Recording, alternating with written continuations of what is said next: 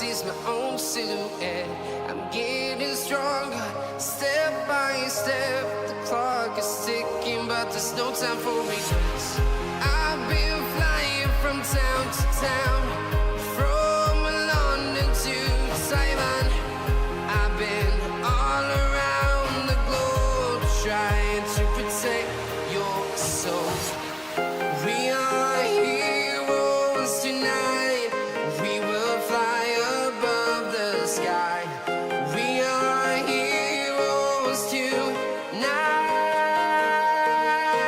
Yeah. We are heroes tonight. We will fly above the sky. We are heroes tonight.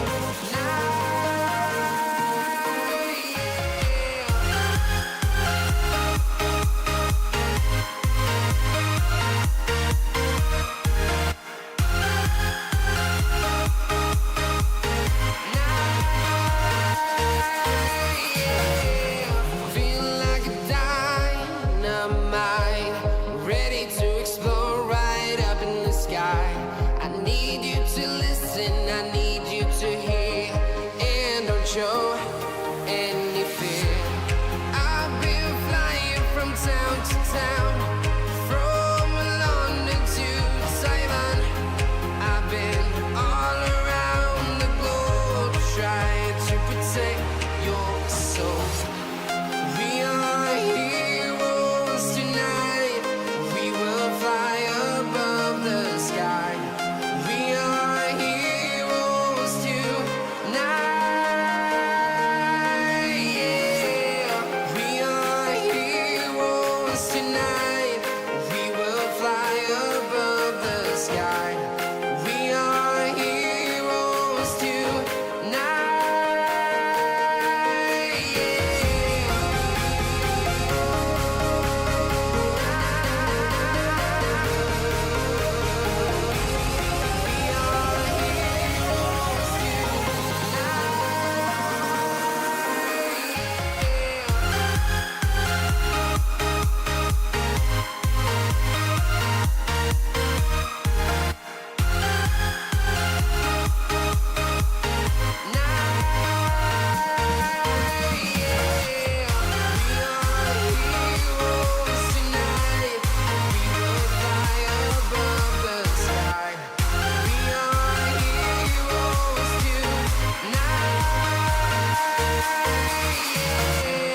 I've been flying from town to town, from London to Taiwan.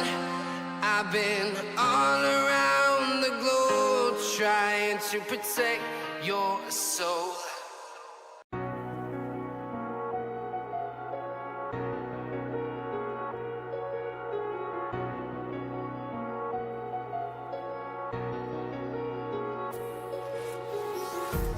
Empty hearts and neon lights, they're playing with my mind. Gotta get out of here tonight. Oh, I wanna run off and fly, and I'll tell myself it's fine to be alone, just to find somewhere that finally feels like home. Oh, oh, oh. I hate all this overthinking. Oh, oh, oh, oh. The more I swim, the more I'm sinking. Take me to a world of silver. No more heartbreaks, tears, painkillers. Take me somewhere unfamiliar. Bring me back to where we started out. Get me out of now, to where we started out. Get me out of now,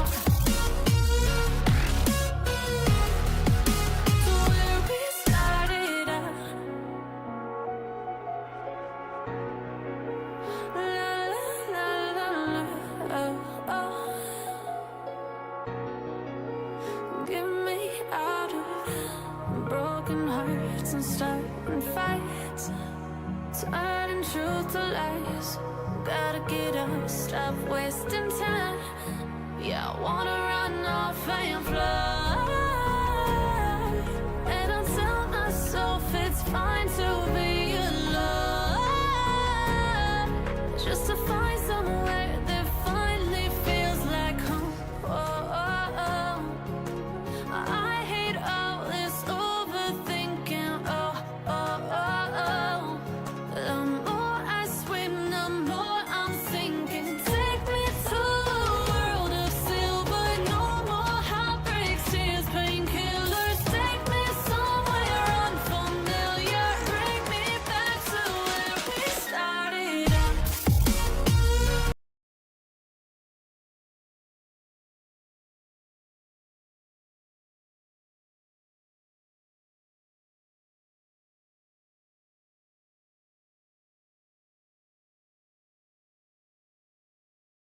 Hello everybody and welcome back to the action of the World Open, and it's as if we didn't leave from the previous semi-final, which was an incredible encounter in between Buiza and Ronnie O'Sullivan. But now, 15 minutes early on this one, just want to have a little bit of a preview of the match. This is going to be a real quick one, so that's why the preview may be the longest part of any of those frames, because as we all know, Un-Nooh is called Speed King or F1 for a reason. He's certainly very fast.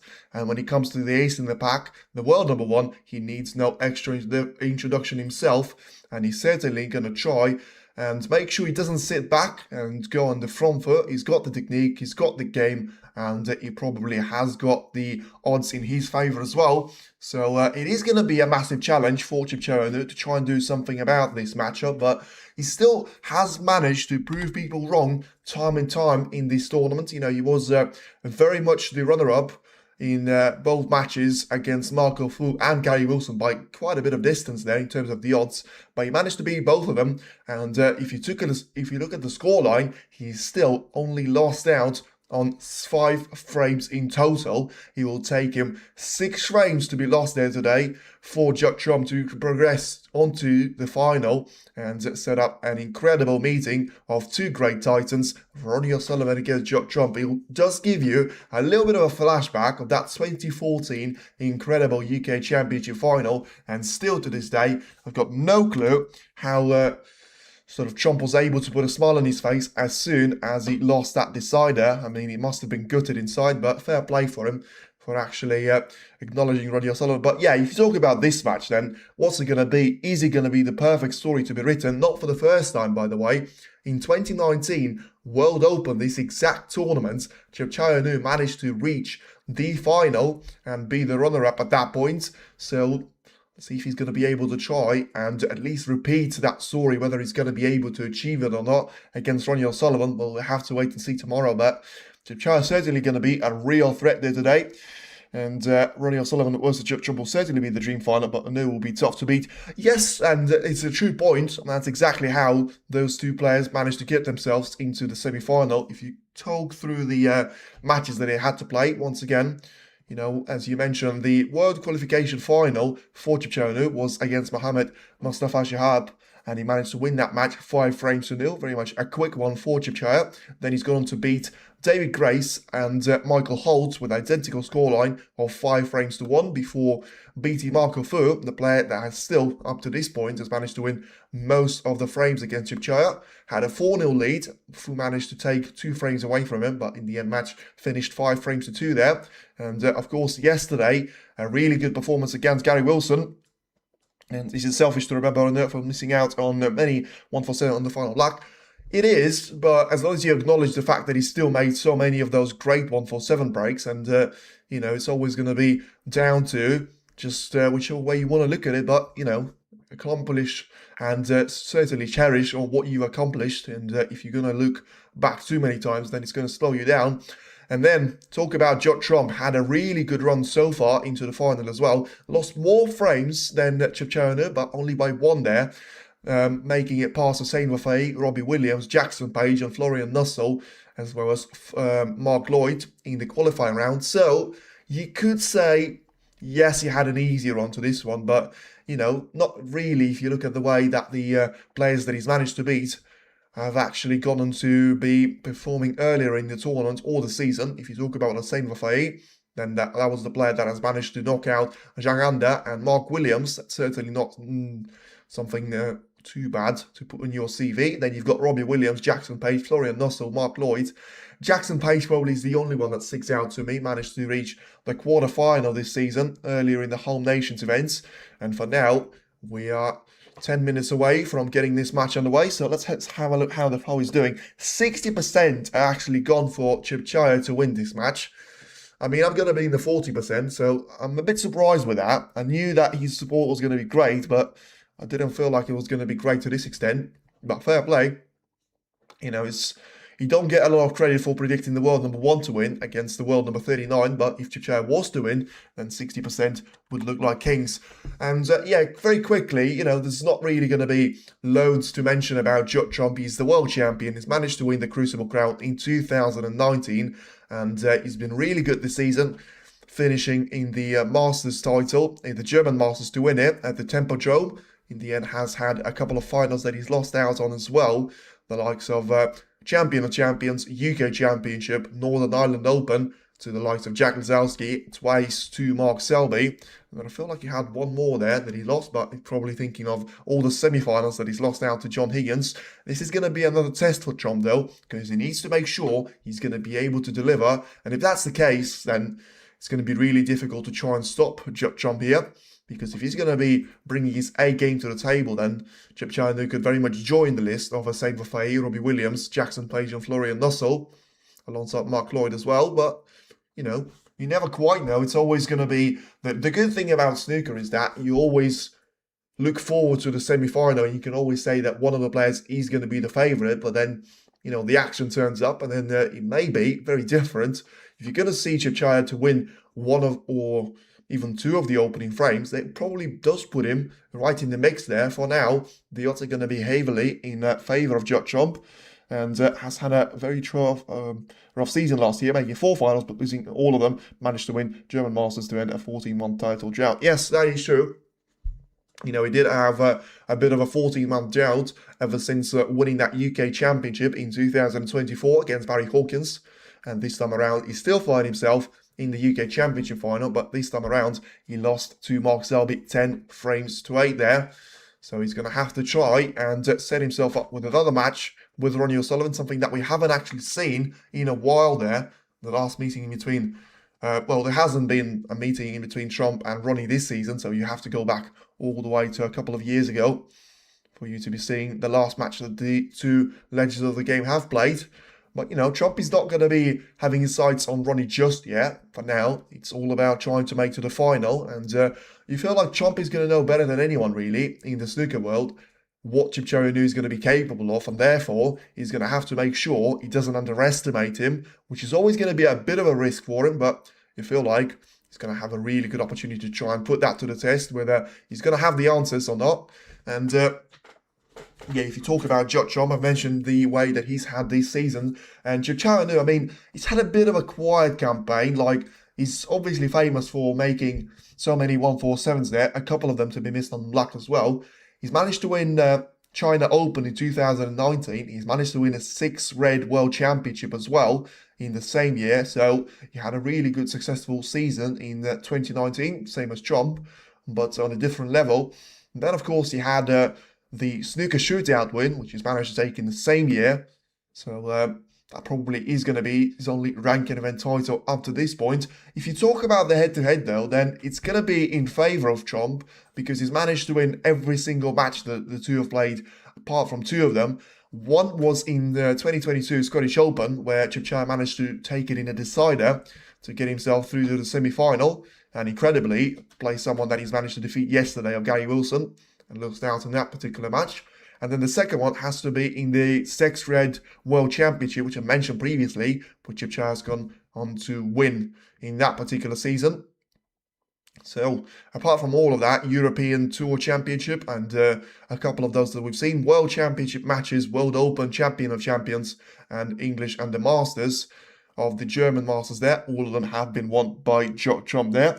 I genuinely thought Ronnie choked the semi-final match against Weezer, but yes, that red in the yellow pocket was borderline dig. He was absolutely brilliant you know, for if it was done on a practice day, well, you could still say it was ridiculous. But the fact that it was done when 43 points down to nil in a decider for a place in the final, that made it absolutely ridiculous. But that's what made it so great there as well, as we now have the introduction for the tournament there to appear in China.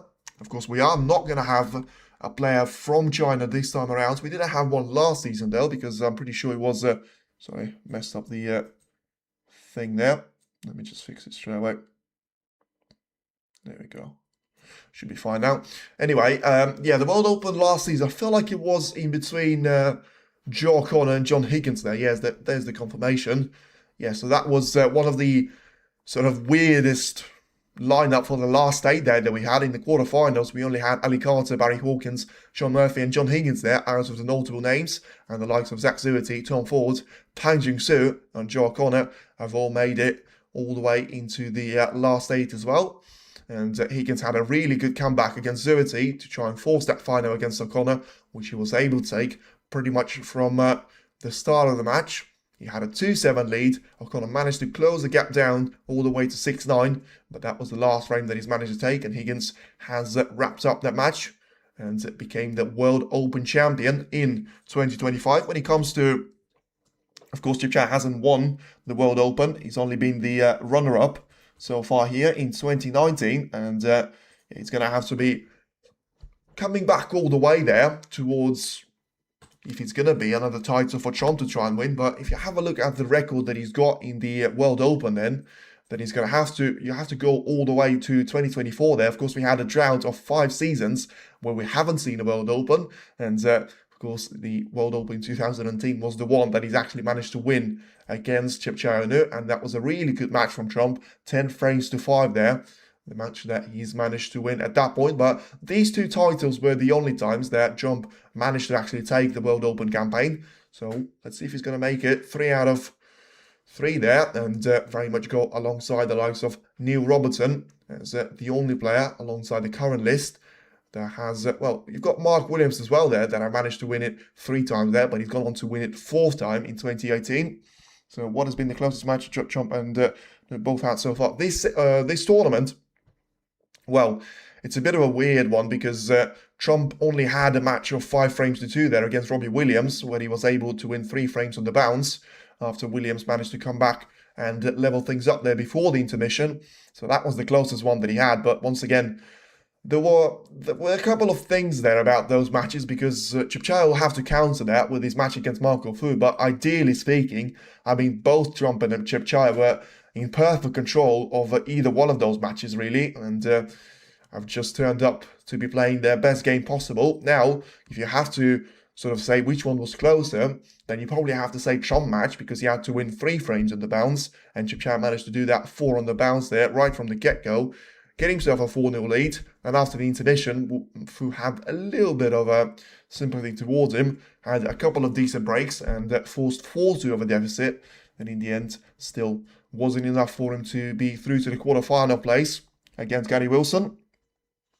And if it's going to be all about Trump here, then you must still give a little bit of credit towards the Un-Nooh, because, you know, the world number 39, he hasn't had too good of a campaign in the World Open of 24 there. And remember, Trump has got 175,000 worth of ranking points for him to try and defend, to try and make sure he's going to keep that lead at the top of the rankings there, and very much get himself lined up for, well, to try and keep those points on the board. He can't make any more because he's managed to win the tournament in 2024, but he's going to be able to try and stay on 1.7 million there. And O'Sullivan is still very much looking to try and get himself back into the top 10 ahead of the Crucible draw. That's also another thing that could be very important for him. Right now, we've got Ronnie O'Sullivan to be 10th now, behind Xiao Gudon, and still very much approaching to try and become the player to reach the top 9 there, if he is to be the winner tomorrow on Sunday. And good luck to both players. Good luck. Yes, good. I've got a good message there for it. But now, just a couple of moments since, until I should say, we may welcome the players to the arena. It is just saying, it is going to be very much Trump's match to lose, but Un-Nooh is a player that he's going to be capable of trying to produce an upset. We'll just have to wait and see if we're going to be seeing one here. So for now, just all down to the announcement there to be made. By the way, the first semi-final, the match of the season for me when it comes to the first to six. We had some really good battles. Then Neil Robertson against Karen Wilson, the Weezer against Karen Wilson as well. John Higgins against Judd Trump, but this one today against Weezer against Ronnie O'Sullivan certainly has been the best one for me. So it's now going to be all down to see which one of those two players will join them. If one the winner, it could still be, as I say, he comes into this match with 5.0 being the odds, but it's all going to come down to who's going to get the perfect start. And I'm really happy that, he was very nervous to be watching O'Sullivan. This one, I can be watching purely from the sort of analytical or expert point of view, which I'm clearly not, just an amateur.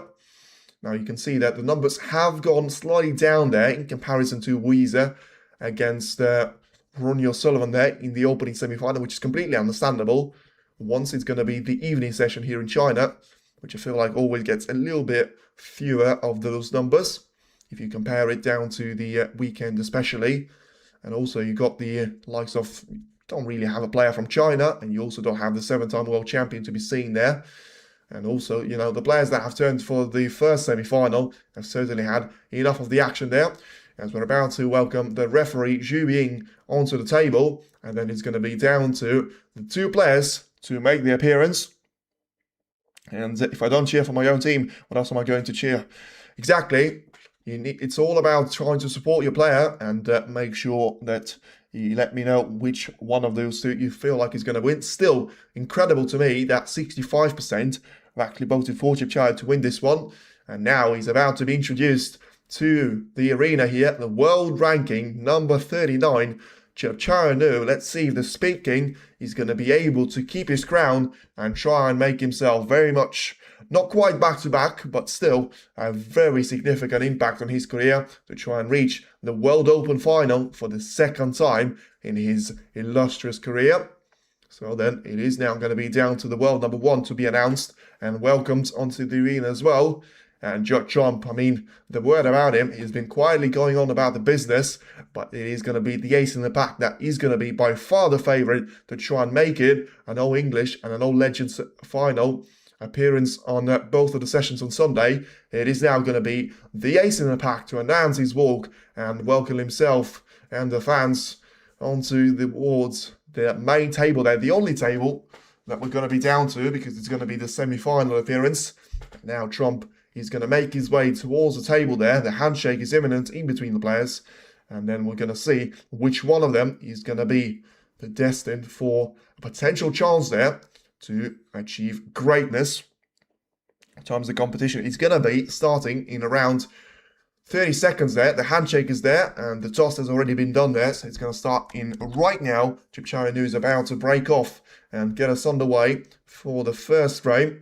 This is going to be really interesting battle to see how many of those safety shots we're actually going to witness because surprisingly to me, we've seen a couple of those from Un-Nooh's perspective yesterday. And now it's going to be down to Judd Trump. Just try and witness the way that he's got those reds lined up closer to the left corner. For now playing for the save shot there. And managing to get that cue ball nicely lined up to the top end of the table. So then, just going to try and probably make his way off the only red that he's got onto the right side of the table there.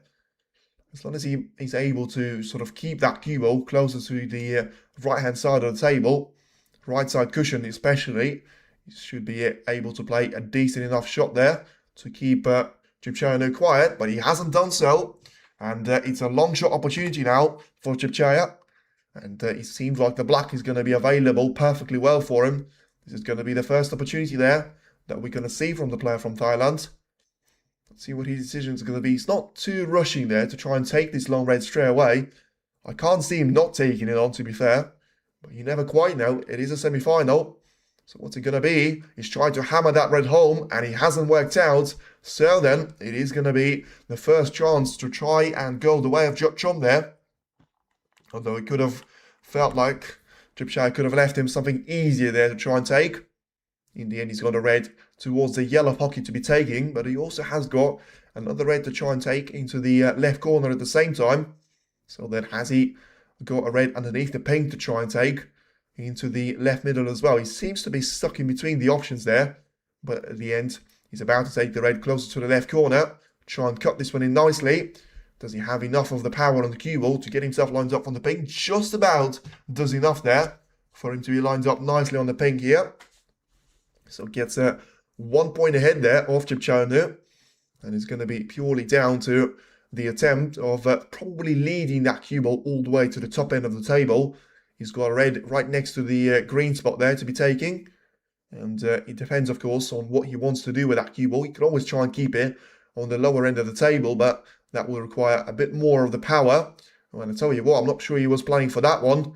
The pink has gone onto the yellow spot, and that's going to be in the way of the red there. So, I mean, it's a bit of a weird mistake that from Trump if he's not going to be onto something else there, because he's not going to be happy with himself. He was playing for that red at the top end of the table, but clearly didn't realise that the yellow spot was vacant and the pink spot wasn't available there. So pink has to go on the only spot available for those colours, and that being the yellow spot. It's now going to be getting in the way of that cue ball.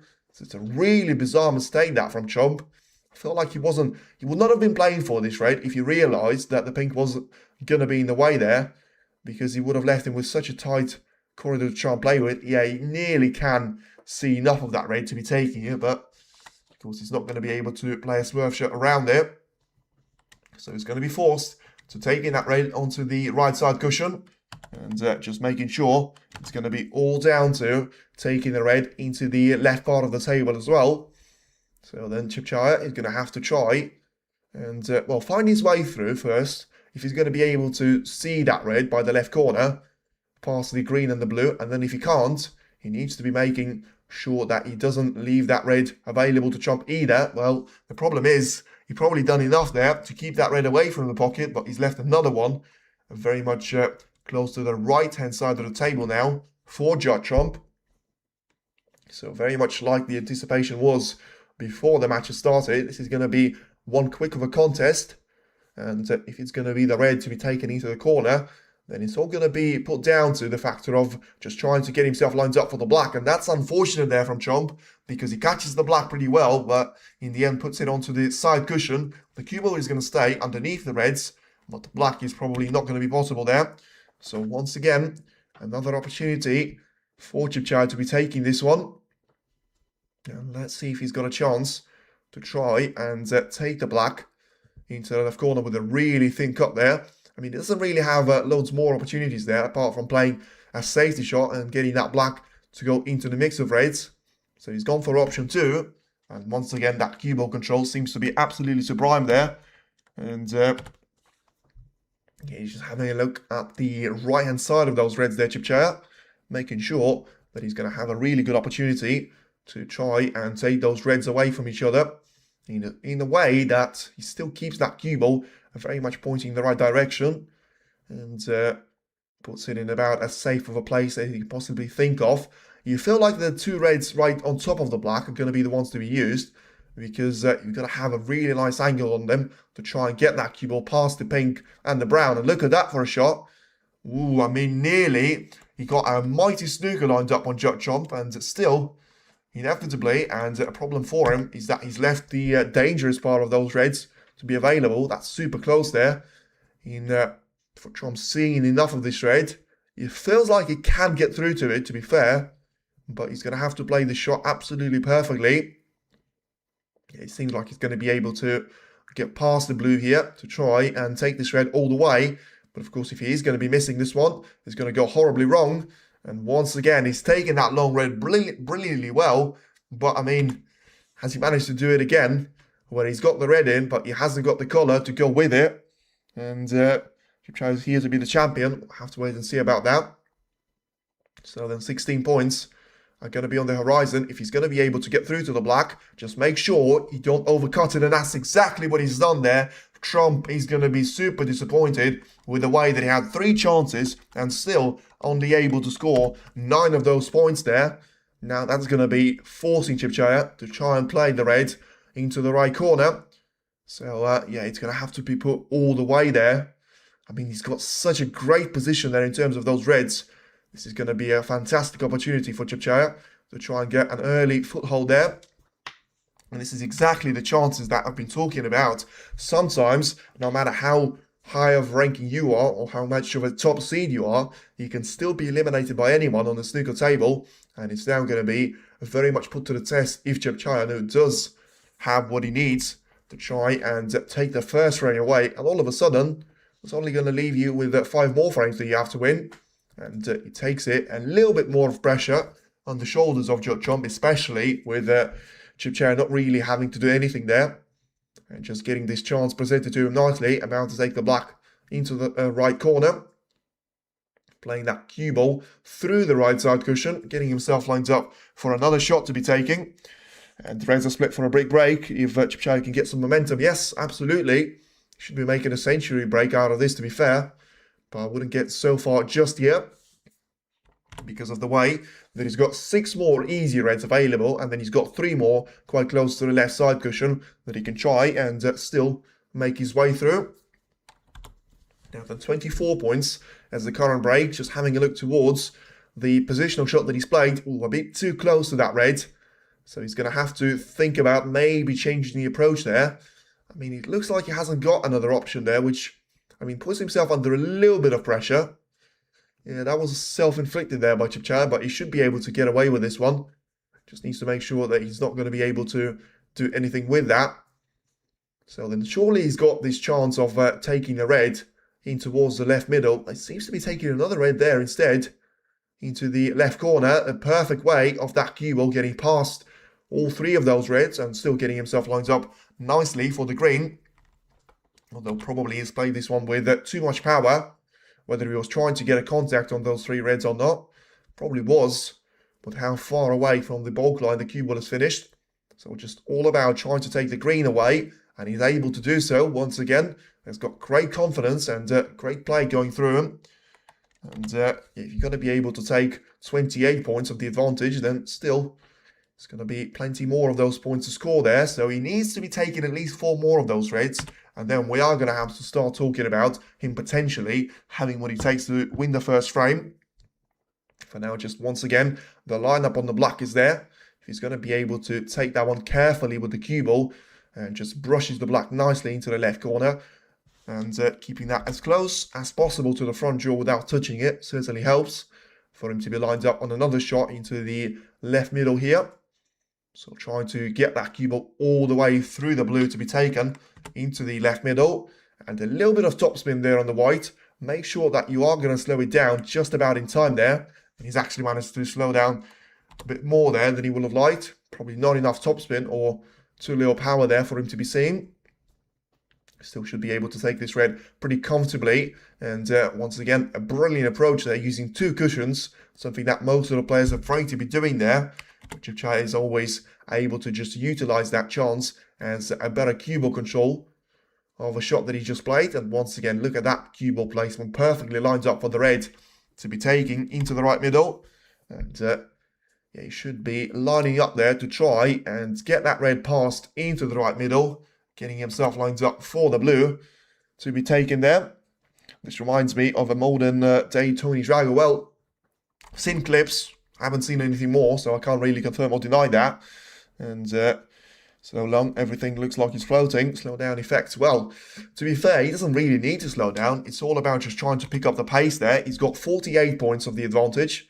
So with 51 points still remaining at the table there, he should have a good chance to try and get the black in. And if he's going to have loads of room there to try and send that cue ball all the way behind either one of those reds, then he's going to be lined up perfectly well for this one to be taken all the way. But look at that. Wow. That's a bad miss there from Un-Nooh. And it looks like this frame is not going to be over. It's not even over the line there.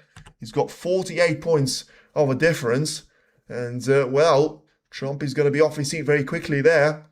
He's got the black into a playable position. So, once again, Trump just needs to be making sure he gets the red in here. Doesn't want to be straight on the black, whatever he does. And he allows himself to be having a little bit of the angle. Well, this is going to be a very interesting start to this match. Because once again, as Trump asking the referee for the rest, he needs loads of extension there. And he's going to be getting a chance here to try and take this frame away. He's got all the points available. The yellow is the only colour away from his spot there. apart from the pink, which is going to be on the yellow spot. So it's really going to be down to two of those reds on the left side cushion. One of them is probably going to be possible into the left middle. So it seems like, you know, all of these issues can be sorted there by Judd. And he's played another great shot there, trying to get lined up onto one of those reds to be taken into the right middle. And what is it going to be there? So 40 points now is going to be the difference. And 43 still at the table. So Chump can afford to try and play for blue once there, as long as he's going to be able to take the black of the second chance that he has. So then all going to be down to is just trying to take this red away into the right middle. Play this shot with loads of power. Doesn't want to contact on the yellow though. Ooh, he's played this one horribly wrong. And it looks like Un-Nooh is going to be coming back to the table. So the first chance not being taken there by Judd, which is surprising, but that's exactly what Un-Nooh would have liked to see. And now as he rolls this red towards the right middle, he should be lined up for a straightforward finish to the first frame. And just wants to be lined up on the blue as well. And look at that for a shot, brilliantly taken there by Un-Nooh. A little bit fortunate with the minor contact that he had. So still going to be taking the pink here. So that gets him 41 points of the advantage. And the pink is going to stay out. So Chumpy is going to have to try and fight back there. The cue ball is not going to be in behind the blue. So a little bit surprised that Un-Nooh didn't try to play for the blue there to make sure that he kills the frame off. And then focuses on that, trying to get position on the red to be taken. So for now, he's going to be a double cross there by Chump. And yeah, he manages to keep that red far away from the pocket so that Un-Nooh probably is not going to be tempted to try and take this one away. But whether it's going to be enough or not, we'll have to wait and see. He's trying to take it into the left corner. And still, he's going to get the cue ball into a perfect zoning behind the pink. Look at that for a shot. Brilliantly there. Has he managed to judge the pace perfectly well? It seems like he's just about over on that one. Remember that, of course, it's Chomp that needs snookers. But he's going to find himself facing one here. Trying to get in behind of this red. Played it beautifully well. And, well, potentially has managed to snooker him back there. So, the perfect example of turning defense into attack there. And attack is the best form of defense there by Chomp, because it looked like he was going to be about to concede there. And in the end, it's going to be Un-Nooh that has to try and make sure he finds the contact point with the red. Whatever he does, he mustn't hit the pink. And he hasn't hit the pink, but as he played this one with too much power, I tell you what, that blue that he decided not to be taking on there could still be very worthy of a mistake there. Because now, that's 4 points given away to Chomp. And he's really fortunate there not to be allowing Chomp to be taking a free ball away. So just try and stun the cue ball.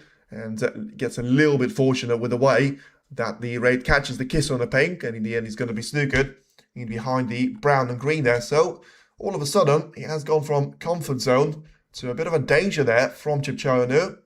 And he's going to have to try and get himself out of this situation now. The best way to do it is probably going to have to be through the left side cushion, but I'm not sure you can see enough of that one to be taken all the way. And look at that. Wow. This is going to put it right to the test there of nerves. He needed two snooker there, Chomp. Once again, you have to be coming back all the way to that blue that he decided not to take there, Un-Nooh. And now, Chomp has managed to find those two snookers. And if he takes this red with a black, all of a sudden, he's got enough points to try and clear the table from here. He's trying to get that cue ball in behind the black though.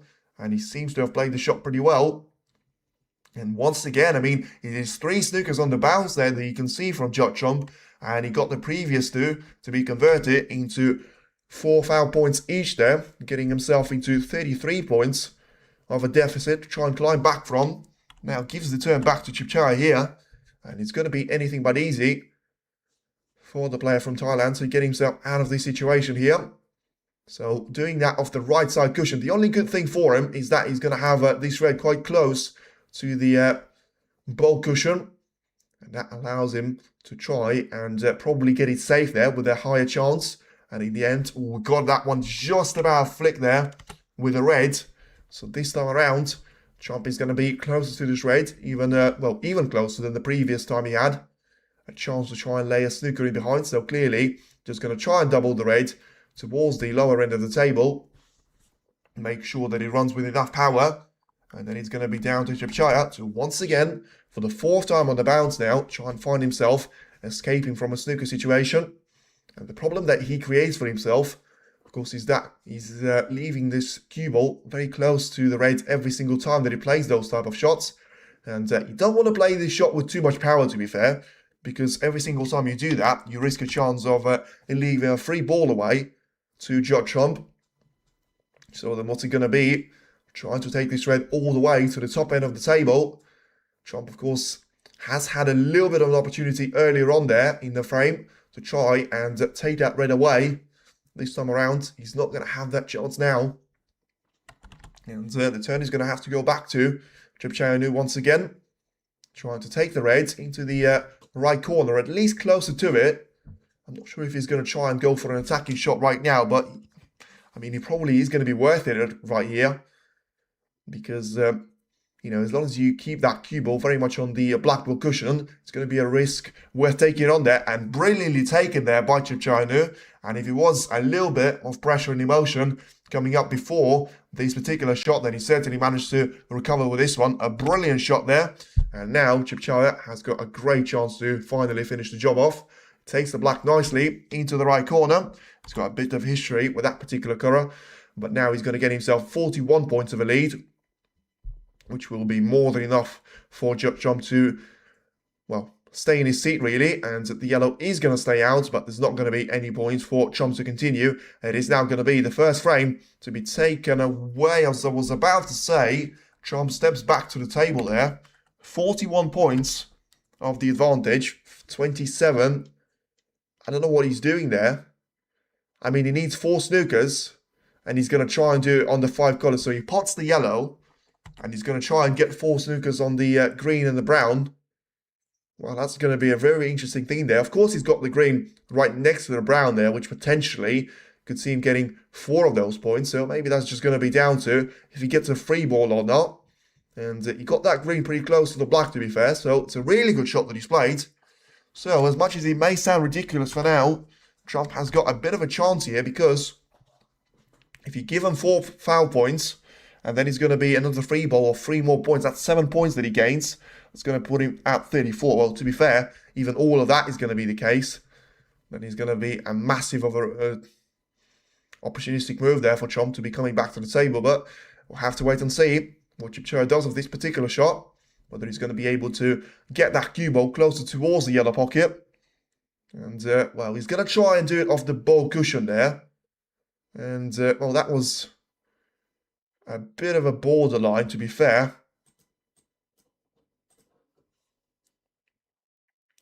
I mean, I don't really want to say anything bad about him, but I do want to say something bad. I mean, are you going to tell me that was a genuine attempt to hit the green? Are you seriously going to tell me that that was a genuine attempt to hit the green? That should be respotted back there. Like, you shouldn't be allowed to be doing that, you know. With all the respect there, but you shouldn't be allowed to be doing that. That cue ball was about a metre away from the green. That shouldn't be allowed to be. I know it's a free ball, but that's 3 points. Anyway, to me, that's not a genuine attempt to hit that green for the pure sort of, well, being scared, really, of trying to hit the black, but that shouldn't be allowed to me. Trump takes the break of 3 points there. That is just great. Yeah, I was going to say, that's not how you fair play. That's not how you fair play at all, and that wasn't nice there by Chipchaya. As much as, you know, we're all here for a good showdown, but that was borderline on something that you should never see in professional snooker, because, I mean, you're genuinely going to be telling me that that was a genuine attempt to hit that green. And I'm going to tell you no is the answer. Well, anyway, let's try and recover from that. Trump is able to take the free ball on the pink and gets the snooker lined up on the green as well here. So that leaves him with 32 points of a difference and 25 still at the table. So he needs 2 snookers to try and find. And whether he's going to be able to do that or not, we'll have to wait and see. For now, he plays that green right full in the face. And yeah, he was trying to put that down the spine there. But to be fair, he hasn't quite done it. But it seems like the brown is going to come into play to the extent there. So gives the turn away to Un-Nooh. And Chipchaya now is going to try and roll that cue ball towards the black, which is going to be an advantage for him. Just 10 more points and we'll get the frame. Well, depends on what you want, really. If you want Trump to win, then he needs 2 snookers to try and find, and then he needs a total clearance of 22 points. For now, it's a decent effort, just needs that cue ball to go past the pink, and he has managed to do so. So once again, it is going to be another opportunity for Trump to try and get 4 more points here. And the interesting thing about this particular shot is that if you take it in the wrong way, then you can see the cue ball getting around the green and take it all the way past it. And look at that. Is that going to be a free ball here? It's going to be a foul shot on 6 points. And I tell you what, I never do this, but I'm absolutely delighted that Trump is going to have a chance to win the frame, because all that after the disgraceful, for me, attempt to hit the green, which was never an attempt. Now Trump is going to get 6 points of a foul. He's going to get the free ball of 3 points there as well, and that leaves him with 25 points remaining at the table. He could have played closer to the green though, and he's going to get himself lined up for another great chance there. And if you're going to be advertising a channel to be doing that, you're going to be blocked. That's exactly what happened to you. You know who you are. Anyway, wow, that has been an incredible start of the match there from Trump. Now, is he going to be able to take the green? He can take it into the pocket. And now this is going to be a fantastic opportunity for Trump to prove that sometimes, you know, playing fairly gives you the reward. And he's now finding himself 16 points behind there. After taking this blue, is down to be 11 points only. The only problem for Trump is going to have to be the factor of trying to get on the black there, to be played along the black blue cushion. And let's see if he's going to be able to take that one all the way. Try and take the paint with all the power, getting that cue ball to be dropped in behind the black here. Going to get himself a break of 21 points there, something that you very rarely see. A break of 20 points, 28 points is about to complete the frame. If he's going to be able to roll his black into the corner pocket. Now, seems to have played this one with a bit of power, but in the end, it is the perfect response there from Trump, and he gets himself lined up with the first frame on the board by only 2 points at the end. And now it is Trump that has got an early lead against Un-Nooh, and it's going to be Chipchaya that will be feeling like he got himself to blame. You know, he was trying to be clever with a couple of those shots, but in the end, Trump was clearly the better player when it comes to the second point of that frame. And now Chipchaya is going to have to be really disappointed with. Once again, it all comes down to, first of all, missing the black, which would have been the frame ball for him at the start of that frame. Then he's missed the pink after being handed the red on a plate there for him. He's missed the pink into the yellow pocket, which I'm still baffled that he's actually taken on in the semi-final. I mean, what was he trying to achieve there? Trying to get that cue ball all the way for those 2 reds remaining there. All he had to do is to get the blue in. That gets you an extra snooker, and he gets you an extra chance to try and stay in that.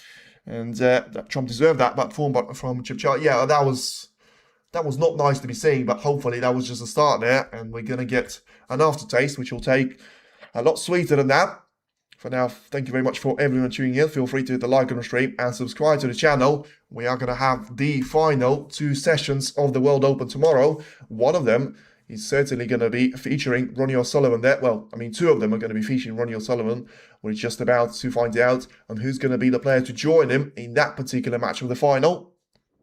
And Trump deserved that, but form and leading the pack. Well, you know, listen, that was an interesting frame, but I do want to move on from it quite quickly, because there were a couple of shots that I'm going to have to look back on, and I'm going to have to try and listen what the other people have to say about it, because I thought that attempt on the first time from Chipchaya after Trump managed to land such a really good snooker on the green. By the way, I was the one saying 14 points behind Trump was, with 6 colours available. I was like, why on earth is he continuing to play the frame there? And he's managed to win it, so fair play. And once again, that thing of never giving up. He's always going to come back to bite you, and that's what you love snooker for. Trump was able to execute that one, and in the first frame, and that could affect Chipchaya big time. We'll have to wait and see. For now, it's going to be a break-off shot, which will affect the second frame even more, for us to be seeing the way that this is going to go all the way there. 30 minutes that he's taken us to get through the first frame, but it certainly was an eventful couple of shots that he's played there with Judd, and I felt like the cue ball was going to slow down way before hitting the ball cushion, but in the end, it had the pace to keep running, and now it's going to be giving the turn back to Un-Nooh here. And reckless, you have to think 10 times before playing with these guys. Well, it was down to it, but, you know, I felt like it was a couple more of those things. I felt like his short selections have been dreadful so far, and now let's see what is going to be his decision making here. And it feels like this is about to go horribly wrong, and this is going to play in the hands of Watchalong beautifully well there, because Chipchai has gone for another risky red to be taken into the left corner, and he seems like he's going to have to pay the price for this one, dropping that cue ball so close to the dangerous red onto the right corner to be taken. Trump just needs to be making sure he gets himself lined up for the black. It's just about done that, although he could have avoided the jaws of the pocket there with the cue ball, and got that white to be slightly underneath the black here, to be positioned to be heading into the main pack here. So let's see if he's going to be able to get the black perfectly into the heart of the pocket, and he's not going to have the same mistake that has nearly cost him the first frame there. Now takes the lead of 8 points. Has played another great shot of trying to get past the red, taken into the left middle. And now he's about to have another look towards the main pack of reds to be seen at the left-hand side of the table. Whether he's going to be able to play this one with slight bit of topspin.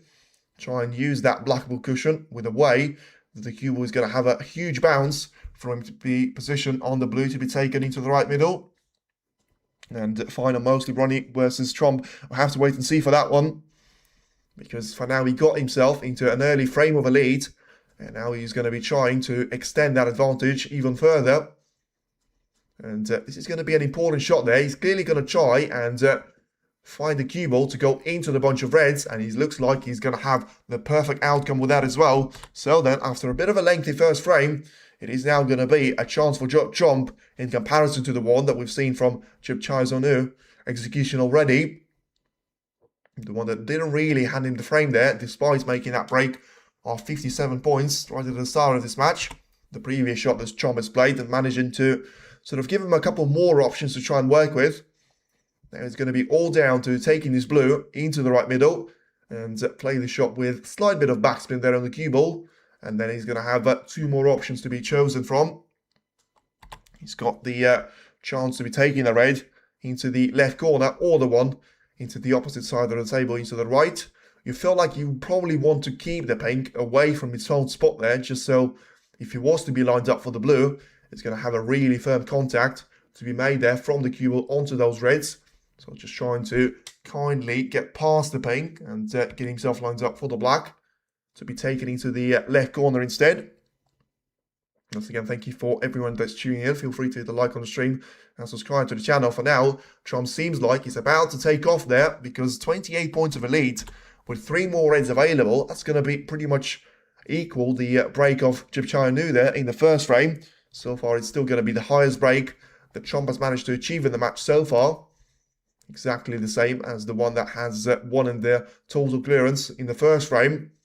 So just trying to bridge over a couple of those reds for him to be playing a red in towards the left corner, and didn't hit that one clean in the face, and it looks like he's going to have to pay the price for this one. Just as I was saying, it looked like he was about to run away with it, and it's going to be a minor improvement in terms of the points that he scores. It's now going to be 29 of those, which Trump has got under his belt, but still he's going to have to be playing the ball colours here, so very much an unforced error there from Judd. And Un-Nooh is going to say, join the club there. I've seen a couple of those to be made in the first frame by myself. And but his skills were superior, so I was afraid of him. And listen, the 2 players are going to be really dangerous. And therefore, when you make those type of mistakes, you need to be very much aware of the fact that you may well be punished for them when it comes to the end of that particular frame. For now, Chipchai seems like he's struggling a little bit. He caught that red way too thin on the edge, but still seems like he's going to get a really good outcome with that, and get that cue ball position nicely behind the green.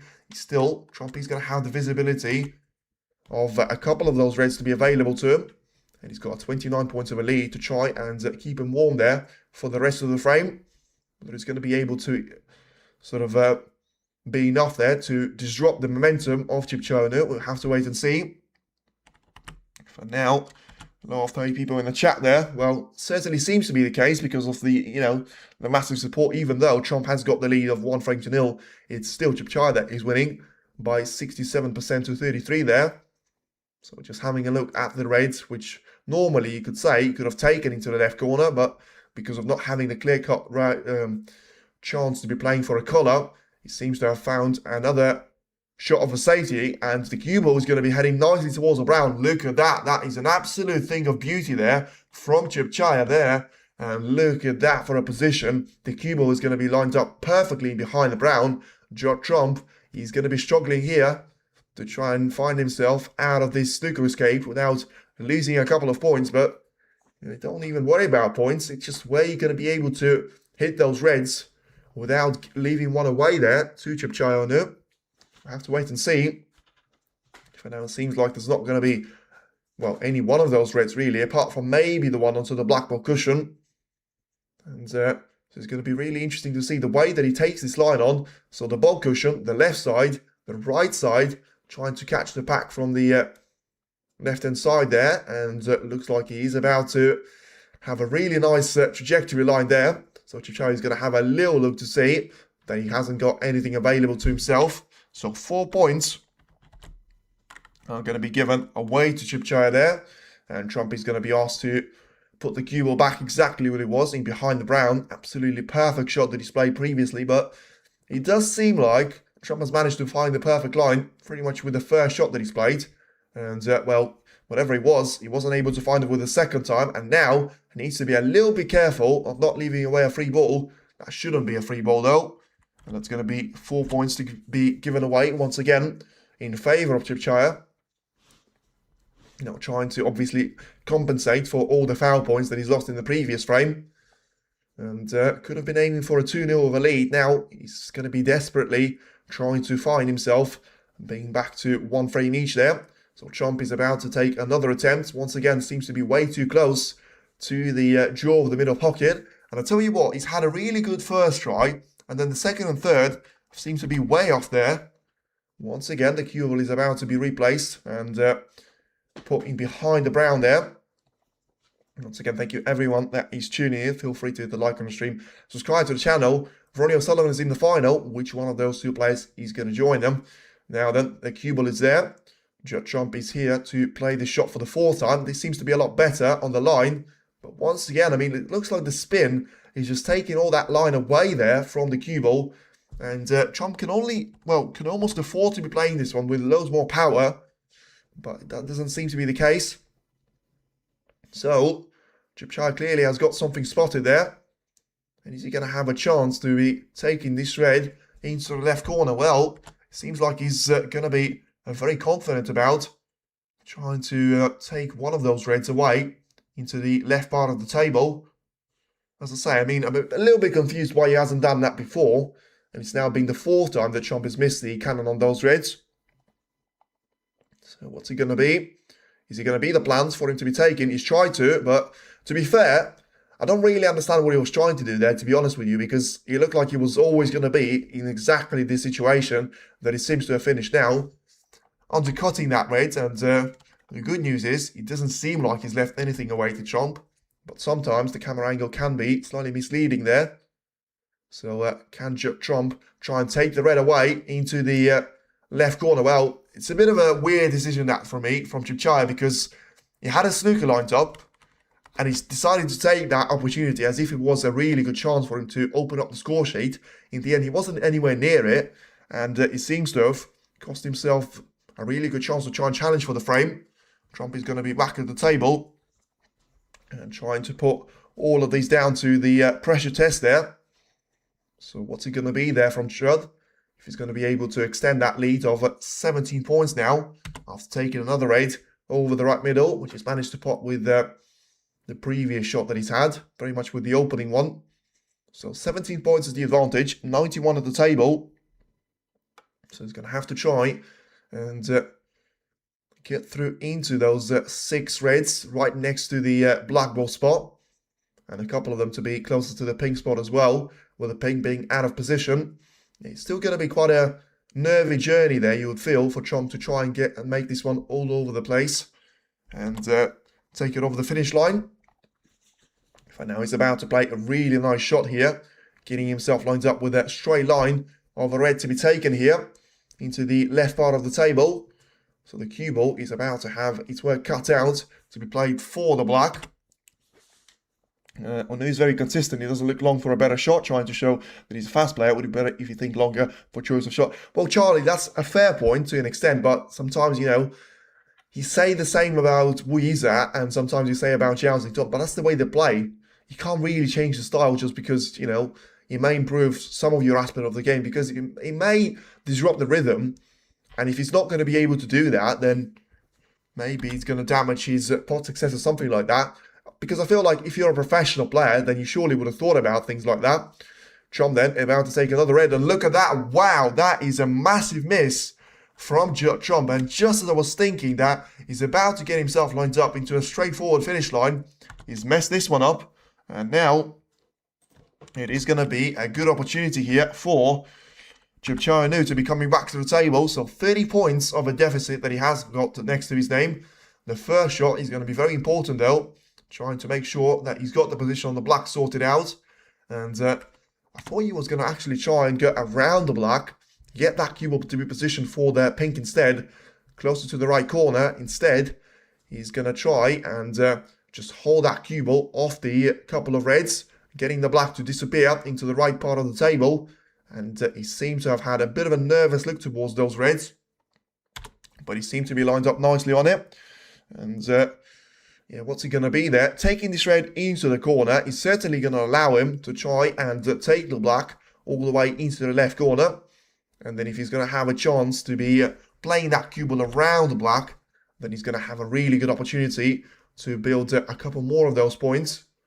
And will bring himself level for now. He finds himself 15 points behind there of Trump. So he's going to need all of those reds to say the least. He may still need the brown, which he's got onto the top side cushion of the right hand side of the table.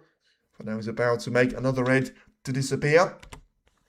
You feel like if he's going to be able to get all 4 of those reds, then he might not well, is he going to need the brown? I mean, he's going to have the yellow and the green as well before it goes towards the brown there. So finds himself 7 points behind there. As much as that's not something for you to be thinking about right now, he's going to have to try and get the red in. But at the same time, you probably will need to be taking those 2 reds first. And the explaining for me is going to have to be simply because if he takes those 2 reds there, he makes sure that Trump is going to need that brown no matter what he does with that last red. And at the same time, he may get him into enough of a gap there that he won't need the brown. And he clearly will, because he gets himself into 1 point of a lead with 24 more points that he can score from those reds.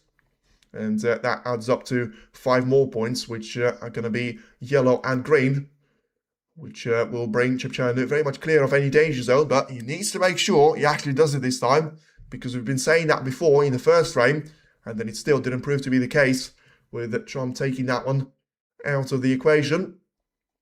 Un-Nooh is about to take the red into the right corner of the table.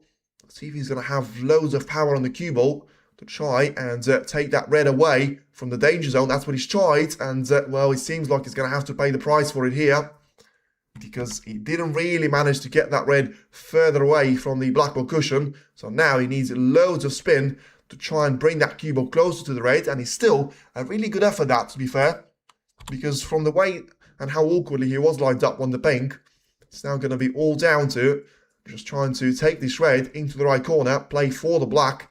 And ooh, that was always expected there, to be fair. It was a difficult shot for you to be taken with so much power. And let's see if he's going to have a snooker lined up on Trump, because that's one he's going to go missing. It was always going to be a shot for basically the frame win. And yeah, even if Trump can see this red, you probably feel like he's not going to be able to take an attacking shot on this one. So the referee just asking the crowd to stay quiet. And this is going to be a really important shot now, not just for this frame, but for the match in general. And it looks like he's about to take this red away. and he tried to, didn't manage it, and now the red is going to come all the way and basically finish up in behind the black there. Once again, it's going to be giving a little bit of a flashback away to Chipchaya, but ultimately he still finds himself with 16 points of a lead, 35 at the table, but he doesn't need the brown, remember, and also the green has gone into a bit of a bad place there in terms of its relation to the blue, which is going to make the positional shot on the brown even more difficult than it would have been anyway. So, yeah, Chipchaya is going to have to be focused on just bringing that red into the open play. You feel like if he catches it on the side and brings it up to the table, he should have a decent opportunity to be getting that one into the open play. And something that he didn't want to do was to get the brown to be opened up there, and that has flown this frame wide open once again there. And that is going to be a really good opportunity for Watchalong to step up and try and drop the red into the right part of the table, but at the same time take that cue ball all the way to the top end of the colours. Now then, he had a bit of a touch on the black, which clearly is going to dismantle all of his plans. And yeah, that minor touch and a very, very big outcome there for him, because the cue ball is not going to be anywhere near those colours to be potting them. So it's just going to be a snooker in behind the brown there, it would seem. So Trump is just going to try and get that brown further away there from the side cushion. Make sure he's going to be in the open play. And, well, at this stage, you feel like it's just going to be a battle for the yellow, because as much as, you know, Trump sometimes can struggle with a couple of those opportunities, he should be able to get the angle sorted for him and then just take it all the way there. Oh, the yellow nearly been potted. It has been potted there by Chipchaya, and wow, what a fluke that is. Wow, what a fluke that was into the right middle. He's tried to take that cue ball from the right side all the way onto the bulk, and then the left side. He cannoned the yellow pretty much away from its spot there, and he's now finding himself in a lot more comfortable lower position than the one that he had previously. Well, 2 points that he scores, that's going to get him 17 points of the advantage, and 25 available at the table now, with the snooker being lined up in behind the blue here. This time around, it's going to be for Trump here. So whatever it was in the previous round that happens, Chipchaya clearly has made the right conclusions out of it, and potentially can try and force Trump to be taking this one all the way from the bowl cushion there, to try and cannon that white all the way down the lower side of the table here. But he seems to have thought about that option, and then he feels like clearly the green is going to be way too far away, so he's going to hit for a bit of a hidden hope there, and he looks like it's not going to work out at all, because he feels like the cue ball is going to be heading towards the free ball, and it is going to be called a free ball by the referee straight away. And now it's going to be 3 points to be, no, not to Trump. It's going to be 4 points to be given away to Un-Nooh there. So now 21 points of a lead. This blue is going to be 3 points worth of points there for Chipchaya there. So he needs the blue and the green. How weird does that sound? But that is the case. So the blue is going to be taken with a free ball value of 3 points. And now he gets himself with 24 points of a lead. And just make sure you get the green into the left corner. And it's going to be all down to just bringing that cue ball closer towards the brown. It does look like, but remember what happened in the previous frame. Sometimes, when you've got even a 27 points of the advantage, Trump is going to be able to step back to the table and try and make a bit more of the game out of this. For now, just having a look towards the brown situation that he's got available to him. So 27 now. Points is going to be the lead, and he's tried to double that brown, and look at that. I mean, that clearly wasn't a fluke from Chipchaya. That clearly was a plan that he had in execution, and this time around, Trump will stay in his seat. It could have easily been a 2-0 of a gap for either one of the players, but in the end, it is going to be surely now 1-1 draw there, because Chipchaya once again missed the blue, and it gave a little bit of a flashback, but clearly Trump didn't have a feeling of a deja vu there for him to be coming back to the table. It is now going to be the break of 10 points, which gets Chipchaya back level in terms of frames won. And it is now going to be Trump 1, Chipchaya 1 as well. Thank you very much once again for everyone that has been tuning in. Feel free to hit the like on the stream and subscribe to the channel. It has to be 1-1 match. Let's go. Yes, certainly. And always, well, we'll have to wait and see whether it's going to be always or not. But for now, it is back to square one there. one frame each after 50 minutes of the action. And this is the right way for Chipchaya to try and go on about the business, to be fair, because as much as you always have to say Trump is going to be the favourite, and he will be, like, there's no doubt about it, but you can't just approach a match in the way that you're going to be like, well, he's going to be the favourite, and that's the bottom line, because that doesn't work like that. What you need to make sure is that you give it your best, and at that point onwards, let's see what happens. Let's see what the God has in plans there. Now the referee is about to just set those reds very much and re-rack them for the third frame. And okay, will do. Come here. Well, that's a bit weird, that. And here they are. Well, listen, if you are very much on team Un-Nooh there, then that was a really good way for him to win that frame. Yes, it came from a fluke, but listen, you know, you take everything that comes your way there, and Trump is going to feel disappointed by that. But ultimately, he was feeling probably blessed there after winning the first frame. And ultimately, listen, he had a really good chance to try and make it all the way there. The fact that he didn't is going to have to be purely on himself. And that breaker stumbled on the favourites always won. There would be no bookies. Yes, that's true. It's a good point. And it's a good statement there. But I still feel like, you know, there's always going to be a chance for the underdog to win. Whether they're going to be able to do so or not, we'll have to wait and see in this particular match. For now, the referee's clearly fighting with something flying there, trying to get on the cloth. And then we're about to get the third frame underway. And let's see, what's he going to be there?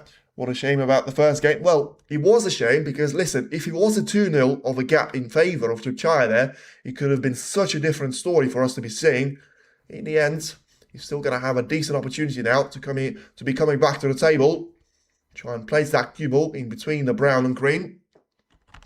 And it is now going to be his break-off shot to be taking. Now then, a contact point with those reds. Trying to take the white all the way to the top end of the table there. And trying to get himself lined up with a shot into potentially the right middle there from Trump. And Trump still has to settle, I think. I feel like he does, but you need to be asking the question, why does he need to be settling into this match?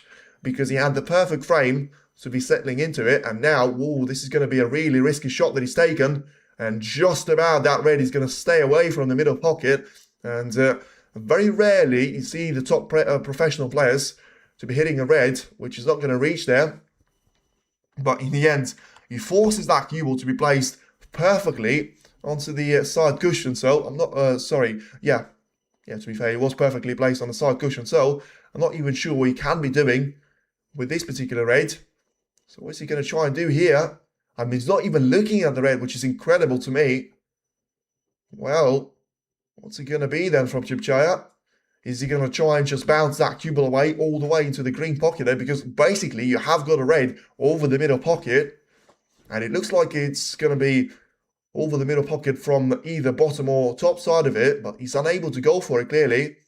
So he's going to try and find the red to be taken, and well, whatever it was he was trying to do there, it clearly hasn't worked out, and you feel like this red is about to disappear into the right middle as well, and Trump is going to have a really good chance there to be taking this one all the way, and winning depends on timing. It does, to be fair, and yeah, Trump is going to try and take it very much the way of Shaun Murphy, and just trying to get this red all the way from the black ball cushion, and he manages to play that shot super well, and now he's going to have a chance to try and continue the break from this point onwards. You know, he's got a shot at the blue now lined up into the left middle, and whatever he does, he just needs to make sure that he's going to be able to get himself lined up into a position where he's going to have that blue to be taken, but ultimately he's going to have a chance to be able to win this frame without actually allowing Chipchaya to come back to the table throughout the remainder of the frame. So just being very careful in the way that he's got this cue ball positioned next to the red. And, yeah, I mean, he's got a bit of a weird angle on this one. So he probably has to try and hold that cue ball for either pink or black there. And he did, in the end, he clearly didn't have the angle. So he's holding the cue ball for the black. So he decided to go into the pink zone instead. And after all of that, despite him being lined up on the wrong side of a blue, he still decides to take that one away into the left middle. Nice Shaun Murphy reference. Well, it was, to be fair, because, you know, that one was a bit extreme, though, because Shaun has managed to find himself rattling that cue ball in the jaws and still bouncing that cue ball nicely away to the top end of the table. Now it's going to be Trump to, well, potentially write a bit of a story of his own. Well, he's going to be on the running for this particular pink. Once again, I mean, I still don't understand why. It seems like Trump is panicking there or something. Whether he's unable to just keep his head focused there, but it's a really weird shot. Once again, not for the first time. He's able to recover this time around, though, taking that pink nicely. But, I mean, one issue like that creates a couple to go with it. And if you're going to have a red to be taken into the left part of the table, then it's going to be all down to purely the position of the cue ball. And you are going to have to try and take the white all the way into the left part of the table there. But once again, he's just going to be bouncing it away from white side cushion to another. And once again, he plays this particular shot quite well, to be fair. Very short on that pink, he was. And he was short on the next red as well. But now, it seems like he's got a straight line of a shot on the black. And, well, once again, I mean, whatever he was trying to do, he is going to be really awkwardly placed on this red. I'm not even sure he can see enough of it. But this is exactly what happened in the previous frame. That time around, he had a break of 29 points. And here, he seems to have stumbled on 27 or 28 points. Even if he takes this red into the corner, he's got no insurance that he's going to have a position on the collar to be sorted. Although he's played that one really well. And allowing that cue ball to go past the black has certainly seen its positive there. So once again, for the second time around, it's going to be another chance here for Trump to be taking the, well, it beyond the break of 28 points. Last time the improvement was made, it was only down to 29 there. And now it's going to be 33 points. And, yeah, it's going to be very difficult for him to be taking this one. And, yeah, Trump is going to have to try and just realise the position that he finds himself in. 33 points advantage. There's no need to panic there. He's just played a really good shot on the pink to try and get that one into the open play. And that one is about to be respotted as well. So if it's going to be down to that cue ball placement, that he probably needs to try and give himself a little bit of breathing space. Play the shot with a touch of backspin. And get that cue ball to be closer to either one of those two reds to be taken into the right middle. And it looks like the pink is going to be in the way of one of them, so that limits the availability for him. But he still, as long as he takes the pink, the shot after it, he should have the red lined up into the left corner. Once again, playing that one pretty well, although he's used the entire width of the pocket without touching the jaw and left himself a bit too much of the angle to try and work around the blue.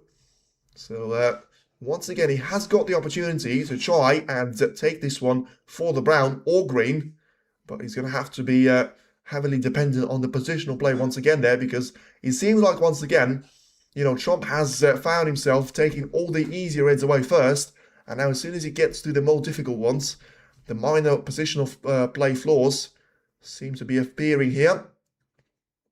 So now just looking at the right side cushion to have a look at the potential availability of a plant to be taken, but I feel like it's not even going to be down to the plant. It's just the way that he needs that cue ball to be slowed down by that point, whatever happens. And he may have a shot at the blue to be taken into the right corner now. He's played that one pretty well.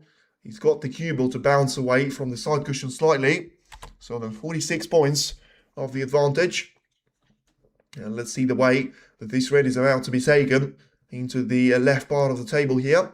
So play this one really carefully and trying to ensure that the cue ball is going to bounce from the black ball cushion nicely. So then 54 points. The advantage after the black is going to disappear. And it's going to be all down to just finding a couple more of those reds. Trying to take this one as the first frame, where we're going to see a single frame of visit. And the match will probably end 5-2. And it won't be, because it's going to have to be taken first to 6 there. So the match is very unlikely to end 5-2 unless it's going to be an emergency or a very late withdrawal there from one of the two players. But for now, it does look like Trump is about to take a 2-1 of a lead against Chipchaya here. He got himself lined up with 62 points of the advantage, and just trying to play the red into the right corner as well. And getting that cue ball to go all the way from the left side cushion. getting himself lined up for the black to be taken, and that black is going to be indeed the frame ball, and will force Chipchaya to stay in his seat for the remainder of this frame.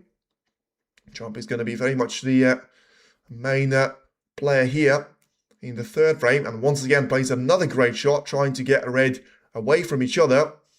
And he manages to have a break of 70 points, by far the highest that he's had so far in the match. And if anything, he's about to probably double his entire points tally if he manages to make a century out of this one. Just carefully trying to take the pink into the left middle. Nothing that he needs to invent on that particular shot. Now takes it to 77 points of a lead. And, it was a really good response from Un-Nooh in the second frame. He got a little bit fortunate with the fluke on the yellow, but still, he's managed to take his chance at the end of it. And now Trump is the one to respond. Finally being able to, especially at the second point of the frame there, you feel like finally his positional play seems to be coming into place. And at the same time, he seems to be playing some really good positional play shots as well. Although, he seems to have taken his eye off that one. And the black is going to stay away from the pocket there. So a break of 86 points still gets Trump nicely over the finish line. And it's now going to be 2-1 lead for Trump to be taken against Un-Nooh, who needs to respond in the fourth frame to try and make it very much an even Stevens once again there. Trying to make this match as close as he possibly can. In the meantime, it feels like still it's going to be a massive of a problem for Chipchaya to take this match all the way. Because, right now at least, it feels like Trump is he's getting himself into a comfortable zone there. Because he's had that third frame win. He's managed to take it with really good style. Now Chipchaya's had pretty much the entire frame, which he's spent sat in his seat there. So Trump is going to have to try and build on that. In the end, Chipchaya has to counter the momentum that Trump has managed to build. And it does look like it's all going to come down for the fourth frame to decide on the way that this match is going to go. So far, if Trump is going to be able to take a 3-1 lead, once again cement himself as the favourite throughout the remainder of the match. And if it is going to be 2 frames each, then all of a sudden, Chipchaya has managed to take it all the way towards making it down to just a first to 4 of a match. And close the frame format down. And it's going to boost his chances massively ever since if you compare it to what they were before the starting point of the match. Because, of course, the chances are going to be based highly on your ability to be winning those frames. And there's going to be more and more frames that have already finished. And that leaves with Chipchaya having a greater chance of actually progressing through to the final stage. For now, once again, having a decent opportunity there to try and give himself a little bit of rest there with Trump. Still seems like he's going to be very much composed there. And Chipchaya is not going to be quite as composed at this point here. Because he's still going to have a little bit of a risk in relation to getting 3-1 down of a deficit to be his for the taking there. So once again, just looking at the cue and waiting from the referee to receive the confirmation. It's been a bit more than an hour since the match has started. And we're about to have the fourth frame to start on the line again. The previous frame number 3, has been a really quick fire of a performance by Trump, and he's about to take the first shot of the fourth frame as well. And hopefully for himself, he's going to be able to get that cue ball all the way to the top end of the table and try and make it a really good contest. So for now, getting that cue ball to go all the way to the top end of the ball cushion here. And trying to get himself lined up with a chance to try and get that cue ball into a safe spot. Once again, it's a good shot there that Trump has played, especially for it to be a break-off, which you never can fully trust there, the way that the reds and the cue ball are going to spray away from each other. Now then, Chipchaya is just going to have a study towards the right side cushion to be sending that cue ball in towards. And just needs to try and hit the main pack of those reds from the lower end of it. And he manages to play that shot pretty well, giving the turn back to Trump here. And it's now going to be all down to purely the factor of the touch and ball potentially available. And the referee, you can see, calling that one away to Trump. And Judd is going to have a free shot of basically sending the cue ball to go all the way to the top end of the table without having any risk of messing up that particular shot. Plays that one pretty well. He uses the green pretty intelligently as well. And the only chance that I can see Chipchaya having now is without needing the cushion to go before touching either one of those reds. He's going to have to be playing a cross double, and he would have been fine there, to be fair, had he not caught the yellow to go all the way onto the ball cushion. So now it's going to be very much down to Chomp to try and take one of those reds very much thin on the edge and get that cue ball to be heading all the way to the top end of the table once again. And back to Chipchaya is going to go now. Once again, I mean, the ability of Chomp to be leaving Chipchaya in a difficult situation there in relation to those reds seems to be just growing there in terms of numbers. Probably left him a couple of those reds to be taken on the edge there of the cut. Now the cue ball is going to be pacey, but the line seems to be good for it to be ending up being behind the brown. And look at that. I mean, just as I was saying, there was a brilliant couple of shots from Chipchaya's Un-Nooh execution. And now there is going to be another one for Chomp to try and counter. And yeah, once again, just proving that sometimes it is going to be all about the attack being the best form of defense. And yeah, this time around, you feel like from the left side cushion, Chomp may still have a decent opportunity to try and take this one all the way. But whether that's going to be the case or not remains to be seen. And also, he's got a couple of those remote reds there in the open play that he needs to be really mindful of. Otherwise, he's going to be under real threat of leaving at least one of them away. So what's it going to be there for Judd? He's going to have a wander around the table for one more time. And then he's going to be put down to the real test here. So what's he going to be able to do here? I mean, he surely needs to be taking that cue ball all the way to the left side cushion. And just try and make it all the way in relation to hit off the black ball cushion, try and bounce that cue ball away into those reds, and that's something that he's managed to do superbly well. It was a really good shot from Chipchaya, but in the end, the counter shot from Chomp was even better than that, and he's going to put it back to square one, and another 50-50 of a safety battle here to be resumed. Chipchaya just having a look to see if he's going to have a good opportunity to be trying to take the red into the middle pocket here. He probably is going to be one of those risk-free shots, to be fair, because he should be dropping that cue ball all the way for the black. Whether he's going to be able to pot the red or not remains to be seen, and he is able to do so. Now, this is where it's going to get interesting. Where's the black ball spot, and is he going to be able to pot the black itself? Because, well, it's probably going to have to go in reversed order, because it doesn't matter where the black spot is if he's not going to be able to pot the black itself. But he's now going to be having a look at it. And it seems like it's going to be fine in relation to just trying to guide that cue ball past those reds. And just give it a little bit of a bounce from the black ball cushion. Get himself lined up for a shot into the middle. And yeah, he was desperately trying to check the line that he needed to take for that red to be available into the left part of the table instead. And it seems like he's managed to take that one pretty well. Although he's having another look to see if he's got enough of that red to be seen. And just try and play that shot through the cue ball with topspin. Yeah, it seems like he can just about get through to it. Well, I mean, it is close, but it seems like he can just about hit enough of that red for it to be rolled into the pocket. Whatever you do, by the way, don't try to use too much of it. And let's see what's he going to be. And yeah, he's managed to use the spin of that shot really well there, trying to get around that red, basically. And still able to get himself lined up for that break to continue. Now then, it's going to be the black to be taken here into the right corner of the pocket. Going to get himself lined up for a shot to be taken into the right part of the table as well. So yeah, he's having a look one more time to be seeing at those reds at the right part of the table. But it looks like he's managing to get it, well, put himself into a bit of a struggle there. But there's no need to be doing that. Once again, he's got a red which he was clearly playing for on the previous time of asking, but it seems like he hasn't checked or sort of is not going to be happy with it right now. Whatever he was, he certainly played for it, and now he's ready to play a safety shot instead. So the problem is, he's played for that red, and he hasn't got any more of the options. He's got a red lined up into the green pocket, but that one is going to be the definition of a ridiculous attempt for him to be taking on.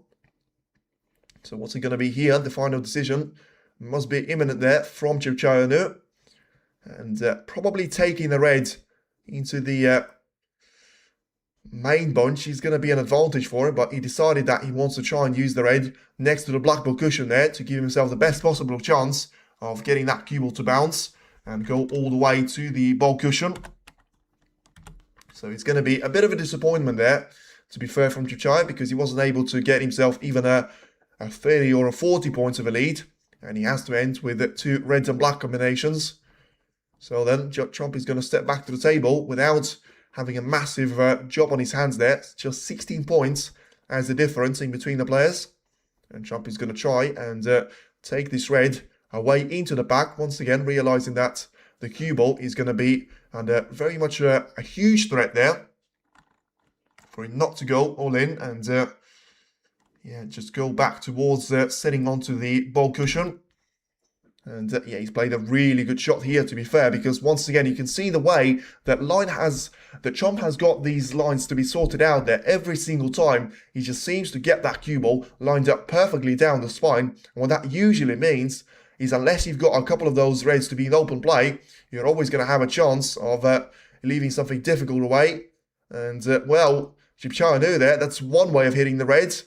But I'll tell you what, if he's left this one into the left corner, this is going to be super disappointing for him, because he nearly caught that one on the way down, and the way that the cue ball was going to bounce away from the black ball cushion, he caught that red thin on the edge, but with too much power. And now he's going to have the white position right next to the red to be taken into the corner. But once again, as I say, if it's going to be all down to trying to take either one of those reds, then it's going to have to be put towards the effort of trying to just find a safety shot there, because if you can't see enough of that pocket to try and send the red in, there's no need for him to be sort of repeating the history of the second frame where he's left out a chance for Un-Nooh and in the end cost him quite dearly. Now then, he's going to be looking for a plan, but once again, very opportunistic there from Trump, and let's see if he's going to be able to pay the price for it. As much as he has got a really good break of 86 points in the previous frame. For now, it seems like he's going to struggle to try and settle into the start of the fourth frame. He's left a difficult shot away into the middle. Now Un-Nooh is going to try and go for this one. And once again, I said opportunistic on the previous shot that Trump has taken. This one probably has to be just about as much of a difficult shot there that Un-Nooh was taking. And with no clear preparation, he seems to have cost himself a little bit there. And the extent of how costly that miss is going to be there is going to be dependent on how well Trump decides to take this red. And the answer is he's going to take it really nicely into the pocket, get himself lined up for the blue one more time. And after all of those opportunities beforehand for Un-Nooh, it does seem like it is going to come down all the way for Trump to try and take it away for him. So 10 points of a difference. Still plenty of reds to be compromised by one another. And if anything there, Trump probably has got something like 2 reds available to him. And then on top of that, he's going to have to try and send the cue ball all the way into the main pack of those reds. So then just being very careful with that cue ball placement, making sure as the black disappears into the left corner, it is going to be all down to just playing those shots in the right way and in the right style to be controlling that cue ball just about enough there for him to be having a minor angle on the red, which it doesn't seem like he's got, to be fair. So he may need to just try and create an angle manually and force that with a little bit of spin that he's played and taking that cue ball all the way towards the black. So then 1 point is the difference, and this is now going to be the shot which will determine whether Trump is going to be able to continue on the break. He's got that black to try and pot into the corner, but also he needs to try and get himself a couple more of those reds to be available, and he's done just that. He still hasn't got all of them to be in the open play, but he's got at least 3 that have gone into the open play brilliantly for him. So then 6 points of the advantage, and it's just going to be down to which of those reds is going to be not even easier, but the one that will give him the easier positional shot to try and play. And play this one pretty well. Once again, trying to give a cannon to those reds even more. And getting himself lined up for the pink to be taken into the right middle.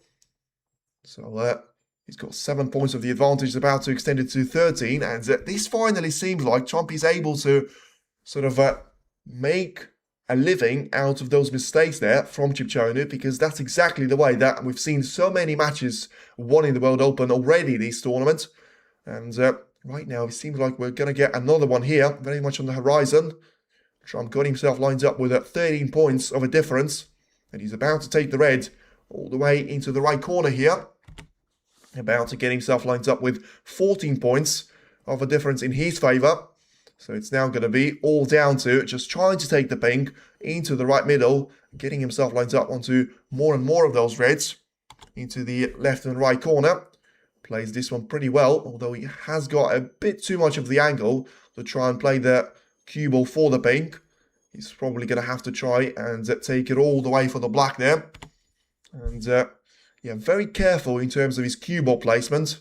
And in relation to all the other reds, he's going to have to try and take that cue ball all the way around the table here. Get himself lined up with another great shot that he's played. And 28 points of the advantage. He's very much going to be his for the taking there. Another red and another pink combination there. Very much up and coming, it would seem. Because as much as he's got the chance to try and play for the blue, which, to be fair, he decided to do that, I felt like, you know, playing the pink allows you to be keeping that cue ball very much in the close relation to those reds. And therefore, the positional play on every single one of them should be way easier than that. So 34 points is going to be the advantage. And now Trump should be able to try and take the red all the way into the right corner. And yeah, it's now going to be 35 points of the advantage here. So 67 points still at the table there. So Trump needs to take 2 more of those reds away with his black, and then he should be able to get himself lined up over to the finish line. And make it a very interesting start to this match here, because the first mini session has had pretty much everything there, apart from a century break. Trump got pretty close with a break of 86 points that he's managed to take, but in the end, it seems like it's now going to be down to a break of 58 points, which he's got next to his name. And just looking for this red to be taken into the left part of the table. And, well, he needs to make sure this one is going to be in there. And he nearly made the same mistake that he had in the second frame. And got that cue ball to be way too close to the black. So now, without getting the frame ball over the line just yet, he still needs to try and find a couple of good shots there for him to play. The first one needs to be the black, taken into the front jaw of the middle pocket there. And that's going to be a miss by Trump. So Un-Nooh will come back to the table for at least one more time. And it always looked like Trump was a little bit unsteady there on his legs. And that certainly has ended up with him missing the black towards the middle. Not something that you say very often. And now 43 points of a difference in between Un-Nooh and Trump there, with still 59 available in the open play. So it's going to have more than enough points there for to try and make it a real challenge out of this one. For now, it's going to have to be all the way there that is coming in favour of a player from Thailand. So he needs to get himself an opportunity first and foremost. He's got the black to be out of position. The yellow is going to be another colour out of position right now. So if the white is going to be taken in towards the pink, then it's going to be a bit of a problem for him to try and keep hold of it very much until the end point. For now, he's played another good shot there by Trump, and gives the turn back to Un-Nooh here, managing to get the pink away and onto the black ball cushion. You feel like here, Un-Nooh needs to just try and concentrate on the factor of he needs those reds to be in open play, but also he needs to realise first thing that he needs right now is a chance, and the fact that he has to wait for that chance clearly is going to be a suggestion of Trump playing the patience game. And so far, he seems to be winning when it comes to those safety shots, even though, you know, Un-Nooh was the player that had those difficult snookers lined up.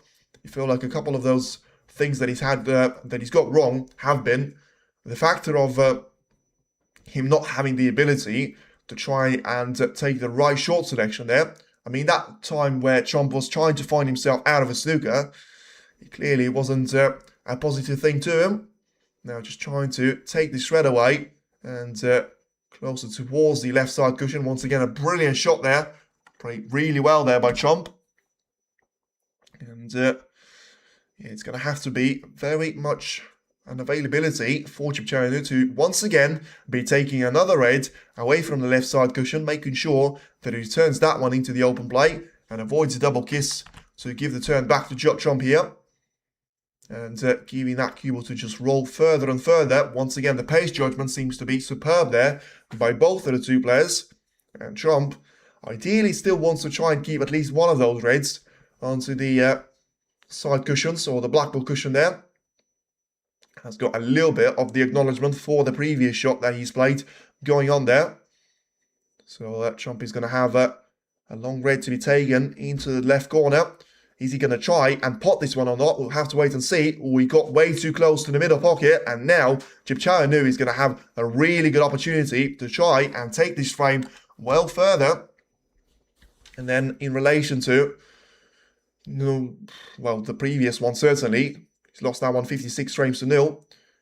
And yeah, he's going to have to try and take this red into the left corner. The angle should be there on the blue, but ideally he also wants to try and respot the black there. Very much onto its original position there. So plays the shot pretty well to get that cue ball lined up for the blue to be taken.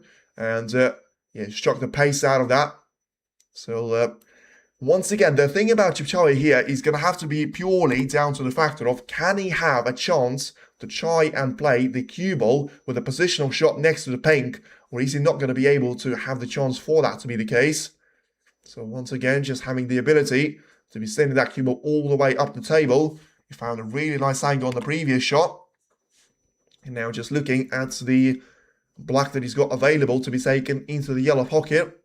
And if you're going to be trying to take that cue ball all the way from the left side cushion, then it's going to be 29 points of a difference. So he seems to have got pretty much all of those reds to be sorted there, Un-Nooh. So it's now going to be purely down to the yellow and the pink are the biggest problems, but also just damage limitation on the two of those remaining reds. Trying to look at the one that he's got by the right side cushion. He needs loads of topspin and ideally a little bit of right spin as well to be getting that cue ball as close as is humanly possible there towards the reds to be taken into the right part of the table. For now, finds himself 21 points behind, so he's got more than enough points for him to be making a total clearance and take this one all the way. Now then, he's got that red into the corner pocket. He's going to get himself positioned on the black here, but a little bit straight. And when I say a little bit straight, it may be a little bit too far straight there for him to try and do anything with the yellow. So what's it going to be then? I feel like at this stage, I wouldn't be mad if he was to play the pink into the open play there, because he's going to have to do that anyway. And that's exactly what he's doing there. Smart shot that. And, you know, sometimes you need to realize that 6 points that you can score out of pink or black are not really going to be worth it in the context of the frame. And now he's going to be trying to find a snooker there, lined up on Trump. Whether he was able to do that or not, I feel like I'm still yet to be seeing the confirmation on it. Because of, you know, it looks like he's slightly closer to the right side of the blue there, but still, Trump is going to be forced to be taking this cue ball all the way towards the side cushion. He's gone for a hidden hope, and let's see if it's worked out. And it seems to have worked out really well with a late bump there that he had of the jaw of the middle pocket. So, I mean, if that cue ball stayed very much over the right middle, it would have been a really good chance because the yellow has gone into the open play as well. Instead, Un-Nooh needs to try and produce once again a little bit of damage limitation there for himself. Get that yellow into the safe spot and keep that cue ball very much to be lined up at the top edge of the table. So he's played a decent shot there. He's a bit fortunate with the way that he may have actually got cover on the green. But Trump can't actually complain about that one because he was really fortunate with the way that he's played the previous shot as well. So the problem with this one is it's not even trying to catch the yellow, which should be straightforward. It's about judging the pace so well that you're not going to force that yellow to be over the pocket. And in the end, it looks like Trump could actually see that yellow after all of that. And, well, he's left it in the open play. This could be a chance there, very much worth taking on for Un-Nooh. If he can try and get that yellow anywhere near the pocket, the cue ball is going to be heading towards the ball line anyway, so it doesn't look like he's going to have loads of risk involved with that particular one. So let's see. It seems like he's got the corridor to try and guide that cue ball all the way towards the top end of the table. But clearly, with the way that he's trying to play spin on this shot, he's going to have a really good choice there of a safety battle to be played once again. And he seems to have started it, well, superbly there. He's going to have Trump Snooker in behind the pink and the brown here. And I tell you what, this frame is now looking like an absolutely reversed one of the third and the first one, because, you know, we've seen Trump very much taking control of those particular encounters. But in the end, it seems like it's always going to be Un-Nooh that finds himself on the losing end. But is that going to be the case here? He's gone for another hidden hope, and surely he's not going to be able to get away with this one, and he wasn't. Now, this is a really good chance for Un-Nooh to try and take this one all the way. The only thing that he needs to be mindful of, he's got all those colours to be available. It's just the transition from the yellow onto the green. All he needs to do is to judge the power pretty well. That cue ball is going to have a huge bounce and go all the way past the right side cushion. So all he needs is to be getting the minimal distance in between the white and the green. And then he's going to get himself lined up perfectly well for the green to be taken here. So it's probably going to be a fair reflection of the way that the match has gone. But now Un-Nooh's got himself lined up with a 4-colour clearance. Slightly underon for the brown as well. But he should have a really good chance here to be taking this frame all the way. The brown is about to disappear into the yellow pocket here. And he's going to be making this break of 9 points here. So 11 points is going to be the difference in between the players. Remember when Trump managed to win the first frame on the final black. And now it all comes down to the last 2 shots there for Un-Nooh. He's managed to battle his way. He was always the underdog, and he still finds himself very much standing alive in this frame. Takes the pink, I should say, really nicely into the middle. And now 59 points each. If he's going to be able to take the black, he's going to put it down to 2 frames each. And it is certainly going to be the case. The perfect ending there from Un-Nooh and the break of 27 points, which will leave Trump questioning how on earth is he not going to be in the lead after the first 4 frames. And in the end, the players are going to have to wander around that in the next 15 minutes or so. For now, it is very much advantage to Un-Nooh there, because he manages to keep that draw very much alive until the end, and finds himself in a really interesting position there. Something that we probably haven't seen beforehand. And it's going to be all down to the race to 4 there, because the first 2 frames have all been shared, and so have been the third and the fourth one. So let's go through a couple of your chats there, because we've got a little bit of time. But just before that, I do that. The overview on the first 4 frames, it could have been easily the lead for either one of the 2 players. The fact that it's not, by the way, feel free to subscribe to the channel and hit the like on the stream. Really helps. And tune in for the final session as well. We already know he's going to feature Ronnie O'Sullivan in the final session of the World Open. Let's see which one of those 2 players is going to join him out there. Always hooray. Well, once again, the chat is going to be very much pro Un-Nooh there. But talk about the way that we've seen 4 frames to unfold. Every single one of them could have easily been won by, you know, sort of 4-0 of a gap was very much in the making there from Un-Nooh, and it could have been the same from Trump. If you go and you take it all the way back to the way that we had the first frame to finish, then it certainly was purely down to the factor of Un-Nooh unable to get himself over the line, and in the end, it was purely down to the factor of Trump staying in there, digging really deep, never giving up, and in the end that's clearly worked out for him really well there. 2-2 now, come on F, and keep going. 2-2 now. That's one is going to be 2 frames each. Yes, so that was the way that the first frame was won. Similar fashion to what we've seen in the second frame as well, by the way, because, you know, it was a little bit roles reversed, but Un-Nooh was always going to be adding a little bit of pressure onto Trump, and you know, the second one was able to handle it at some points, but at the end of it, it was down to a really big fluke on the yellow. Yes, you have to put that down to a little bit of luck there from Un-Nooh's point of view. And still, with that clearance, he was able to make it a 1 frame each there of a scoreline.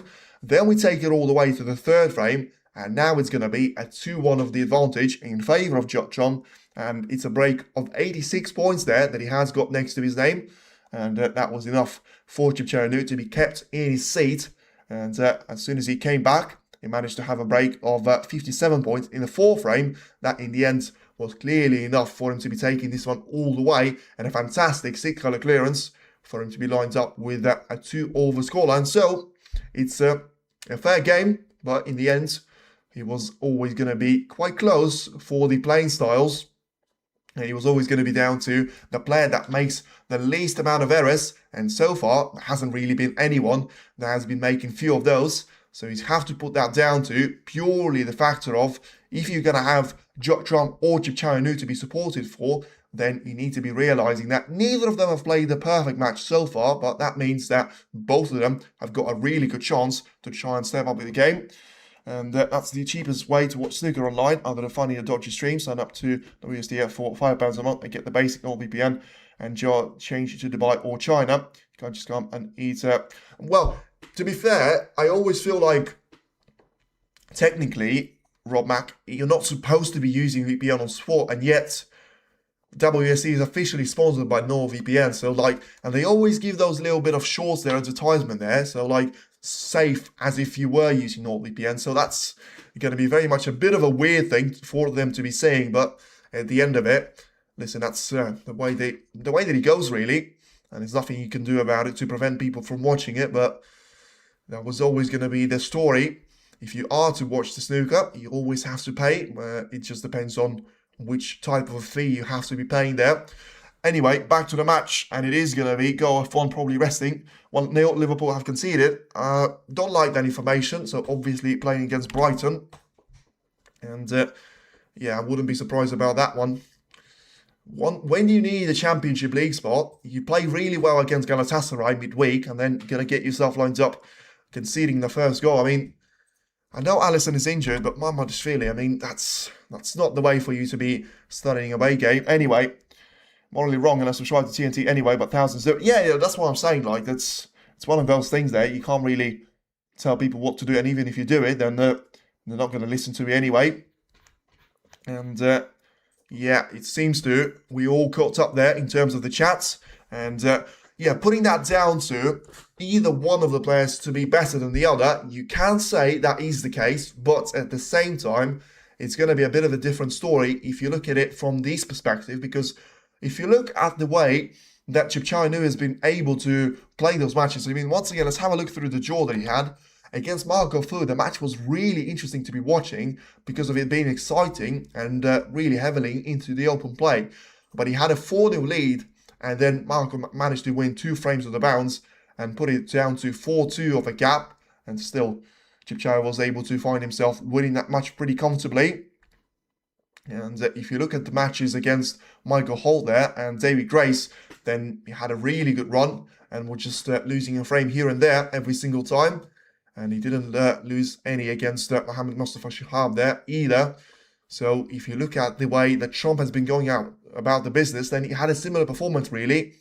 He had a good old draw, 2 frames each with Robbie Williams, similar to the one that he's got right now. He wasn't playing well. He managed to take the first 2 frames. Robbie Williams managed to respond, and in the end, it wasn't really anyone's game to be lost there. And Trump just managed to step up his game massively to a whole new level, ever since the intermission, by the way. So this is going to be something to keep an eye out for. Yep, Un-Nooh is hanging in there. Well, we're going to have to wait and see whether he's going to be able to try and do that very much until the end point of the match. You feel like he has to. He's got no other choice. And if he's not going to be able to do that, then it's purely going to be down to a drop-off to be seen from Trump's point of view. But I say a drop-off, and that would potentially involve Trump playing the best snooker of his life there. That's not really the case anyway. And he's played some good snooker on some of those occasions, but at the end of it, you can't really tell me that he's had a really good form, that he sort of managed to completely take the spotlight away from the first semi-final. From the standard of play, there needs to be an improvement from either one of the players. And whichever one is going to be able to find it is going to have a really good chance to try and take this match very much their way. And it's still going to be a race first to 4 there, as we still await for the players to come back from the intermission of a break. It should be only 5 minutes starting from now, and we'll get the frame number 5 to be underway there. In relation, once again, if you talk about the way for you to go on about the business, then Un-Nooh needs to realise that he's not going to be able to outplay Trump purely based on his spray building skills, because He already has wasted a couple of those opportunities quite earlier on in the match. Therefore, if he's going to try and sort of come back and make up for it, he's only going to get himself further down into the depth there. And yeah, he's not going to be able to respond with winning 4 frames of the bounce. Well, at least unlikely to do that. Therefore, he needs to try and take a step backwards. There is going to be a point where you have to say his style is all about playing aggressive snooker, and that's fine and that's fair. At the same time, you need to also be aware of who you're going to be playing up against. He's going to be against the world number 1. He's very much the best player when it comes to being on form now. He's been the most consistent player, arguably, this season for how many finals he's managed to make, how many semi-final appearances he's had already. You know, losing the one to John Higgins twice there at the Players' Championship and at the Masters of the Triple Crown. You know, it's going to be all down to just trying to utilize those chances there for Judd. So far, he hasn't been able to do it. Good news for him. His opponent hasn't done that either, which is why I feel like 2 frames each is going to be very much fair comment there. Thank you very much for the commentary. And much better than thought. Nah, I'm not, to be fair. Thank you, Rob. But you know, you can't compare an amateur to a legend. And the interesting thing about all of this is you can type that message and they can always respond to you with something. So that's what makes it quite interesting to be seeing there. And the person who's complaining about something I don't understand, I don't know who's complaining about what. Certainly not me. I'm just saying that I would like to see a little bit more of a standard of play there to be improved by both Trump and Chipchaya. But whichever one he's going to be able to do first, and then they're going to have a great opportunity to try and take it all the way. By the way, as we're now going to be more than midway through the intermission, feel free to hit the like on the stream and subscribe to the channel. We are going to be back with the final 2 sessions tomorrow. Certainly looking forward to that one. The afternoon in China and the evening session in China, which is going to mean that it's going to be the morning session in Europe and then the afternoon session to find out who's going to be the title winner. F165. He hasn't, because he hasn't managed to complete the match just yet, but he could still try and take it in deciding the distance there. In terms of, I feel like it's only been once this season where we've seen 2 deciding matches there to be played. And who do you think running once in the final deep down?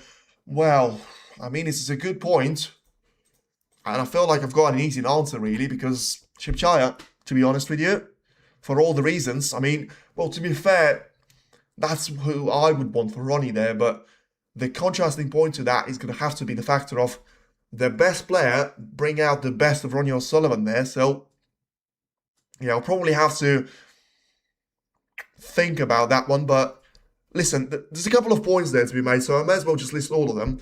On the chances of him winning that match, 100% Chipchaya.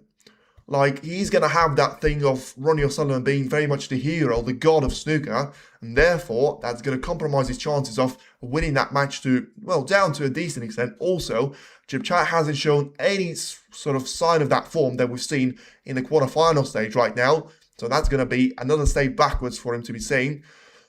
But there is going to be a counterpoint to it, and the counterpoint being is that you're going to have Judd Trump to try and potentially bring out the best of Ronnie O'Sullivan. So from the neutral's point of view, I feel like you want to be seeing Judd Trump against Ronnie O'Sullivan. But the good thing about the semi-final lineup, whichever sort of variety and variation we got onto the final, whether it was Un-Nooh against Weezer or it was Judd Trump against Ronnie O'Sullivan or whatever it was, then it was always going to be lined up with a really good chance for it to be an exciting battle and for it to go all the way. Commentator said that F didn't perform as well as yesterday. No, he hasn't, and it's really difficult for you to try and convince me that he has, because he had a really good performance against Gary Wilson. You know, he had a couple of mistakes from Gary as well, and he had a 3-1 lead before the start of the second mini session, but at this point you have to say he's been way underneath the standard of play that he's shown already. So that's going to be all down to him trying to come back stronger in the second mini session, something that he's certainly going to be capable of, but we'll have to wait and see if he's going to be able to come back with the right answer. I actually think Trump, as Ronnie likes to test himself, he doesn't need the money, and Trump would be a better test for his game going into the World. Just might be. Yes, and this is the point there. This is what I was saying. Ronnie says time and time again, the better players bring out the best of him. You have to disagree based on this season, but based on this tournament, tell me the way that this is going to go there, because Trump has managed to beat all the lower ranking seeds, and Hossein Rafai probably was the only one that was sort of into the top 32. But Ronnie had a really good run against Murphy. Yes, the scoreline was a lot closer than beating Matthew South 5-0, beating Ross Muir 5-1, or defeating Ryan Day to reach semi-final by 5-0. But look at the matches, and also look at the standard of play that we've seen from Ronnie in the match against Sean Murphy. And in contrast, look at the match that we've seen against Weezer today. Brilliant performance from Ronnie O'Sullivan. So many century breaks, so many brilliant breaks of 80 and 70 plus. So I would agree that you will force the best game out of Ronnie O'Sullivan. But with Chomp, the thing about it, it's going to be a great test for the World Championship. But the minor thing for me to consider as a fan of Ronnie is that I feel like he will pass the test of Un-Nooh there in the final, with all the respect to the player from Thailand. But it's going to be a great test for Trump. But is Ronnie going to be able to pass that test? And if not, it's not really going to be a way out of that situation. Because if Ronnie turns up into the first or the second session without, having the flow or the rhythm, you can try and get away with that against Un-Nooh. You're not going to be able to get away with that against Trump unless he's going to have a day off as well. And he seems to be using that wild card for a day off today, as we still await the final couple of minutes before the players will find themselves to be returning back to the table here. Hi again, all of you. Yes, Letitia, once again, you missed out on the decider, which was an absolute classic. So if you don't know the result, I do suggest you check it out on the WSD. They haven't spoiled it on YouTube channel, so that was certainly the match for the ages, and it was brilliant the way that whoever won managed to win there. Good points, mate. Thank you very much. And that's the way that I look at it. The good thing for me in this particular match is that I'm always going to be looking from the neutral point, because I know for a fact I want Trump to be in a final against O'Sullivan, but I also want Chipchai to be in the final against Ronnie. So I don't really have a horse in the race. And when it comes to Ronnie, Zhao Xington, and a couple of the other players, I would have liked to see one of them to progress to the final, but this one, I can purely sort of sit back and say, well, I know what's going to happen. I've seen a couple of matches of Trump and Chipchai this season, and in the end, now, as both of them are going to be coming back to the table, we're about to get the action to be restarted. So once again, feel free to hit the like on the stream and subscribe to the channel. We're about to get the players very much back into the arena. And let's see which one of them is going to be the winner. It does look like Un-Nooh is about to break off, as the crowds are going to be warned that their match is about to start. And restarted, I should say.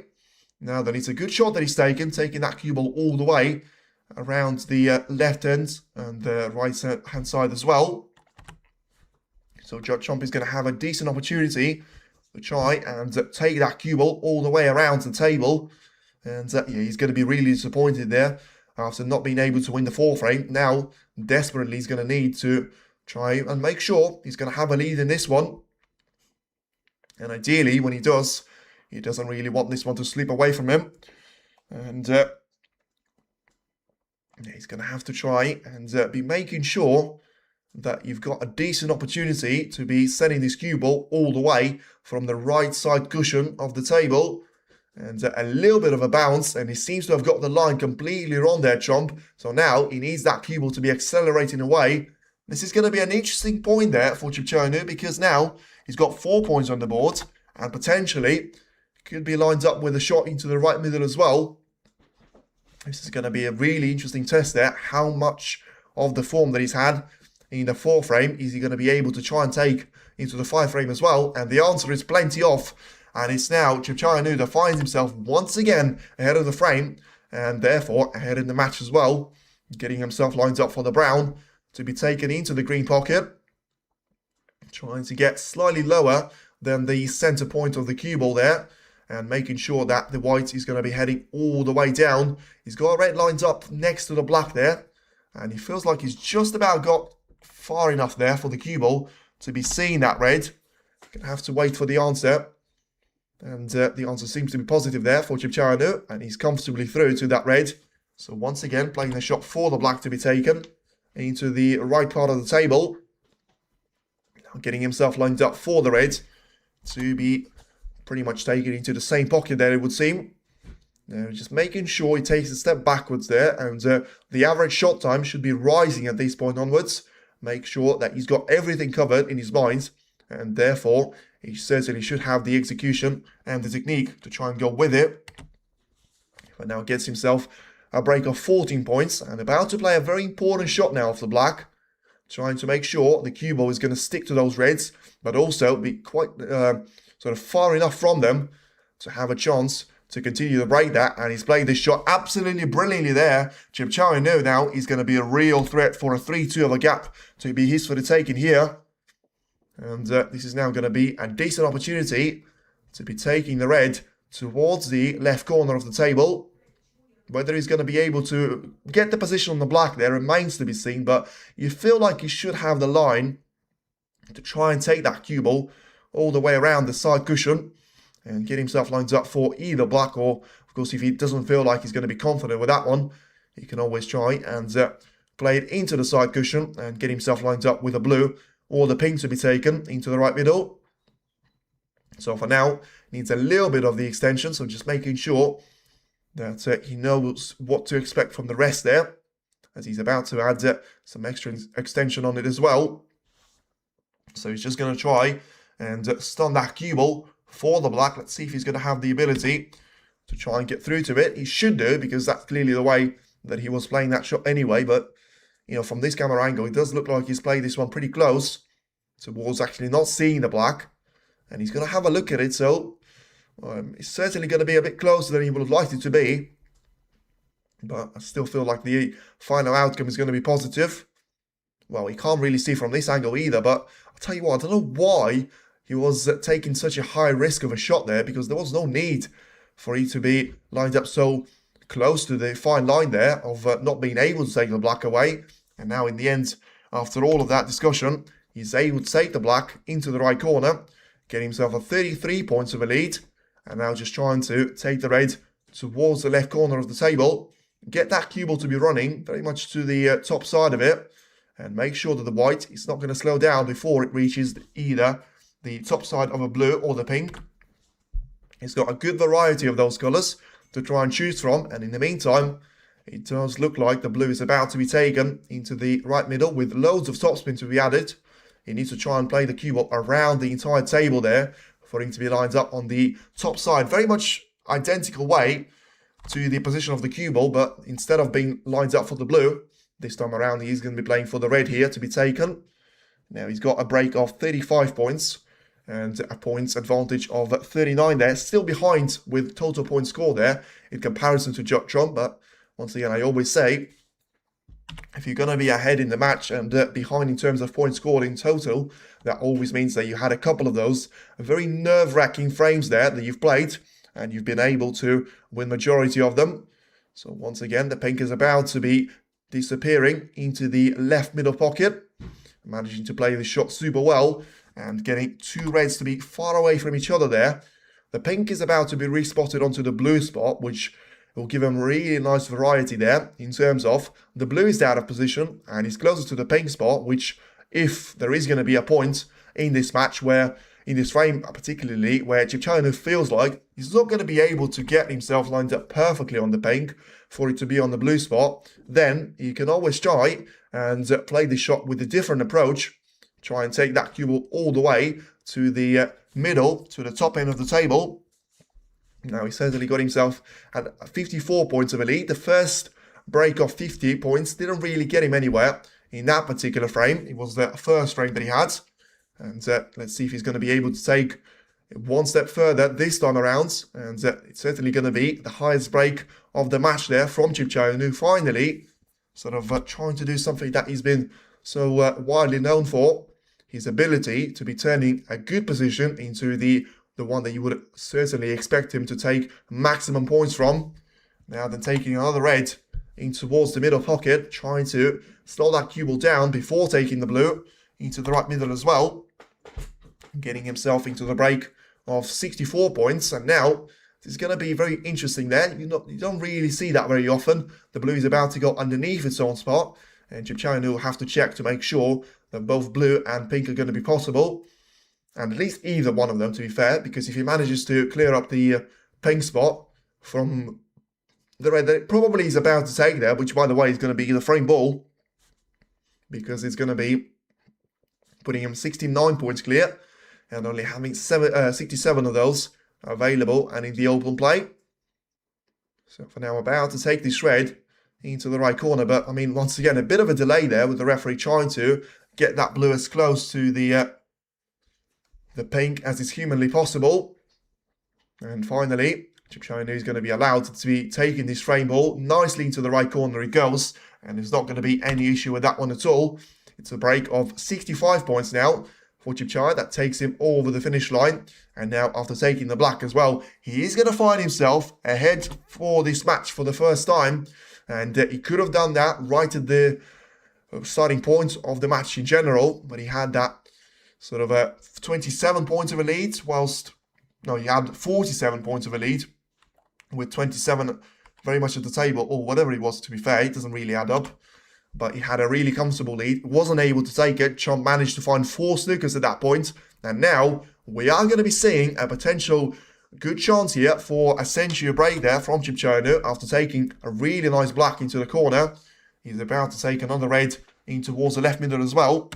And it's going to be down to just trying to get this brown in towards the yellow pocket, making sure the cue ball is going to be drifting towards the lower end of the table once again. And yeah, just a careful way of him trying to make this red all the way there to the right corner, making sure that he's going to keep this break going. So now he's going to be highest break, 86 points for each of the 2 players, but ultimately the one from Un-Nooh is still going to be counting, and he's got a fantastic opportunity to try and take it into a 130 of his own. He's still going for a potential break of 136 there, with the blue still being probably the only problem of a colour, with it being so close to the pink. But if you play it in the right fashion, you shouldn't be able to get yourself lined up nicely for it. And you can always try and swap blue and the pink places there in terms of potting the blue after the last red. And in the end, he's going to have the blue to be on the pink spot. And in the end, the pink is going to go onto the blue spot and stay there. Seems like the pink just about going to go into the left middle past the blue. So he doesn't need to be creating that struggle for him. And he's going to have 6 colours all to be on their spots for 1, 3, 5 of total clearance there, if he used to take it all the way. And this is certainly going to be a lot more like Un-Nooh that we all know, and so this is why he's going to be known worldwide for the status of the Spit King, and very much nicknamed the Formula 1 there. He's played an incredible frame of snooker here, and Chomp, he's going to have to make sure he's going to be able to rise his game as well, because, you know, Un-Nooh certainly has got the answers. He's managed to win the frame before the intermission and the one after, and now he's about to make it a fantastic break of 122 points and counting.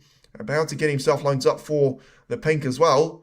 Let's see if he's going to try and concentrate on it enough there. Well, he's taking the pink, but he's completely misplaced the positional shot there.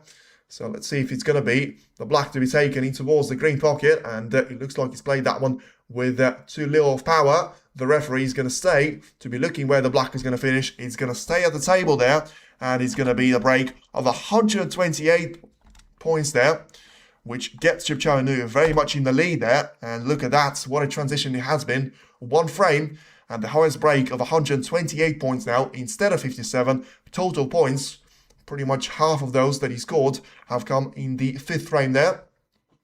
And Un-Nooh finds himself in a bit of an unknown zone there. For the first time, he's going to be leading the world #1 here in this semi-final. And still, we're looking to try and be a potential real threat there to be making it all the way into the final place. Once again, thank you everyone that has been tuning in. Feel free to like on the stream and subscribe to the channel. And we are still going to have at least 3 more frames there if Un-Nooh is to win all of them, which at this stage is probably going to be a very unlikely thing to be seeing there. And yeah, you're going to have to try and take it all the way in terms of Chomp now needs to realise that he finds himself in a position where he's still going to be the favourite, but the favourite for the reason of him being Chomp, not for the reason of him playing so well today. And Liverpool equalised, get in, that's nice.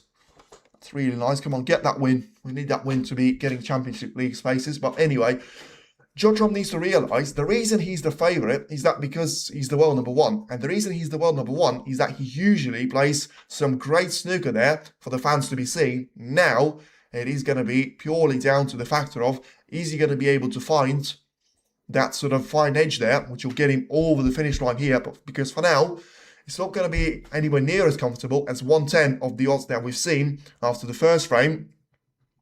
It's now going to be 157 for Chum to be the winner, 237 for Un-Nooh, and very much to be the winner of this frame, of the match I should say, of the overall encounter.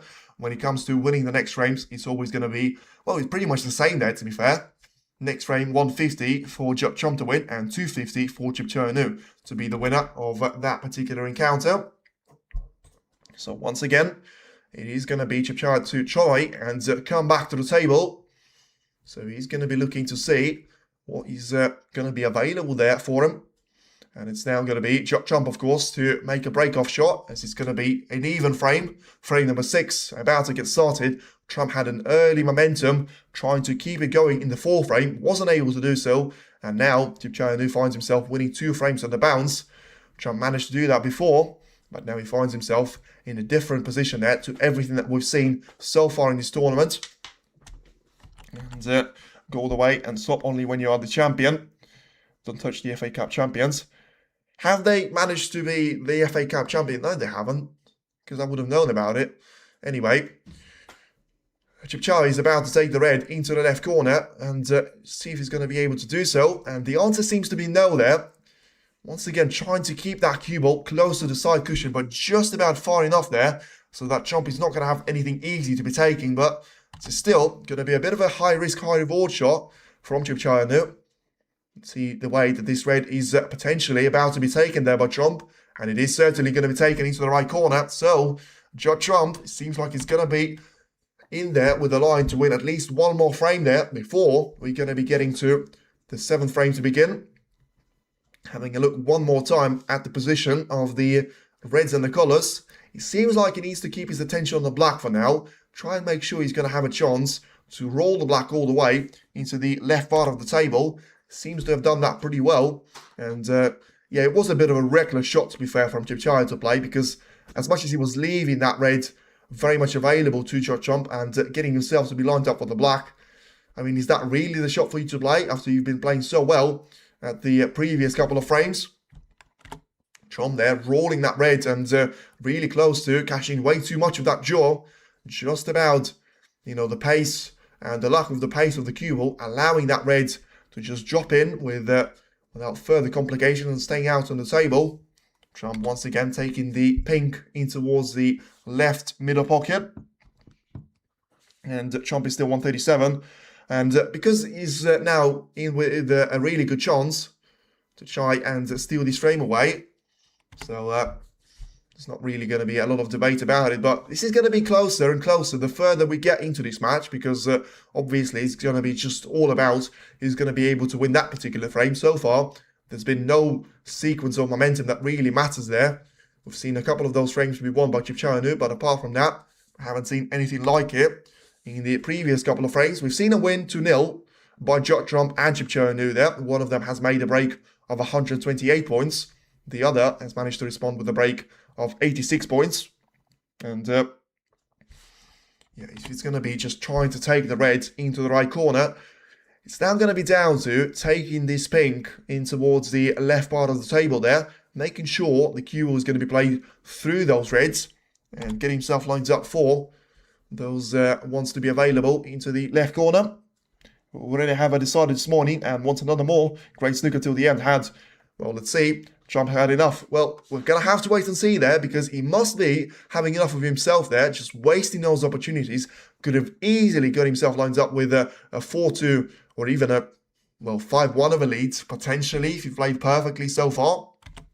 I feel like Chipchai would have deserved to be within 2 frames away there, but the fact that he finds himself in behind for this match is a little bit extraordinary there, and he's now going to have to try and take that cue ball all the way in towards the and past the main back of reds, making sure that he's got himself lined up with the red to be taken into the left part of the table. So then 38 points of a lead, trying to make sure that cue ball is going to be kept very much close to those colours. And now we're about to witness another important shot there for this frame to be seeing the outcome. because if this red is about to, well, sorry, if the black is about to disappear into the corner, then the cue ball should have just about enough of the angle to try and go heavily into the bunch of the reds. And when I say heavily, well, that's not really the thing that I thought I was going to see. He seems to have just been lucky in the pace there. So Trump has got two options. He's got a red, which is possible into two pockets there, and then he's got another red. So it's either green pocket or right middle there for him to be taking on, and he seems to have played it safe, and is he managing to get this red in? It seems to be drifting towards the left side, but in the end, it drops away there, and it's a really good shot that by Trump, because that was always going to be the only stumbling block for him to be seen at the 6th frame. And can we potentially be taken one step closer to a decider? Wow, nearly got himself into all sorts of... Well, I say nearly. I mean, if Trump got himself into trouble, that is going to be the most unlucky shot that you can possibly imagine. He's got 7 reds, so many of them to be available into left or right corner, and he seems like he's managed to be super close to them, but still somehow not to be lined up on either one of them. I mean, I cannot believe he's not going to be lined up on the red to be taken into the right corner. It seems like it's the one that he's looking at right now, and he's trying to power his way through, and he seems to have worked out a brilliant shot there by Trump, because as much as he had to concentrate on bringing that red into the pocket, he also had to realise the factor of trying to get that cue ball to be lined up all the way onto the pink. That's exactly what he's done. So about to make it at 61 points of the advantage, play that cue ball onto the blue.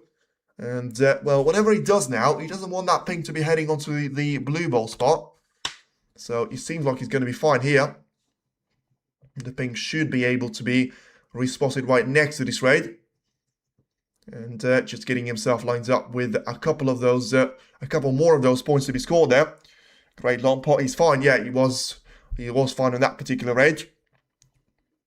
And if you're going to be able to just try and squeeze this thing about as close to the red as you possibly can, that will give Chomp a little bit of freedom to be taking the red into the left corner without focusing too much on trying to be careful with, you know, the way that the cue ball has to be placed for another couple of those colours or reds.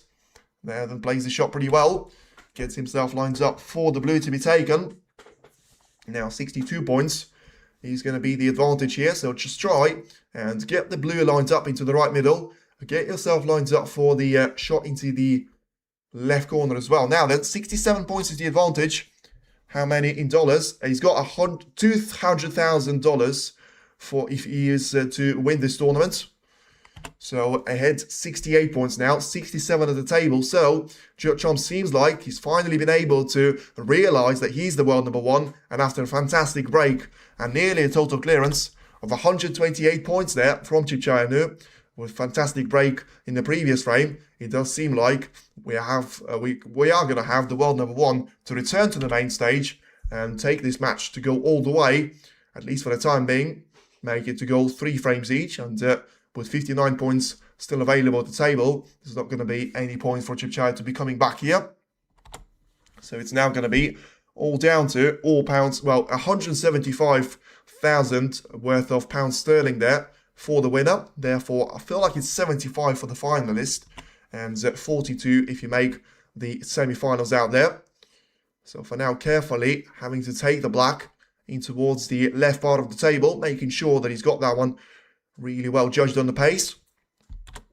You're getting that cue ball to go all the way and lined up for the red to be taken into the left corner of the table once again there. He's got a couple of those which could have been counted as an issue for Un-Nooh to try and make a comeback against Chomp.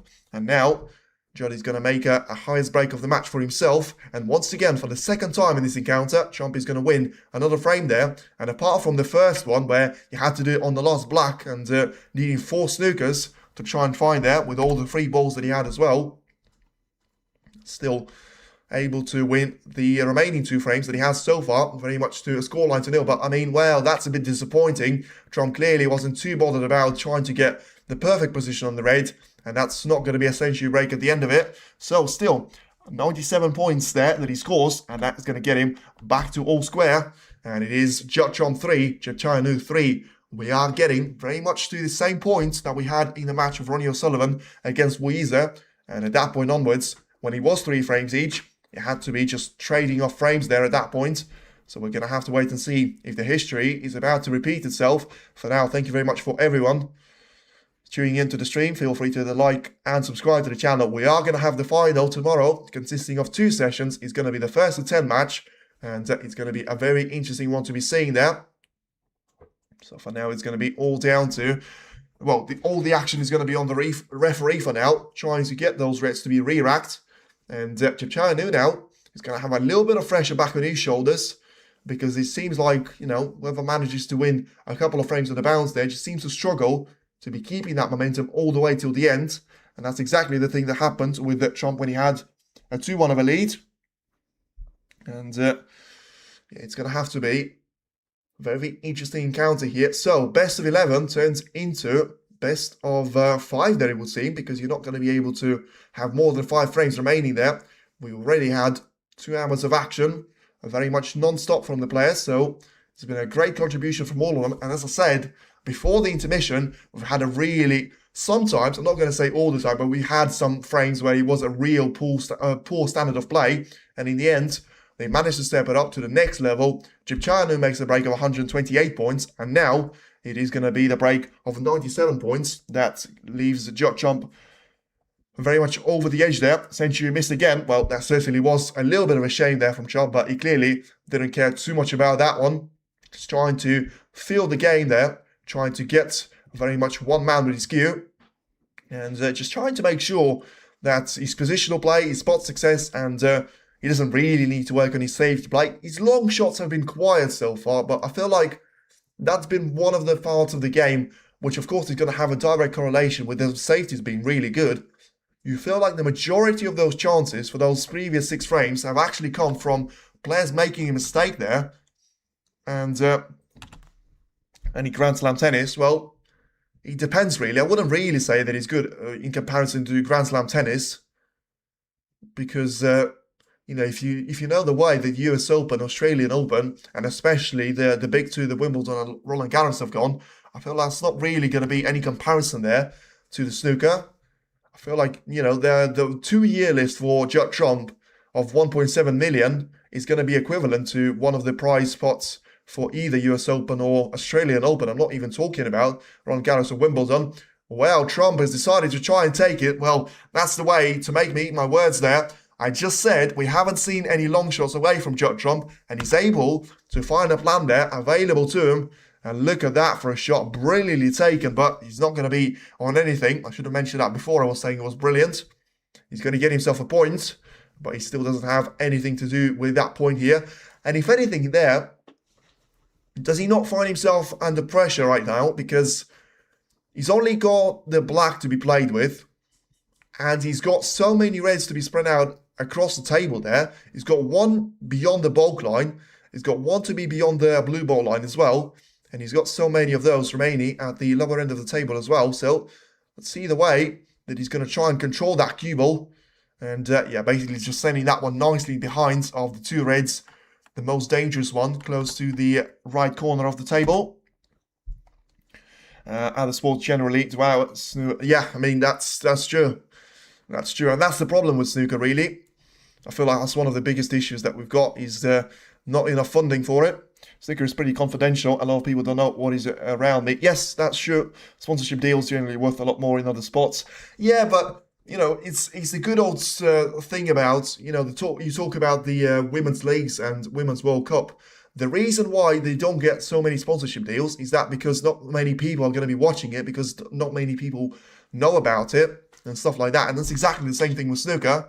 By the way, Chipchai seems to be looking at the red into the right corner. He's gone for it. He's went for it, and he's only just gone and made it. Brilliant shot there by Chipchai, but it looks like he's not going to be rewarded for it. Yeah, he's a bit unfortunate not to be lined up on the pink into the left middle. So he's going to have to try and take it all the way onto the blue there. But, I mean, once again, these are going to be the situations where the player that finds himself needing to play a colour is actually going to be faced with a massive disadvantage. And, well, he's taken the yellow into its own pocket, but that was the wrong shot to be taking on there. He couldn't really put his hand nicely on the table there, and it was always going to be a difficult shot for him to be taking on there. 126 Trump and 4.3 for Chipchaya there. Well, as I say, sort of swung back into the favour of Trump, but now it's going to go even further in favour of him because of the way that he's got those reds lined up ahead of himself and just looking to try and get those reds to be disappearing into the right middle for now to get started with. A bit of a weird position this, because you've had 2 reds to be potted already. That leaves us with 13. 2 more reds to be on the side cushions, that leaves us with 11, and pretty much all 11 of them that I mentioned are going to be in the open play.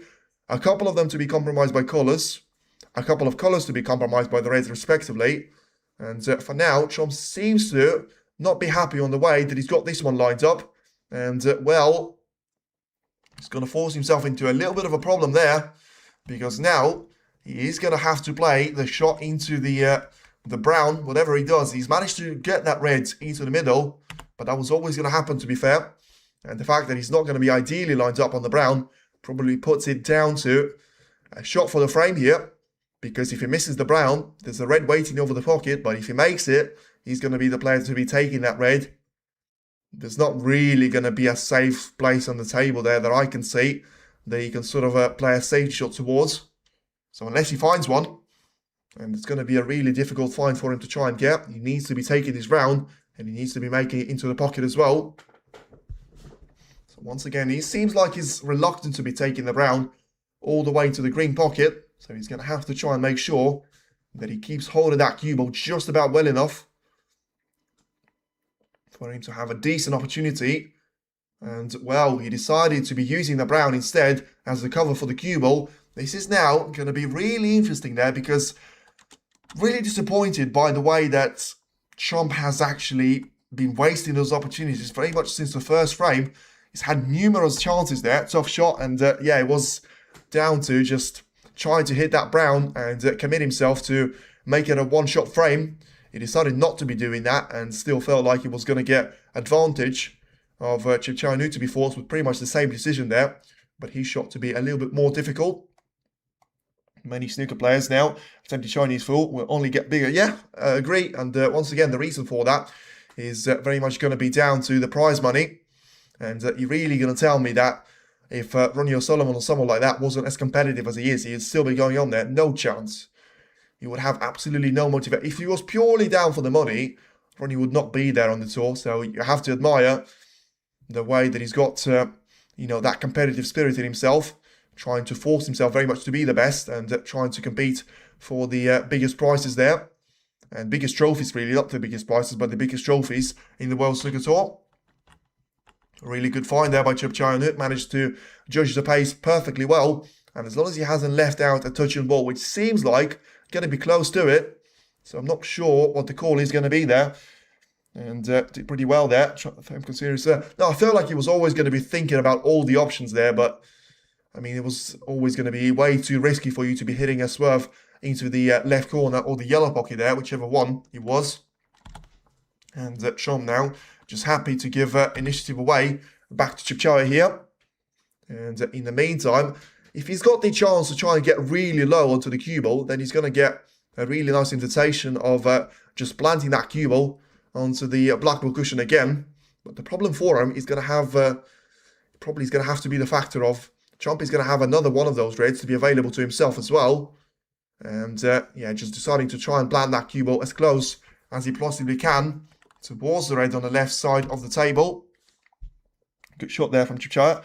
Bit of stalemate. This, yeah, to be fair, I was just thinking that the way that we've got those shots to be played, rolling that cue ball all the way towards those reds and away from them, I wouldn't be surprised if he has to go all the way back for the re-rack and to get the 7th frame started very much from the start again. I feel like whoever's going to get the first opportunity to be getting that cue ball away. But the thing is, you can't really do anything with the right-hand side of the table, because the right-hand side of the table automatically means that the red next to the yellow pocket is going to be playable. That's exactly why they're keeping the cue ball very much close to the left side cushion here. So whatever's going to happen, it's going to happen now. Otherwise, we're not really going to get anywhere with this, and it's just going to be taking more and more time out of both of the players. And inevitably, either we are going to agree on a re-rack, or he'll frustrate so much out of one of them that they'll go for a reckless long shot, which in this position, you feel like there's going to be plenty of opportunities for that to be done. 12 reds, one less if you take it away there. But you feel like Trump is getting himself to be, well, bullied there in snooker terms a little bit, because he's just playing a passive shot. And if Un-Nooh is going to be thinking of what I'm thinking right now, is to try and push those reds away from each other and to get that cue ball perfectly lined up onto the black ball cushion. And the decision seems like that's not really going to be the case. So for now, re-rack, yeah. I was just about to say it, and the players seem to have agreed on that finally. So it is going to be a re-rack, and it is now going to be all the way back to the start of the 7th frame again. So then Trump and Chun, well, they managed to agree on that on pretty quickly, to be fair. So it's now going to have to take another opportunity for either one of them to be taking it all the way. Once again, thank you very much for everyone tuning into the stream. Feel free to like and subscribe to the channel. We'll have more of the action tomorrow with either one of those two players joining Ronnie O'Sullivan at the last 2 stage, still at the 1 table format, 2 sessions, first to 10, 1 runner-up, and only one of them will be the champion. The referee can suggest a re-rack. Well, I feel like that was the case. I wasn't really listening with the audio because sometimes you can distract a little bit. So I feel like, they're not really Mark Selby type of players or something. There was not a real advantage there for either one of them. So it only makes sense that they've come to this solution of just trying to get those reds to be set up again. And we are going to have to go all the way there for us to see a conclusion of this particular frame. Now then, the referee certainly can suggest to be placing those reds and the colours very much back to where they were previously. And you feel like at this stage, it's going to be purely down to whoever not even wanted more, but whoever is going to play better in this particular frame. Because so far, we've had a couple of opportunities away for both Trump and Un-Nooh. Both of them have been really disappointing with the way that neither has been able to get any one of those real attempts to be on the colour. Especially Trump, because he had 2 invitations there. The second one was a shot into the middle, which basically had a red into the pocket. And all he had to do was to play a decent enough positional play there. But, of course, it obviously was a lot more complicated than that. Otherwise, he would have been able to sort of get really far down that ranking. Now, it is going to be Trump that tries to go for the red into the left corner, gives the turn away to Un-Nooh, and now this has certainly been the right decision for Un-Nooh there. He's about to get a really good opportunity to be taking this red all the way into the left part of the table and to try and take that cue ball to be played for, well, either blue or pink here. It depends on which one he wants to be playing for. Whatever it is, he got himself a great opportunity lined up with. And once again, it's been a while right now since Trump has been leading this match. You have to go all the way back to the 3rd frame. And, Un-Nooh managed to respond with a really clinical frame finish there to frame number 4.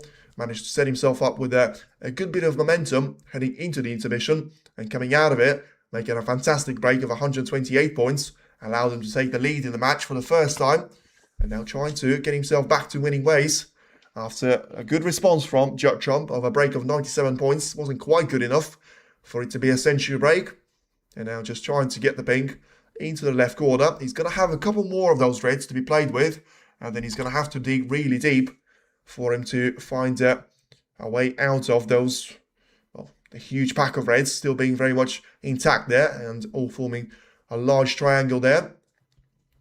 The referee is probably about to respot the pink closer to those reds, so this is going to take a little bit of time and a little bit of the momentum. Based on the frame so far, must be value. Well, if he was at 365, I can't believe he will be now. I mean, you can't believe that he's going to be 365 even before the match has started. I mean, let's have a look what I'm going to have right now. He's going to have 2.50 there, which still, yeah, 2.50 to be fair, is probably a bit fair. He's got 13 points of a gap and 385, 365 there. Fair play. So 13 points now is going to be the advantage on this red. And trying to make sure Un-Nooh is going to be giving all the time to the referee. Now he's able to pot the red into the corner, so hopefully that would not have cost him too much of the momentum. But now, I Felt like we're only a couple of shots away from a very important shot there. We've always seemed to be getting those ones because, you know, there's been very few positions where the position has been already opened up there when one of the players steps up to the table. So Chipchaya now has got a bit of a free chance to try and get the cue ball into those reds. And it wasn't really free, but it was a small sacrifice. And a small price to pay for salvation. Trying to take that black into the left corner right now. Trying to play around the red carefully. So he's still going to have very much a straight line there for him to try and use the speed of Formula 1.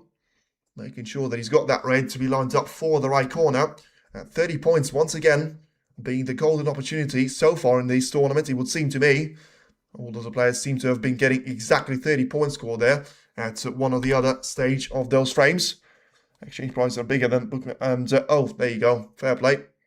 Thank you. I thought that was too much, to be fair, but thank you for explaining that one.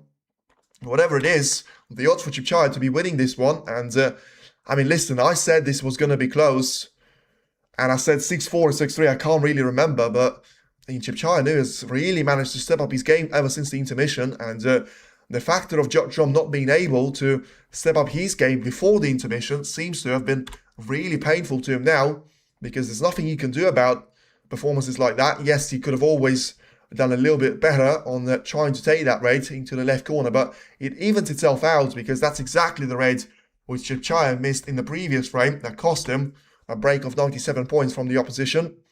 And now, is it going to be Chipchaya to try and take this black away using that the pocket as wide as he possibly can to open up the body nicely and get that cue ball to be lined up for those reds to be taken into the right middle. Getting himself lined up with a break of 53 points as well. Trying to get really deep down the cue ball and getting himself lined up for a good shot on the black. I mean, once again, it's going to be a decision time soon there, whether he wants to try and keep that cue ball on the right or the left part of the table in relation to the pack of the reds that he has.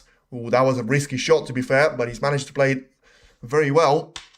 And he's got a red lined up now, very close to the left middle. It was a risky attempt how sort of narrow the angle was for him to be getting that cue ball, and it was really easy for him to just catch that one way too thin. In the end, the cue ball just bounces away onto the left part of the table, and he would not have been able to do anything with that. For now, he still finds himself with a break of 62 points, trying to take it further away with a shot on the blue, and getting himself lined up really nicely as well for the shot onto the next couple of reds. Another fantastic opportunity there for Chipchaya to try and make it a one-break wonder there for a frame. We've seen two of those by Watchalong already. We're about to see the second one from Chipchaya as well, because he only needs a red, and he's going to be 68 points clear with only 67 available at the table at that stage. Yeah, the problem is he's played a good shot there. He got the pink out of position, which is not going to be a massive issue, but ultimately, he just has got the red to be taken into the left corner, into the left middle, and into the right corner all at the same time, and then he just could find himself stuck in two minds there, trying to make sure he makes the right decision, and he certainly has done that. Getting that red to disappear means that he is going to be confirmed as the frame winner as long as he pops the black. You know, we've seen that for Snooker escape from Watchalong previously, so make sure you take one shot more, and then you are going to be claimed as the leader once again in this match. 4-3 of a lead that he's going to have, and 75 points to be added to total points scored there in this entire match. Once again, another red taken really nicely into the right middle, getting himself lined up with a break of 76 there. Great shot of the blue. Yes, played that one really well. And now just trying to control the cue ball well enough so that he is going to be playing those reds all the way into the right part of the table. And it's now going to be the current break of 83 points. Trying to take that red all the way into the right part of the table there. And it's now going to go all the way to the break of 84 points and counting here. Making sure the black is going to disappear into the left corner of the table. Just having a look to see if he's managed to play this shot with too much power there. He's going to be on 91 points, but he still needs a couple more of those reds for the century break to be completed. And in fact, he's going to need two more reds there, 3 more shots to be taken. He's about to take the first one. And despite the cue ball being perfectly lined up on the side cushion, that didn't really stop him. And nothing seems to stop him for now, ever since that break of an intermission, apart from his only mistake in the frame number 6. Now then rolling that black nicely into the left corner. And it's now going to have to be all the way towards taking the red onto the right corner. And making it at the second century of the match. Both of them to come from Un-Nooh himself. And look at that. This has been a brilliant performance there and a massive step up ever since the struggle before the intermission. Now he's able to cement himself as a real threat for the final spot. You know, Watchalong fans probably thought about it, but in the end they were like, is he going to be close? It's clearly not going to be close enough. But for now, it is Un-Nooh that seems to have taken this match very much to Watchalong, and Trump is going to be desperate to try and find an answer to those performances. By the way, I mean, I've sort of neglected that one, but he could still be going for a 1-4-1 there, and as soon as I open my mouth, he's going to be out of position on the yellow. So then, a 1-14 of a break, still 6 colours available. The yellow is going to be in. Let's see where the cue ball's going to finish. Don't want it to be behind the blue, and he won't be. So a 1-4-1 is still going to be possible there. As far as I'm aware, that's going to get him into the third, or, well, I feel like he's going to be third there. Highest break of the tournament. The highest one by far. The highest of the history of snooker. And the highest break since 2004. Of 148 there of Jamie Burnett. And in the end, it was Ronnie O'Sullivan that was able to take it into a 150 of his own without needing the golden ball from Saudi Arabia. That was certainly a massive dig at Saudi, by the way, because the fact that they had an extra ball for it to make it the highest break ever recorded in the history of snooker, and yet O'Sullivan just rolls into the scene and does it with the normal 15 reds and 15 blacks there. Yes, he had a free ball, obviously, and now Chichai is trying to give a little bit of entertainment for the fans. It was close, it wasn't quite close enough, and in the end it's going to be a break of 134 points. Not quite a total clearance, not sure why he didn't bother with that. But in the end, he certainly has bothered to turn up with his best possible form now, ever since the intermission, and now finds himself with a 4-3 of a lead against Watchalong, and his advantage now in favour of Un-Nooh. By the way, thank you very much for everyone tuning in. Once again, feel free to hit the like on the stream and subscribe to the channel. 1-4-1 says Rob Mac. Not quite. It was a 1-3-4 there at the end, so wasn't able to take it all the way there, but still a decent performance there from Chipchaya. And I said decent, it's a brilliant performance and a fantastic grade there that he's had. And now getting himself lined up very much closer towards the finish line, and still looking to try and maybe make it all the way to the top there.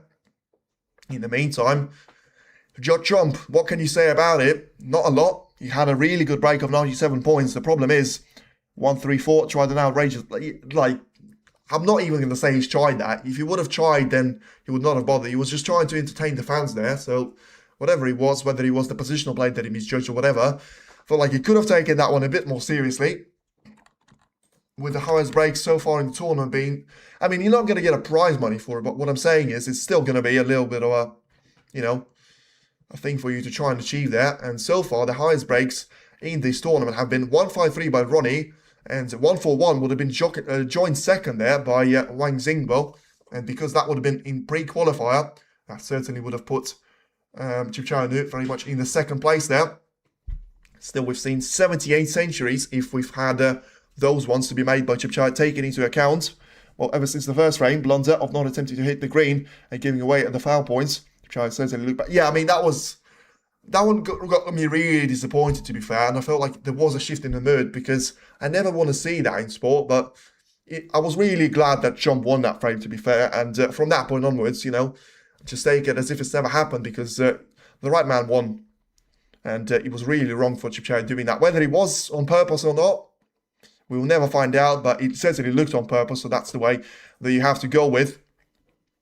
And now, by the way, as I say, thank you very much for everyone tuning in. Feel free to hit the like on the stream and subscribe to the channel. We're about to get the 8th frame underway, and it's going to be Trump to return to the table. Whether he's going to be able to return to the table for longer than just a break-off shot remains to be seen.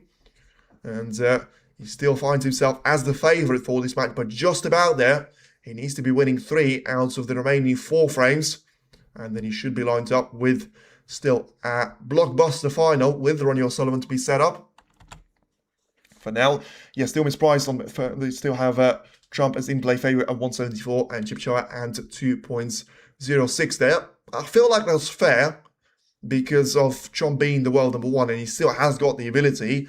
he's had a couple of really good frame performances there to try and step up his game to a whole new level. The interesting thing is, we are seeing one mistake finally is going to be able to punish you, which is the way that it should be in a semi-final stage. And that's exactly the way that both Un-Nooh and Trump seems to have approached this match so far. And in the last couple of frames, there was one mistake from Chipchaya. The break of 97 points appeared from Trump. There was one mistake on a long shot, exactly identical, by the way, from Trump's point of view as well. All of a sudden, it was Chipchaya to respond with a break of 134 points. And yeah, I mean, the thing is, 2 breaks of 134 and 128 will be 262 there, which is not going to be too far away off total points there, scored by Trump in those 7 frames in total. So it just tells you he's been underachieving there recently. And right now, it's a horrible shot there that Chipchaya has played. I mean, I don't know what on earth he was thinking there. Whatever it wasn't something clever. And Trump now just needs to be making sure he's going to be lined up for this red. And for the color, I should say. As he takes the red nicely into the corner pocket now. Is he going to have a little bit of luck there, which he needs? Well, I'll tell you what, he probably will have to go for the brown here.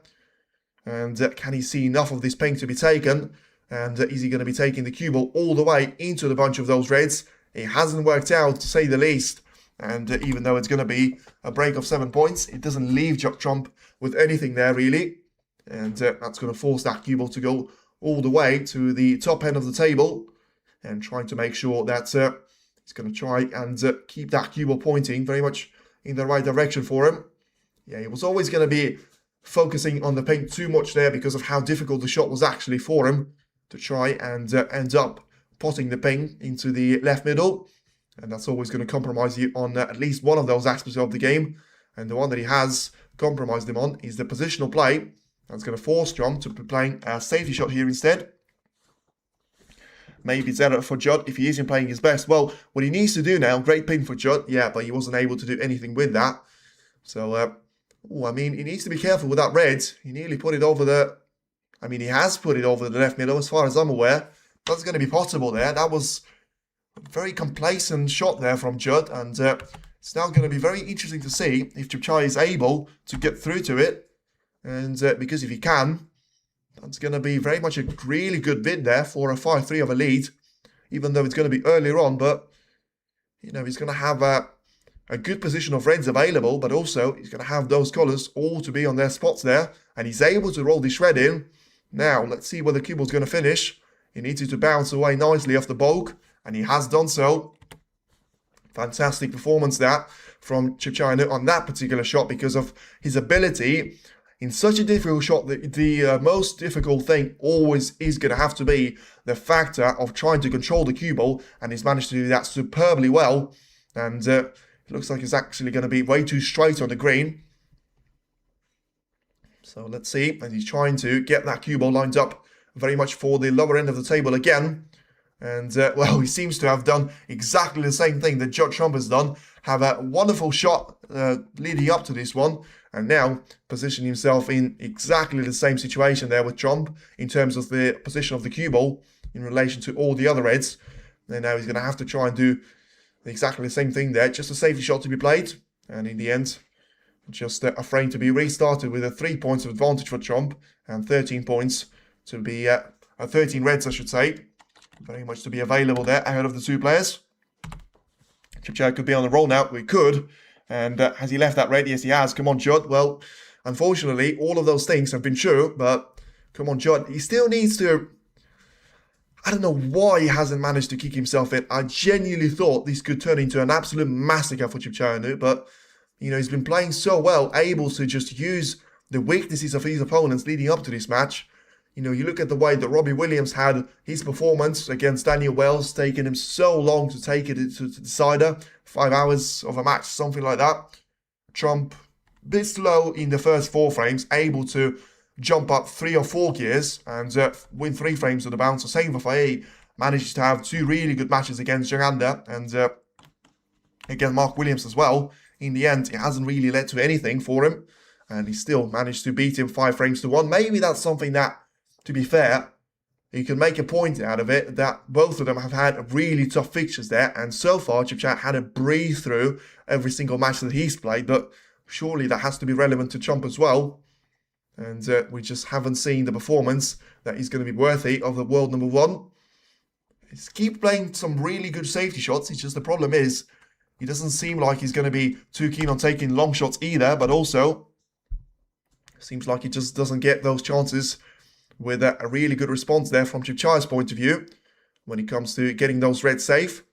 Now getting the red to be carefully heading towards the right part of the table. Now, is he about to play a really good shot here? He has. Once again, that's the problem with Trump. He plays a good safety shot, and then Chip Chow Un-Nooh counters that one with a safety shot that you could argue is actually going to be even better than that.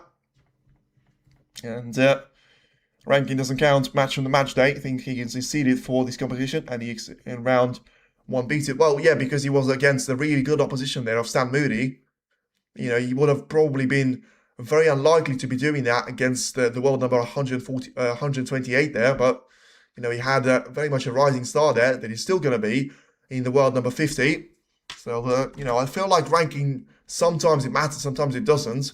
You always expect the world number one to try and deliver, even when they're not playing well, which is why Trump has got 3 frames next to his name, and Chip Chow Un-Nooh has got 4, because so far the ranking has kicked in into one of those frames, but the rest of them has seen performance which has been way below average. But for now, another great safety shot we'll see. Chip Chow is going to have to try and take those reds carefully towards the right-hand side of the table. And just having one more look to see if he's got an opportunity to be taking those reds away and into the left part of the table.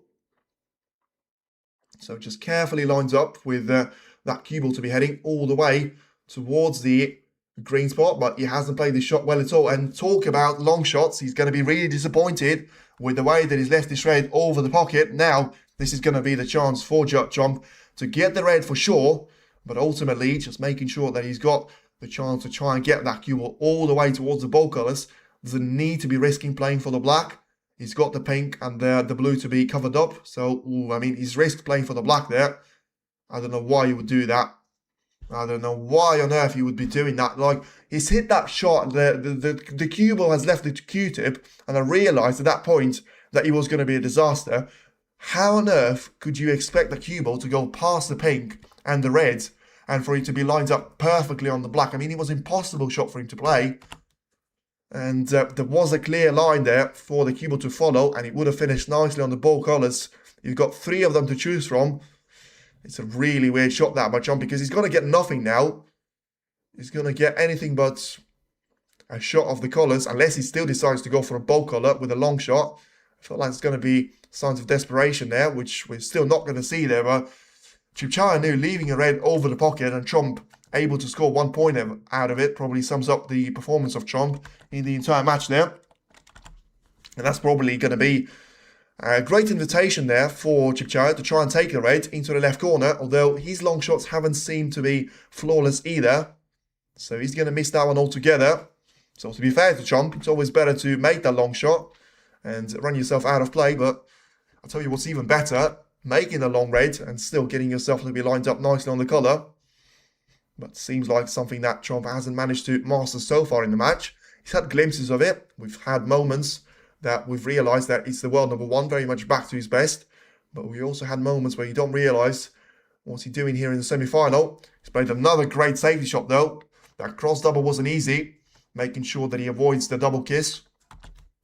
But also to be taking that cue ball all the way and along the side cushion without touching any one of those reds. Forces Chip Chow to try and play another risky shot, and he's able to do so. Now let's see if Trump has been left out with a chance here. It seems like it's going to be difficult for him to find a safety shot, which probably narrows the circle down of a long pot even more. Probably a thin cut on the edge of one of those reds to be pushed towards the right-hand side of the table. That was way too close for comfort there, and Trump is going to know that better than anyone. He got that cue ball lined up perfectly onto the ball cushion, but that was super close to rattling that cue ball into the jaws, and therefore leaving out a great opportunity away for Chip Chow Un-Nooh. Now he's about to take evasive action there, it would seem, whether he's going to be playing the shot into the side cushion.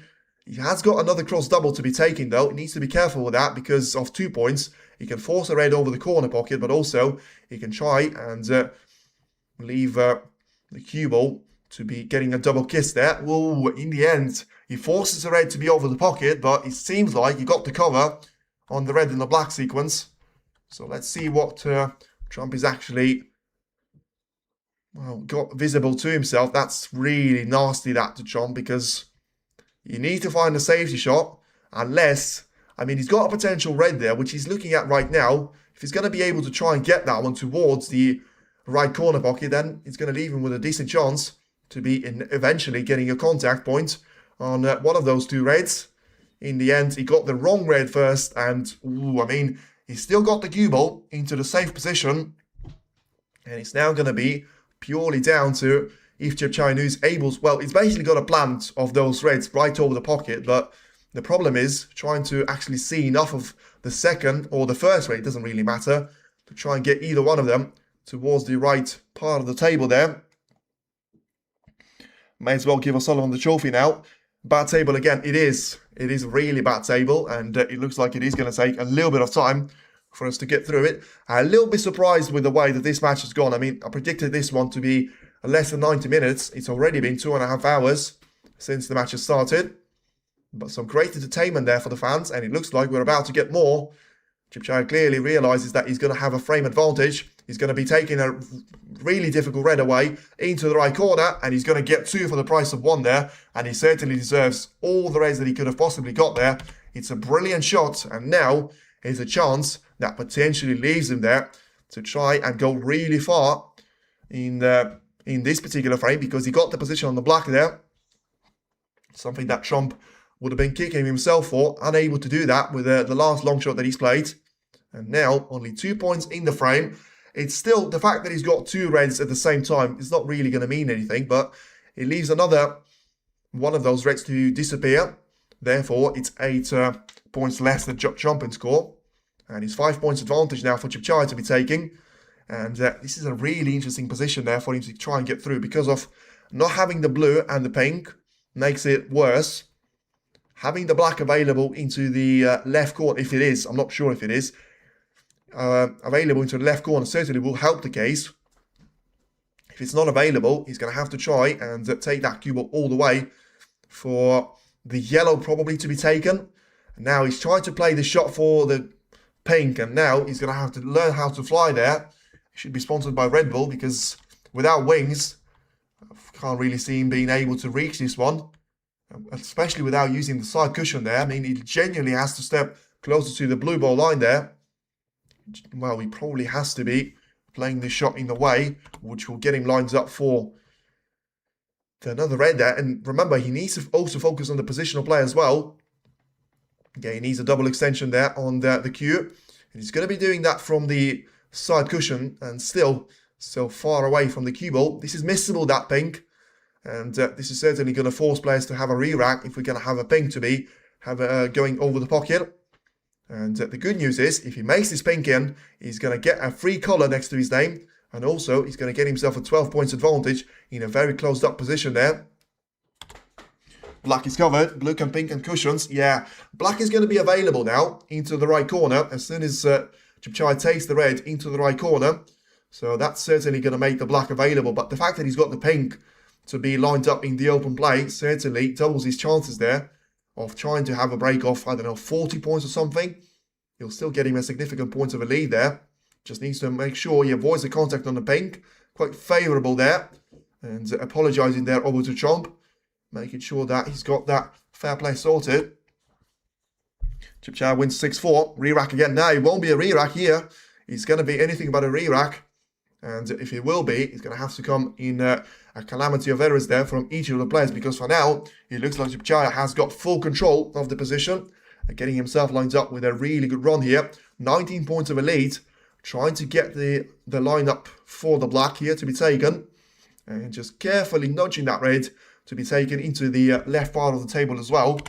So then 20 points as the advantage, making sure the cue ball is going to be utilised to full extent here. He's got 2 more easy reds to be taken, one into the left, one into the right corner, as he's about to test and make sure the black is spottable now into the right part of the table, and he should have one more red that looks like it's covered up to another red by the right side cushion, but should still be very much good enough for him to be taking those reds all the way.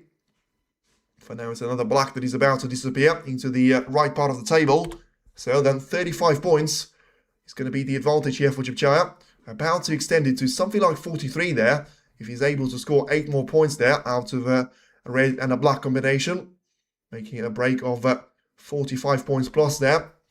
Now able to breach over the black awkwardly and still pot the red into the left part of the table. Now then, he's got the angle to try and take the black into the right corner, play one of those reds to be taken potentially in towards the middle. Oh, I say potentially, it may be the only chance that he has got ahead of himself to try and continue the break here. Could develop the 2 reds on the bottom cushion. Well, he could have. He decided not to be doing that. And he clearly is going to play for the brown here. Oh, it's a bit of a bad shot that he's had. And yeah, it's 44 points of a lead. It is a healthy one. He's got 59 still very much up for grabs there. And yeah, if he gets himself into 5-3 of a lead, it's going to be really difficult for Trump to try and counter that. But now, he got himself lined up with a brown to be taken here, all the way into the green pocket. Of course, Trump is going to be disappointed, but it's just the way that this match has gone there away from him. And all that work that he's done in the first couple of frames to try and come back and be the stronger man at the starting point of the match. Right now, it all seems to be to absolutely nothing. And the break of 48 points there at the end sees him over the line there. Lovely, delicate little shot. And he was, but he only got him one shot further there. But still, it's always more important for the player that is in the lead in a similar situation to this to be taking a red away rather than the colour, because the colour can give you 7 points and it doesn't take anything away from the opponent there. The red could still give you 8 points potentially if you take it with the most expensive colour there in foreseeable future, but also it eliminates 8 points for Trump to be taken. So right now it is going to be very much back to Chipchaya there that goes the turn. Is able to play a cross double and give the turn back to Trump here. That once again seems to just try and give a little nudge towards one of those reds. Clever shot there because he clearly was trying to get that cue ball to be heading towards the brown. So once again giving the turn back to Chipchaya there. And Chipchaya is going to have to go back to his seat and think about what he's going to have to do next. Thank you very much for everyone tuning in. If you have got the record on the stream, feel free to tune in for the semi-final tomorrow as well. For now, we're about to have the outcome of this semi-final. We already know that Weeze has managed to lose to Ronnie O'Sullivan there. I nearly said managed to win. This is why I said managed to lose. Ronnie O'Sullivan, of course, managed to beat Weeze in a thrilling decider. And so far, with the way that this match is going, I wouldn't be shocked if we are to be seeing another one to go the distance. And yeah, Trump hasn't got a good sort of relation with their former semi-finals. Ooh, he's got a red in. I tell you what, I'm not really sure why he's played that shot, to be honest with you. I felt like he put himself under a little bit more pressure than he needed to. He got the red into the corner. And what's he going to do now? He doesn't have the position on the black. He was never going to have the position on the black. He's got the position on the pink, but it doesn't really get him anywhere. So he's going to be just trying to use that as a free shot advantage and get the brown to be in the open play while still controlling that cue ball to go in behind the green there. It's a good shot at the end, to be fair, but it was a bit of a weird way that Trump has gone on about the business to start with, but not over yet, of course. It's not over yet, and you could still go either way there. Chipchaya now, he's looking at the left side cushion, which should be the prime chance for him to try and take that cue ball all the way, but he's still going to have to be very much wary of the factor of, oh, I mean, that's gone wrong, and this could be, I mean, it's not really going to be a free ball there, which is going to be costly. So Trump acknowledges to the referee that he needs those points, and he's going to have to ask Un-Nooh to be doing this one again. Yeah, of course, catching the yellow was the worst thing that he could have done, because there's not really a lot that you can do wrong with this shot, and as long as you just make sure you judge the power correctly, you should be lined up with a really good line there. So once again, the turn has to go back to Trump, and he's going to be the one leaving it backwards towards Un-Nooh there to try and have a second attempt. For now, the yellow is about to respot it, and then we're going to get over to the cue ball as well. Chipchai just having a look to see the situation on the scoreline. He's now finds himself 39 points clear with 51 left there. So despite Trump being able to lose 7 points after not taking any of those colours with the black, he managed to with the red. He managed to recover 4 of those already, and now he still has got Chipchai Un-Nooh very much lined up with the snooker to be lined up. So then over to Chipchai Un-Nooh it goes now. Once again, he's going to be playing this shot with a bit more power. Once again, trying to get as close to the yellow as he can, and it looks like he didn't need to be getting so close to it. And in the end, it is going to be 17 points there that Trump has got. 8 points that he scores on foul shots, and 9 points that he scores off the open play so far in frame number 8. Still, now approaching the 3-hour mark since the match has started. I'll tell you what, the 2 players that I didn't expect to be reaching 3-hour mark after the 8 frames there probably have to be playing ahead of ourselves. Chipchai Un-Nooh and Watchalong there, both known for trying to finish the job as early as possible. And yeah, in the end, just trying to get on the other side of the yellow there. It's a good shot though. He could have done without losing 8 points to a couple of foul shots though to Trump. And now he's going to be over to you, Trump, to try and do something about it. So if it's going to be the cue ball to be taking this red all the way into the top end of the table, then he probably has got the wrong angle for it. So he's going to try and drop it into the middle point of the table there. Not even that, alongside the pink spot exactly. And I mean, I'm not sure what happened there. I'm not sure what happened there at all. Was there a touch on the red?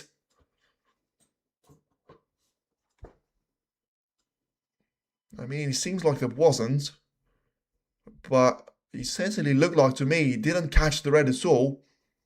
And he just had a contact with the black there. So whatever it was, foul certainly wasn't called. But it could still be quite a costly mistake there, because Trump is going to have the ability to try and take this red away into the right corner of the table. It's a difficult one. And what he needs to realise is every single one of those misses probably leaves him being 5-3 down there. Not this one though. Brilliant shot. Nicely taken there by Judd.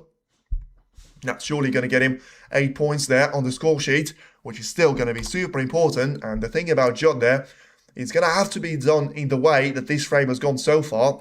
You just have to try and grind out the frame win. And he's just managed to take a collection of a red and a colour. And that's going to allow him to sort of not really bother about too much the colours that he needs to be taken with the remaining 2 reds. And he's always going to need total clearance no matter what happens in this frame, unless he's able to get so many more of those foul shots to be taken. When Trump isn't playing well, he won't recover. Sometimes, to be fair, that's a bit of a myth, I would say. Oh, it's a bad shot by Chipchai Un-Nooh there. That's a really bad shot that he's played. And, well, Trump is going to be having a really good chance now to try and get it down to the last red there. And the blue, as the only 2 things that might be stopping him from winning this frame. That cue ball is going to go around the black ball cushion, around the side as well. Gets himself lined up for the black. But now, the thing that we want to know, the thing that I want to know, has he got the angle on the black to try and drop this red and drop the cue ball in behind the red? Probably no there, because straight away he's looking at the potential snooker escape. You know, like when you need a free ball snooker and you try and achieve it on the red, just trying to place that cue ball as about as close as you can towards the red. So that seems to be the approach. But in the end, look at that. He still went for it. He went for the attacking shot instead. Now then, he's used the spin really well. What he needs to try and do here is to get this red to disappear into the right corner. Otherwise, he'll be in deep trouble out there. And he takes that red really well. The cue ball is just about going to stop before reaching the corner of the pocket. And now it's going to be down to the battle for the yellow, and then ultimately, potentially, battle for the blue as well. Has he got the chance now to try and get the blue into the open play here? Because if it does, you'll make it a 50-50 of a frame of a battle. And you certainly take that after being 50 points down or so, and finding yourself with so many difficult reds there. So, yeah, he's going to try and find that cue ball to be taken in behind the blue. Let's see if he's managed to execute that shot well enough. The referee seems to be in the way of the camera. I'm not sure he has, you know. I feel like Chipchai is going to be able to get through to the yellow. That seems to be the case there. That certainly seems to be the case now. And with him playing a little bit of a swerve shot, now just needs a little bit of the kiss on the green. And as he gets it, he still leaves this yellow available though. The cue ball and the yellow are going to be going the opposite direction, so I wouldn't be surprised if Trump decides to take this one on there. He finds himself in a position where he needs to be taking some sort of risks, but it's going to be really disappointing if he's gone all this way, only for him to lose this particular frame. Now then, what's it going to be? Trying to send that cue ball down the table, past the blue, and planting that yellow perfectly lined up onto the right side cushion, and getting the paint to be in the way of the cue ball as well. And battery low too, to along these matches morning versus afternoon without coming back home. Letitia, you can't catch a break. Can't catch a break. You seem to have all the sort of brilliance of a snooker to be against you. Wow, what on earth is this by Un-Nooh? He's just put the yellow over the pocket. Wow, whatever he was trying to do, it certainly hasn't worked out. And he must be really happy that he's got that blue onto the left side cushion. Apart from that, he's got absolutely no protection at all. And yeah, he's going to have to try and make this way around the entire table there, Trump. But with the yellow being basically over the middle, this is going to make a light work of that. Now just trying to take the green towards its own pocket. And this is now going to be the most important two shots probably of the entire match there for Trump. Because he's about to take the brown, and which is going to be off its spot anyway. And what can he do to try and position himself for the blue? I mean, it does have the feeling of the first frame there. So many opportunities for Un-Nooh. Always dominated the frame right until the end.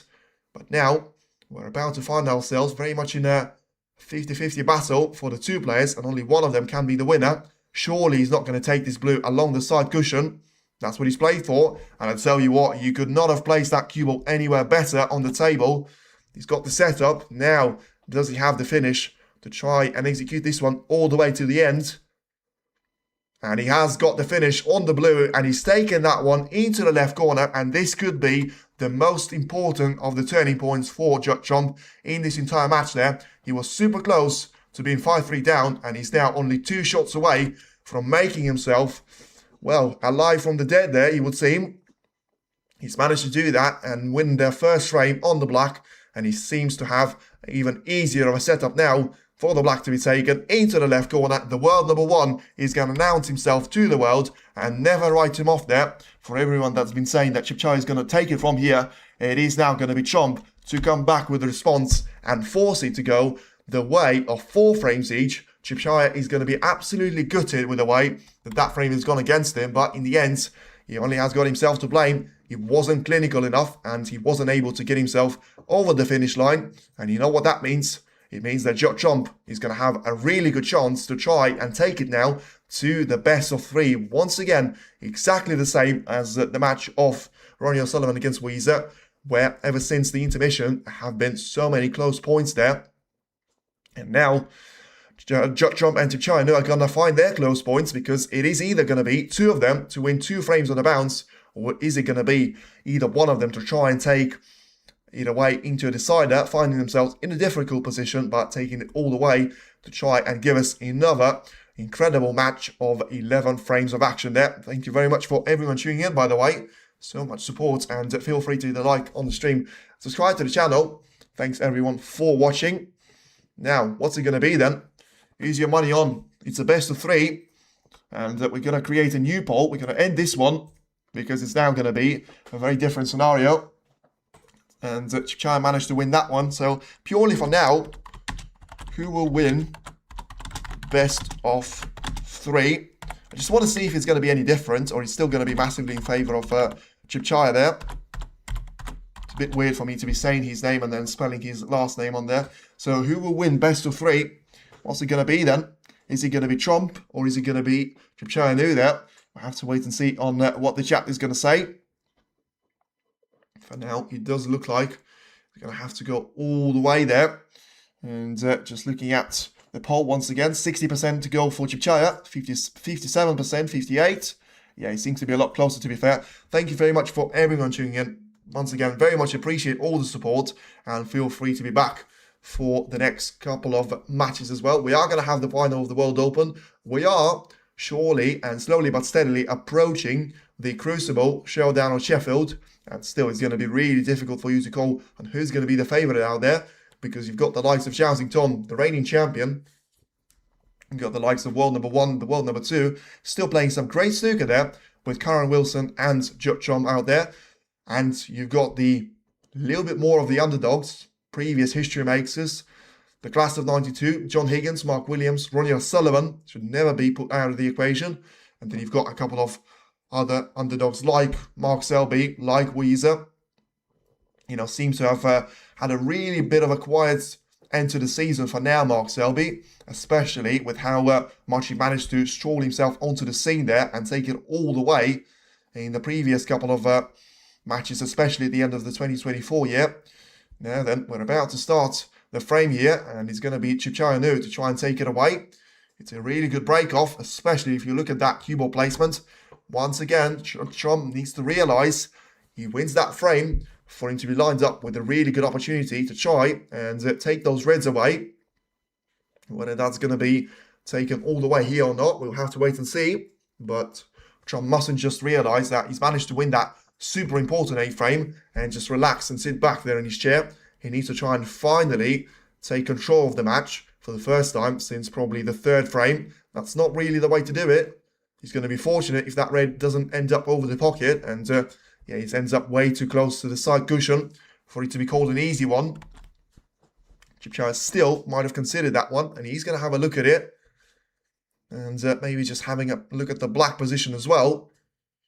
I'm not sure why, though, because the players always have a look at the position of the black before they're about to take a long shot away. I'm not sure, probably was looking at the plan, to be fair, because of it being right next to the black. In the end, the black now is certainly going to be covered up by a couple of those reds.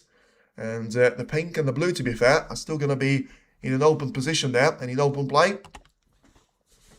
Thanks for your commentary, but yes, that's been absolutely superb so far. 8 frames of this match and 11 frames of Weezer and against Ronnie O'Sullivan showdown. And it's still only semi-finals there, remember. Now let's see which way is this one going to go. Trump seems like he's going to have loads of potential to try and take that cue ball all the way towards the right side cushion. But, I mean, by doing that, you sort of commit yourself to be putting yourself on the back foot, and also you're going to have 3 of the most dangerous reds around the entire table that you can potentially try and give away there over to Chipchaya. So another sequence of really good safeties that we've seen from each and every single one of those players, and that has to be relevant to Weezer and Ronnie O'Sullivan. The standards of safety play has been absolutely superb, and the standard of general play has been really good and really improved as well. 8th frame was a little bit scrappy, but the way that Trump was able to win that one certainly deserves loads of admiration, and that was surely really fortunate there from Trump. And he got a double kiss, but still manages to force that cue ball to go all the way towards the green pocket. Phil had his chance of winning. Well, yeah, but he said the same thing about Trump there. So he can't just flip-flop just because someone has won the frame. You can't be saying that he's now not going to be able to win the match. It's 4 each. Whoever gets the first chance, obviously, is going to have a decent opportunity here, but they're not going to be able to win a frame here with a stroll in the park because he's going to have a really difficult position. He's going to take loads of skill and some really great play for either one of the players to take it all the way there. And Chipchaya is going to get a little bit fortunate there with the contact that he's going to get on the green. Find that cue ball to be exactly behind the brown. And just having a look at the left side cushion once again there. This is where all the majority of the reds are going to be.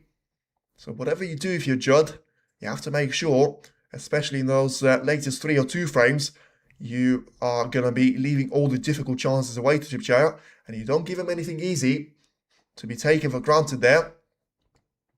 So takes a look at the right-hand side of the table here. So just making sure that he's going to have enough of freedom to try and get sort of a bit of a backup option going there. But I feel like the only thing that I can see is a 2-cushion escape from either right or, well, especially right side cushion really, and trying to get a contact with the reds next to the pink there. That's going to be the only thing that I can see, but that's going to require a lot of accuracy. And as soon as Trump realised that he wasn't going to play that shot too well, he should have a chance to be given away there for Chipchaya. And now, Chipchaya all of a sudden finds himself once again as the favourite for the match, really. Breaking news. I've seen way too many mistakes from the world number 1. So I actually am going to say this time around, it's not going to be down to the ranking. It's going to be until a decider. If we are to see one, for now, it is going to be whoever gets the first chance is probably going to be the favourite, especially with the scoreboard. For now, it's going to be Chichaya's chance for the taking. He takes the ping into the right corner, and he's about to get himself to try and run away from Chomp. Certainly in terms of points scored in this particular frame. Two issues he has. A couple of reds to be still quite close to each other, and therefore that's going to limit the availability of all the reds that he has available to him now. But damaging limitation here is going to have to be purely down to getting yourself on that red next to the black straight away, and then he's got 2 more reds right next to the black to try and make sure he's going to have that path cleared. So you feel like the red next to the black is about to disappear, but then you still need to be playing the shot for the blue so that you get control of their cue ball. Could be another scrapper, and Chichaya first goal. Yes, that certainly seems to be the case. Now then, is he going to have a chance to try and take this black into the right corner? He certainly won't go into the left one. We've established that now. Let's see what he's going to be able to do with the black to be taken into the opposite side of the table, though. And the answer is he can go for it. Well, this is going to make his life so much easier. And I tell you what, this is going to be, well, could be the difference between making 70 and 80 points. Well, I'll tell you what, he's taking that black way too confidently there. The fact that I said he was going to have an availability for taking the black was because he clearly played for the black. Now, like before he was taking the black, there was a split second where the camera moved towards it. He spotted it, by the way, but it was so close to that red, and he's used so much of that jaw that I tell you what, he's going to have to do it again now, because he's about to take the red away from the left-hand side, but for him to be doing that from the red on the right-hand side, he needs to try and put the black here, once again into the right part of the table. This is risky. Yeah, this doesn't look good at all, but this time around, to be fair, I was going to say, this looked better than the one that he had on the previous occasion, so maybe the black wasn't quite on his spot there in the last time, and now he's going to have a really good chance to try and take the red away into the right corner. Gets himself into 33 points of a lead. And yeah, he's going to have to try and get the red into the corner there. So 30 points, he's going to be the break, and making sure that he's going to be able to extend his advantage even further. Now, is that the way for you to be playing those shots? No, the answer is not. That's not the way for you to be playing those shots. And now, Chichaya tried to be clever there. He's trying to take all that power away, but it seems like he's managed to pay the ultimate price for it. He's still having a look there to be seen if the red into the left corner will go, but it seems like he's not going to be able to do that. He's going for it anyway. Let's see what's going to happen. And the red just about creeps into the pocket, so Chichaya is still going to stay by the skin of his teeth there, trying to make this break very much work for himself until the end. And I tell you what, this has been super close there, way too close for comfort. Now Chichaya has to be taking this one all the way towards the paint there, into the right corner, making sure that he has got the ability to be staying around those 3 more reds. And once again, I mean, the exact same thing is going to happen now, is that you've got one man leading very much since the middle point of the match. And in that sequence, even though the opposition seems to be leveling the score sheet, the sequence seems to be continuing there. It's exactly what Weezer was trying to do, and he was in there very much in the position of Trump there. He had all of those chances to try and finally get himself to be established as a leading player. He wasn't able to take either one of them, and now look at where he is, obviously trying to prepare for himself to go to the Tour Championship next week. And Ronnie O'Sullivan is still through, very much down to the final showdown. And Chichaya is about to take the red, which will get him one step closer towards taking to the finish line. If he unintentionally did that, then he's sacrificing the win. He only needs 2 frames. Yes, he only needs 2 frames, and he only needs a frame and a half now, I would say. He only needs 2 more reds, and then it should be a 5-4 of a lead for him. And what a showdown this could be. Once again, taken all the way to the wire. 62 points of a lead there for Chichaya. And after all the struggles that he had in the first 4 frames, he seems to have finished and managed to fix all of them. But whether that is the case, we're going to have to wait and see now. He's played another brilliant shot there to be getting those 2 reds to be far away from each other. And a foul from Trump. Yes, he was fortunate there. Chichaya to get that snooker in behind the brown perfectly well. But still, you know, those reds needed to be potted there. and he's certainly able to do that for now. Ahead by 70 points here, 75 available right here, right now for him. And he's about to take the red into the left part of the table. Get himself lined up for the pink to be taken into the left middle pocket as well. So all down to just trying to get this cue ball to be lined up for the red to be taken and try and take that one away from Watchalong. The frame is already his for the taking, by the way. It's going to be 70-0. It's going to be a break of 73 points. So all we want to see is the third century break here. But Un-Nooh, I mean, take a bow so far. He's had no real sign of pressure ever since that intermission. And once again, 2-3, 3-4, 4-5 now. He's been able to nudge his nose ahead every single time there. And now finding himself with a break of 80 points and counting here. 4 more reds available. All 4 of them, though, are going to be in quite an awkward spaces there.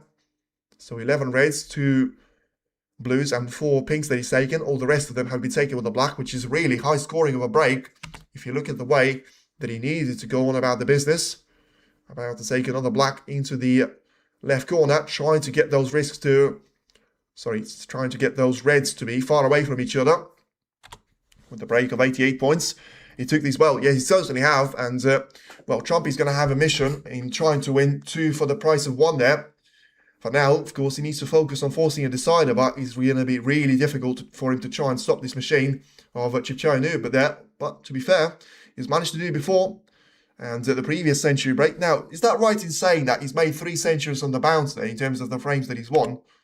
If he's going to make this one in, which is going to be only 2 shots away there, the red over the pocket, and then trying to take the black into the right corner. Yeah, because he's made the century of 128 after the intermission, and then doing 134 in the previous frame that he's managed to win, the 7th one, the one that got him a 4-3 of a lead. Now he finds himself just 1 frame away from making history and taking this one all the way there. Wouldn't feel bad for Trump losing his way up. Well, yeah, but it seems like, once again, you're changing your mind because you were saying that Un-Nooh has lost his way of trying to win the match. And now all of a sudden, it's Trump that seems to be losing. And Un-Nooh is, wow, look at that for a double. Brilliant way to keep that break going. And it's going to be using the yellow twice on the bounce here. And still century incoming. It is certainly going to be the 3rd century of the match. And this is a lot more like Un-Nooh that we all know and we all admire in the world of snooker. I'll tell you what, right now, I'm really looking forward to seeing that final, which, whatever it's going to be, if it's going to be another repeat of the old Titan derby of Trump against Ronnie O'Sullivan, or it's going to be Un-Nooh there, the break building special, the maximum special, against the 7-time world champion and the former winner here of the World Open. That's certainly going to be one way for you to be getting that revenge sorted and lined up nicely. For now, he's about to take the blue nicely into the right middle and adding the points for the brown at the same time. It's a break of 121 points that he has got next to his name. So about to roll the pink as well. That leaves him nicely lined up with a break of 134 points to be repeated once again. It is going to be 2 breaks of 134 points in 3 frames that he's played. Absolutely incredible there from Un-Nooh. And now, well, Trump, you certainly have got a bit of a scoreline to match there. You need to win 2 of the remaining 2 frames. Un-Nooh only needs 1 of those 2 to be won. And then he is going to be the first player from Thailand to be making 2 World Open finals there. I mean, what an achievement that's going to be for him and for the country as well. I mean, 3,000 people watching me, by the way. Thank you very much for everyone tuning in. Feel free to hit the like on the stream and subscribe to the channel. And he's certainly going to be closer now to the winning this match than Trump is going to be. He's now finding himself as the favourite, probably for the first time there. 166 in comparison to 2.2 there for Trump to win that 2 frames on the bounce there. It's going to be difficult. He's going to be close. But let's see if he's going to be able to do all of that there. You know, Un-Nooh is going to have his work cut out there. In terms of, he only needs to try and find 1 more frame win. And at that point onwards, he should have a great lineup to be taking this one all the way and very much the distance. And let's have a little listen what the Trump is saying to the referee, though.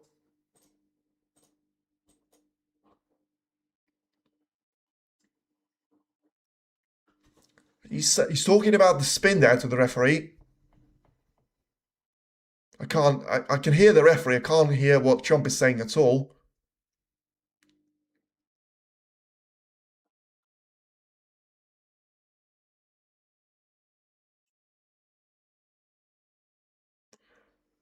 I'm not sure whether he's talking about the foul or he's talking. I feel like he's talking about the cue ball. Like he could have brought the. If I feel like he was talking a bit of weird interaction. To be fair, it's very rare you see an interaction like that for the player. And Trump clearly, to me, was unhappy with the way that the spin of the cue ball was working. The referee seems to have been pretty firm on her point, saying that that's the way it should be working off the bulk cushion. So let's see the way that this is going to go now. And now we're about to rack the Reds up once again for the 10th frame to be underway. And well, I'll tell you what, 69% has still have gone for Chipchak to win best of 3 there. Well, that's boring. Trump talking to the referee. Yeah, I mean, I'm not sure if you caught what he was saying there, but all I heard from him is that the cue ball should be getting the spin on the left side. And then the referee said that that's not the way it works off the bulk.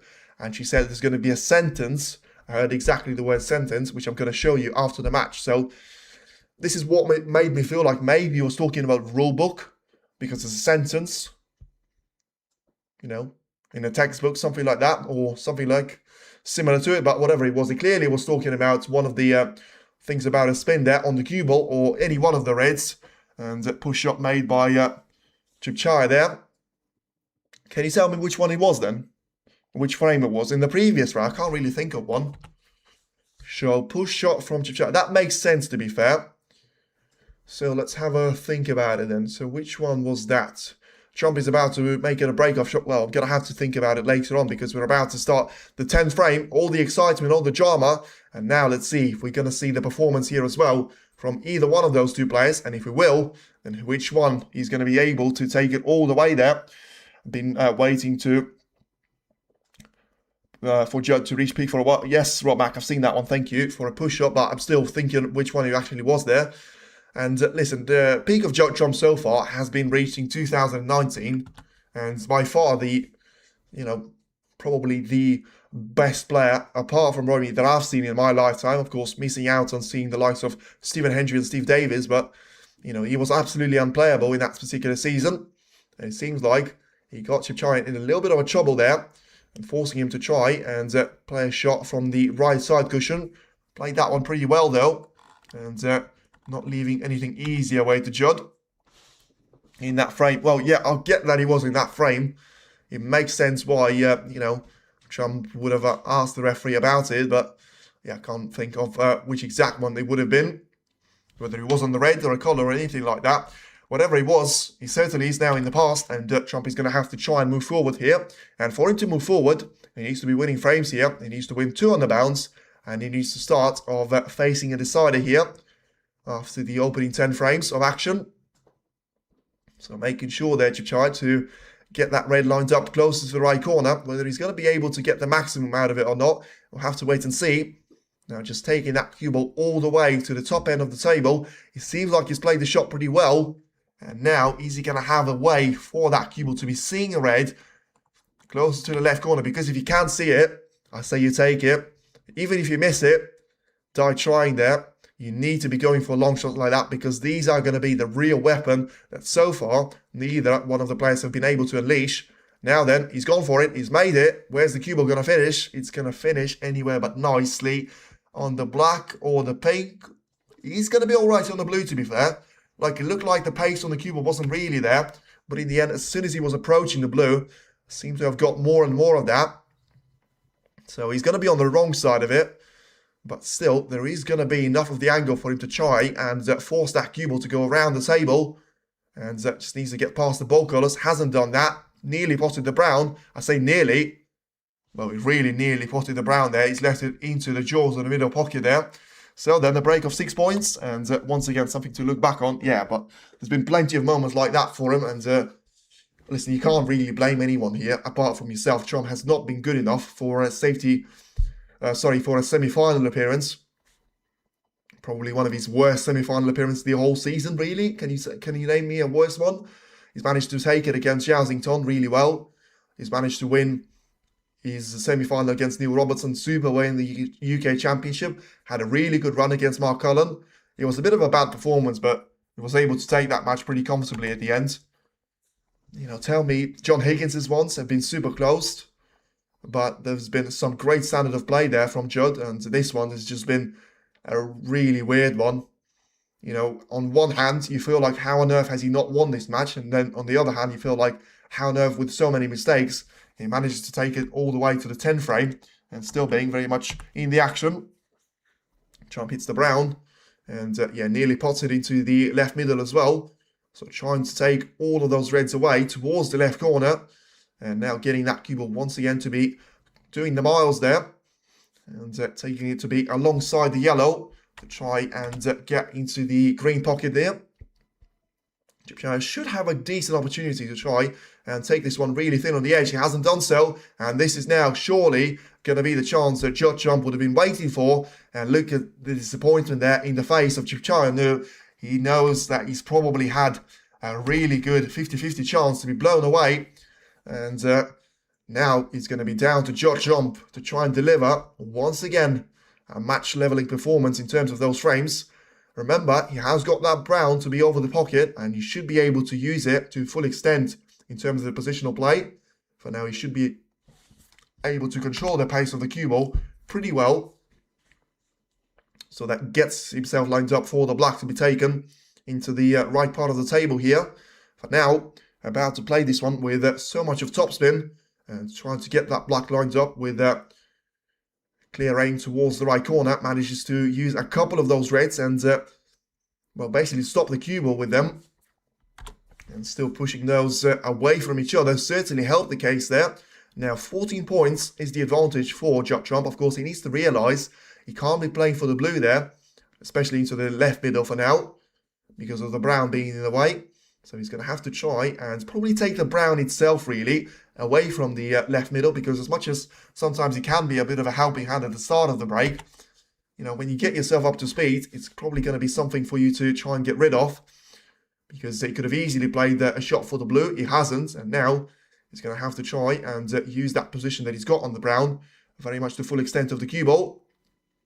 And play that shot superbly well. Was always going to have a red over the left corner, but that one he might actually be tempted to keep there for as long as he can, because he doesn't really impact any of those colours or other reds in a negative way there, but it does give him one of those insurance shots that if you decide to play the shot into the bunch there, as much as you still need the cue ball to be on the left-hand side of the table, but at least he buys you a little bit of time there and a little bit of a chance to be taking those sort of performances all the way.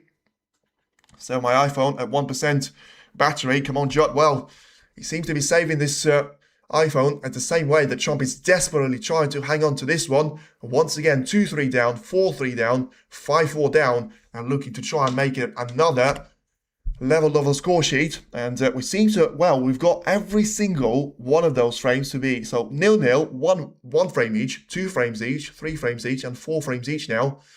All it's missing is a decider to be set up. And yeah, the way that this one has been so close, there was always going to be a gap in the way that the players were going to be playing there in terms of the technique, the execution, and the performance. And you have to say, if either one of them have played to their maximum level, they would have been able to take the match way more comfortably than having to force a decider in Trump's case, or even, well, probably having to face a decider there with Un-Nooh. He's given 2 chances away to Trump. The first one wasn't taken, but this one could still be very much executed perfectly well there by Judd, as he's now got himself 35 points of a lead. He had to take the red, which I mentioned, over the pocket away though. So whether that was to do with some of the positional shots and may have still been slightly in the way of a couple more of those reds for him to be taking, but whatever it is, got the shot on the black lined up way too straight there, so he needs that cue ball to be heading all the way into those reds, and he's managed to play the shot just about well enough. So what's it going to be? Top spin shot on the cue ball, try and play the red through the shot there, and he's fine. Easy fine though. He's fine in terms of taking the red in, but it seems like he's landed exactly in between, taking the blue and the pink. And I tell you what, when I say there's not an easy colour, I mean there's no easy colour. And what makes it even worse, he just managed to spread the reds perfectly away from each other. 43 points, he's not going to do it. So, he's always going to be taking the blue here, but trust me when I tell you, this is not an easy one. He's taken it. Now, where's the cue ball going to finish? It's going to finish slightly well, exactly alongside, I should say, the blue ball line. So he's managed to do it pretty well off the ball cushion in the end. So keeps himself alive there, Trump. 48 points of a lead that he has. Trying to take the red into the right corner, making sure that that spin on the cue ball is going to be working nicely. And that didn't work nicely at all. Well, he's had a problem on the previous shot on the blue, and he doesn't have the blue to be available at all. I tell you what, I'm just going to say it now. He should play a safety shot. As much as the black is slightly easier than the pink, you can't be taking this shot like that on.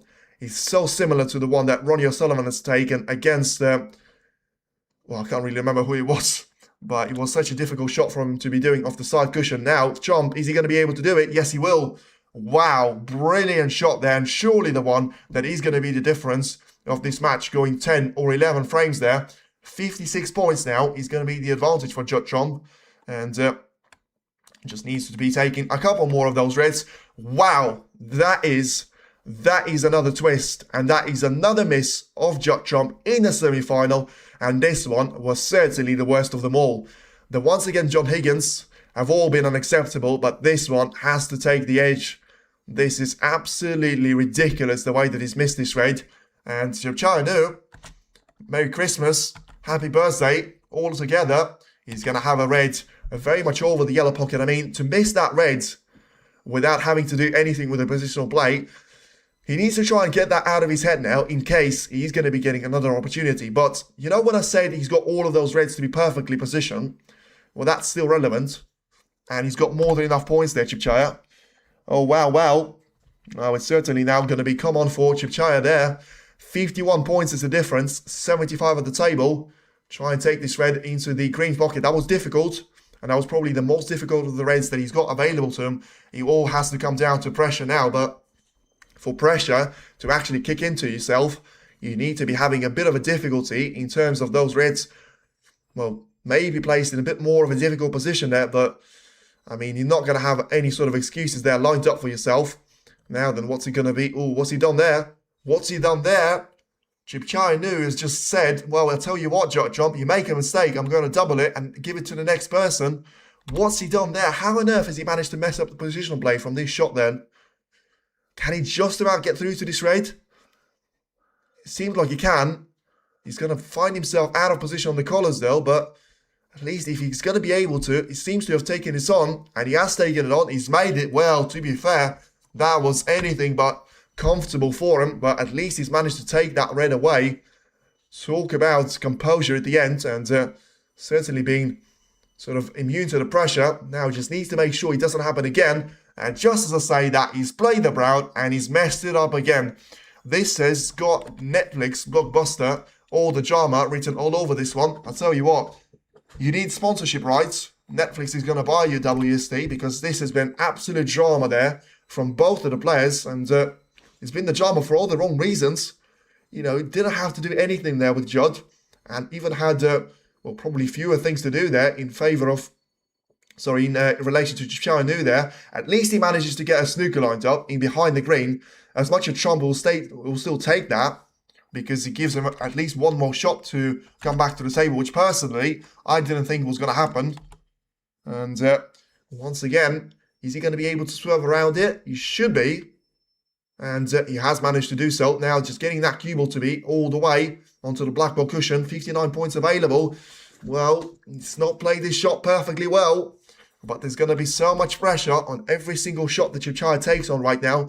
59 points at the table. 41 is the difference. Two players. Only one of them can be the winner. What's it going to be then? Is he going to be another shot into the yellow pocket? We've seen Ronnie O'Sullivan win that with the most extraordinary fashion. We've seen Weezer get that one started with the decider.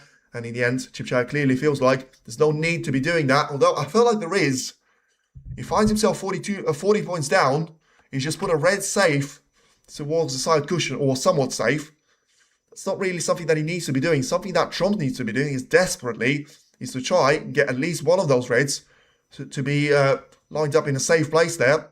And once again, he's just leaving those half-hearted chances away to Chipchaya there. He's left another one potentially about to be taken into the green pocket. Trump had two opportunities now to try and put at least one of those reds safe. He hasn't managed to take it. Clearly concentrating too much on the playing a good safety shot, which he's been able to do throughout the entire match there, but not now. Snooker is a gentleman game, but so cruel sometimes. It is true. But what's it going to be now? We've seen a couple of reds to disappear into the cider, into the yellow pocket. Now, are we going to see one into the green pocket to go? We will. A brilliant shot there by Chipchaya, and now gets himself into another point of a lead there. Is he going to have the position on the yellow? He seems like he has, because he sort of stopped there whilst looking at the yellow, and then he sort of continued his walk there. Whatever he does, should he find on points? Now he finds himself 40 points behind there. And yeah, he's going to be finding points. Yeah, he's going to be fine with that. So he can afford to be taking the yellow. But what he can't afford is to miss it and get Trump lined up perfectly on either one of those three reds. I feel like he's always going to be playing for the one onto the left-hand side of the table to place the cue ball. And try and get either one of those two reds to go into the right corner. Well, I'll tell you what, he hasn't been able to take it with the first chance. Wow, what a pot. That was brilliant pot there from Chipchaya. Just about as good on the yellow, though, because of the pressure. And now, he are going to be down to just 10 shots or so. And that's going to be the distance in between yourself and making it all the way to the World Open final after incredible drama just in his frame alone. Not even talking about the whole performance of the match. You know, once again, Netflix, Amazon Plus, Prime Video, Paramount Plus, all of them could be down to it and very much trying to buy all the broadcasting right there from WST for all the drama that we've seen in those two semi-finals. And this one hasn't even gone the distance. He may not even do that very much until the end point. He's tried to hold the keyboard back for the black there without, well, I mean, he's all right, but this is close to not being all right there because the black is going to be potable, but it's just about the angle that he's got. How on earth is he going to be able to try and hold the cue ball for the red? And what he basically needs to do is to try and send that cue ball onto the pink, but it's not really going to work out. He's tried to play that with no pace at all on the black, and he's managed to get it. So, down to the last 8 shots now. Un-Nooh trying to find himself, taking the shred into the right corner. 22 points is the difference. Come on, Chipchaya. Now, it all comes down to this. All the nerves, all the pressure. There's nothing that is going to stop him apart from that. Trump is going to be powerless. All he can do is throw the white towel onto the table, and he's 7 shots away from doing that. 20 points, and the pink about to be taken. Very wise there from Chipchaya not to try and get the maximum number of points, realising that he doesn't need to be doing that. Just get that cue ball lined up nicely on the yellow, and finds himself 15 points down. So 6 shots now. And down to the last 5, the yellow disappears into its own pocket. This is going to be the pressure. But now you have to start saying, this has been a really good match there. Is he going to reach his conclusion now? Or is he going to have to go the distance with one more late twist? We've seen Trump being lined up on the match ball himself in that Masters semi-final on the brown. He wasn't able to take it. And that was very much the difference between him winning the match against Higgins, and Higgins taking it all the way and making it into the final before losing out to Karen Wilson. Now, he finds himself 3 shots away, down to the last couple of points that he needs to score. Finds himself 5 points behind. He does need the pink and the black. Slightly over on for the pink, should be alright. 56 points now for each of the players. Trying to take the pink carefully into the right corner, and look at that, wow. I said he's over on for the pink. I said he's over on for the pink, and he's missed the pink into the right corner. I'm not making it up. You can check it later on the replay. This is incredible there from Chipchaya Un-Nooh. And now, he hasn't lost yet. He hasn't lost yet, incredibly. It is now 56 points for each of the players. Both of them need the pink and the black. Incredible drama there. And, well, Trump straight away played a bit of a bad shot there. He's left this pink potentially available. Chipchaya is going to have loads of time to try and recover. Wow, we talk about all the drama with the blacks, but now, drama missed the pink. He has missed the pink. And what's it going to be then?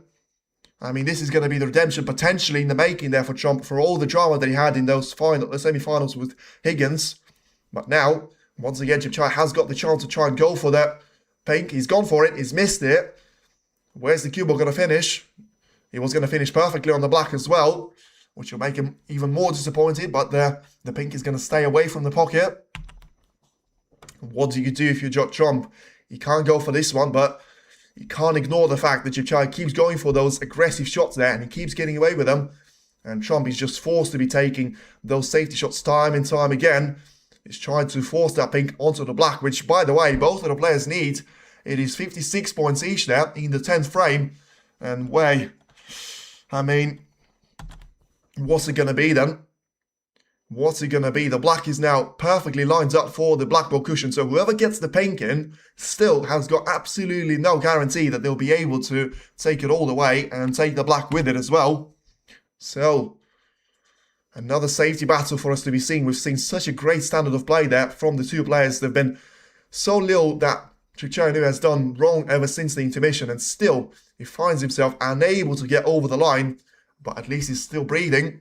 He's still standing in the snooker terms, and maybe he's going to go for a double. It doesn't really matter if he goes for the double though, because you know, taking the pink without having a positional shot on the black guaranteed doesn't really make it anywhere for yourself.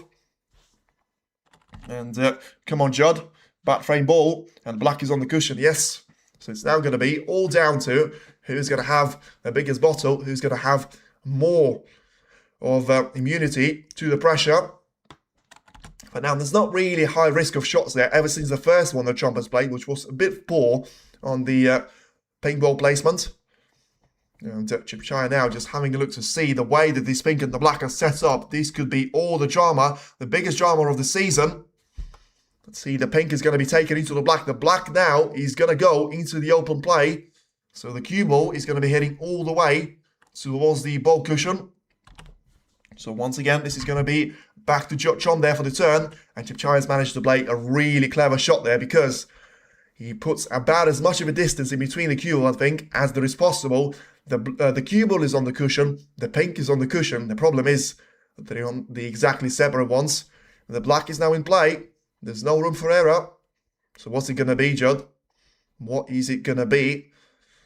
Yeah, this one. You know, on the Q-Tips channel for Karen Wilson, he was saying this one is probably the most difficult shot there. Stephen Hendry has mentioned. Now, what's it going to be? He seems to have been very quick to be up from the shot. Wow, I cannot believe what I'm seeing there. But it shouldn't make a massive difference. Trump just fluked the pink into the green pocket with a double. Well, legends say that he meant it. He clearly didn't. Now, is he going to be able to cut this pink, cut the black, I should say, into the left corner? And the answer is no, he won't. And he's played a bad shot there. Well, I say he's got a bad shot there. Once again, he got that black to be way too close to the corner pocket. The cue ball is tied up to the ball cushion, but now, once again, it all comes down to just taking this black. And Un-Nooh is going to be into the final with the most dramatic of circumstances. He's tried to take it, he's missed it. Where's the black going to finish? He looks to have finished over the middle. It looks to have finished over the middle, not quite. Just about gone further enough there for it not to be over the pocket. Wow, what drama.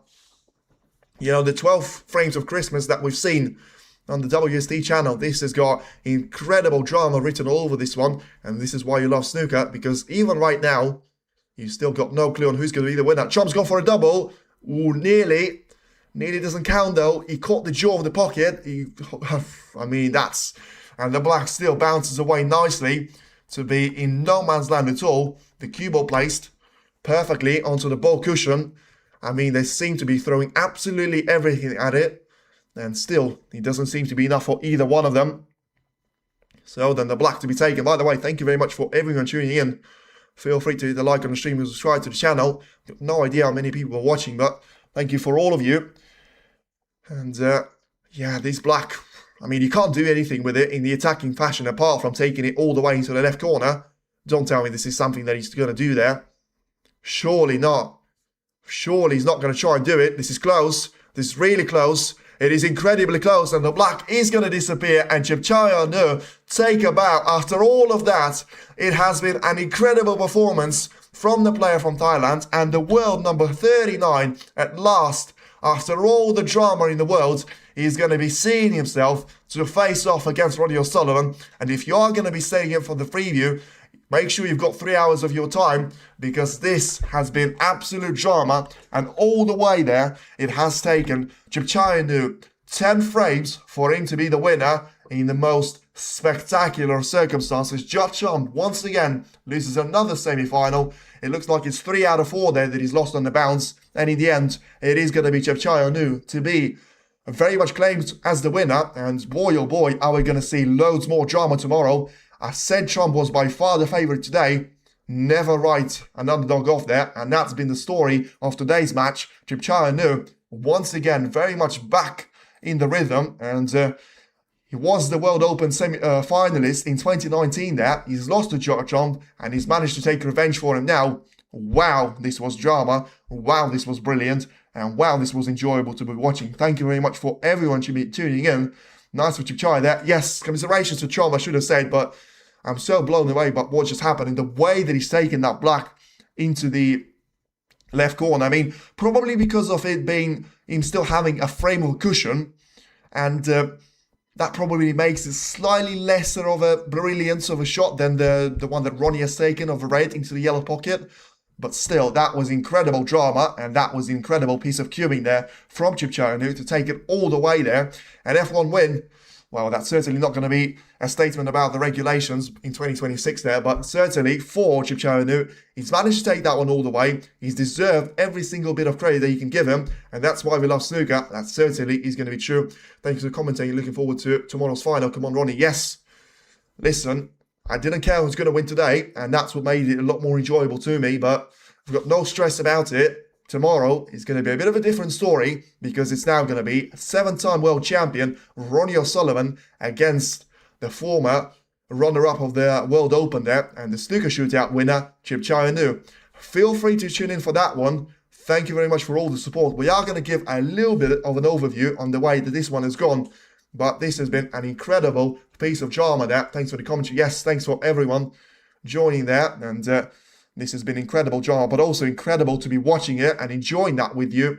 So let's see who's going to be taking the title tomorrow. And to be fair, all of you have said that he's going to be Chai to win it.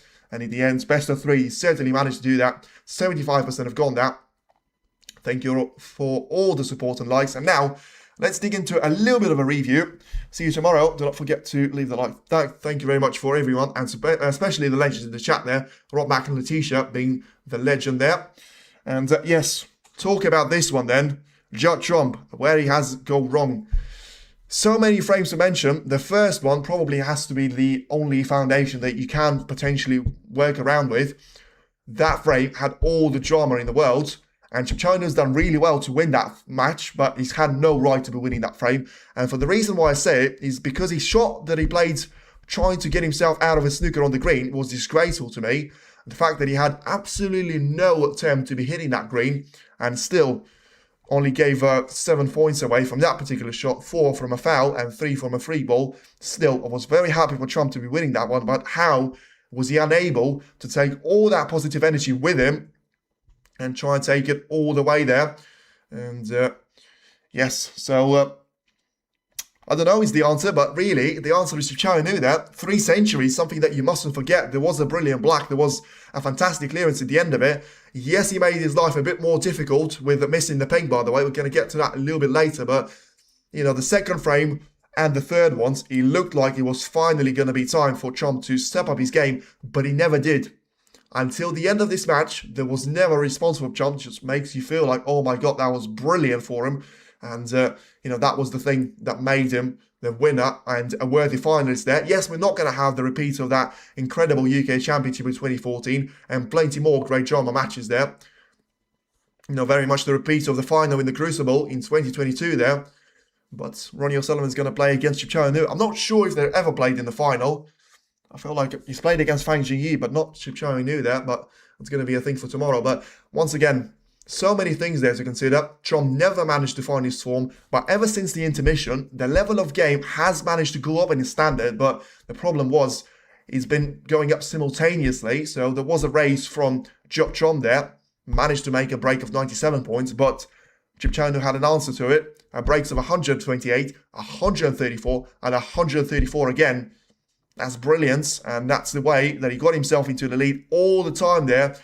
Trump had a brilliant chance to be taking that one all the way into the decider. And in the end, maybe this one is going to be taken all the way there. You thought at that stage it wasn't to be. Trump misses out on an easy red into the middle, and Un-Nooh steps up to the table, does all the hard work, and gets to the pink and the black, and manages to somehow miss the pink.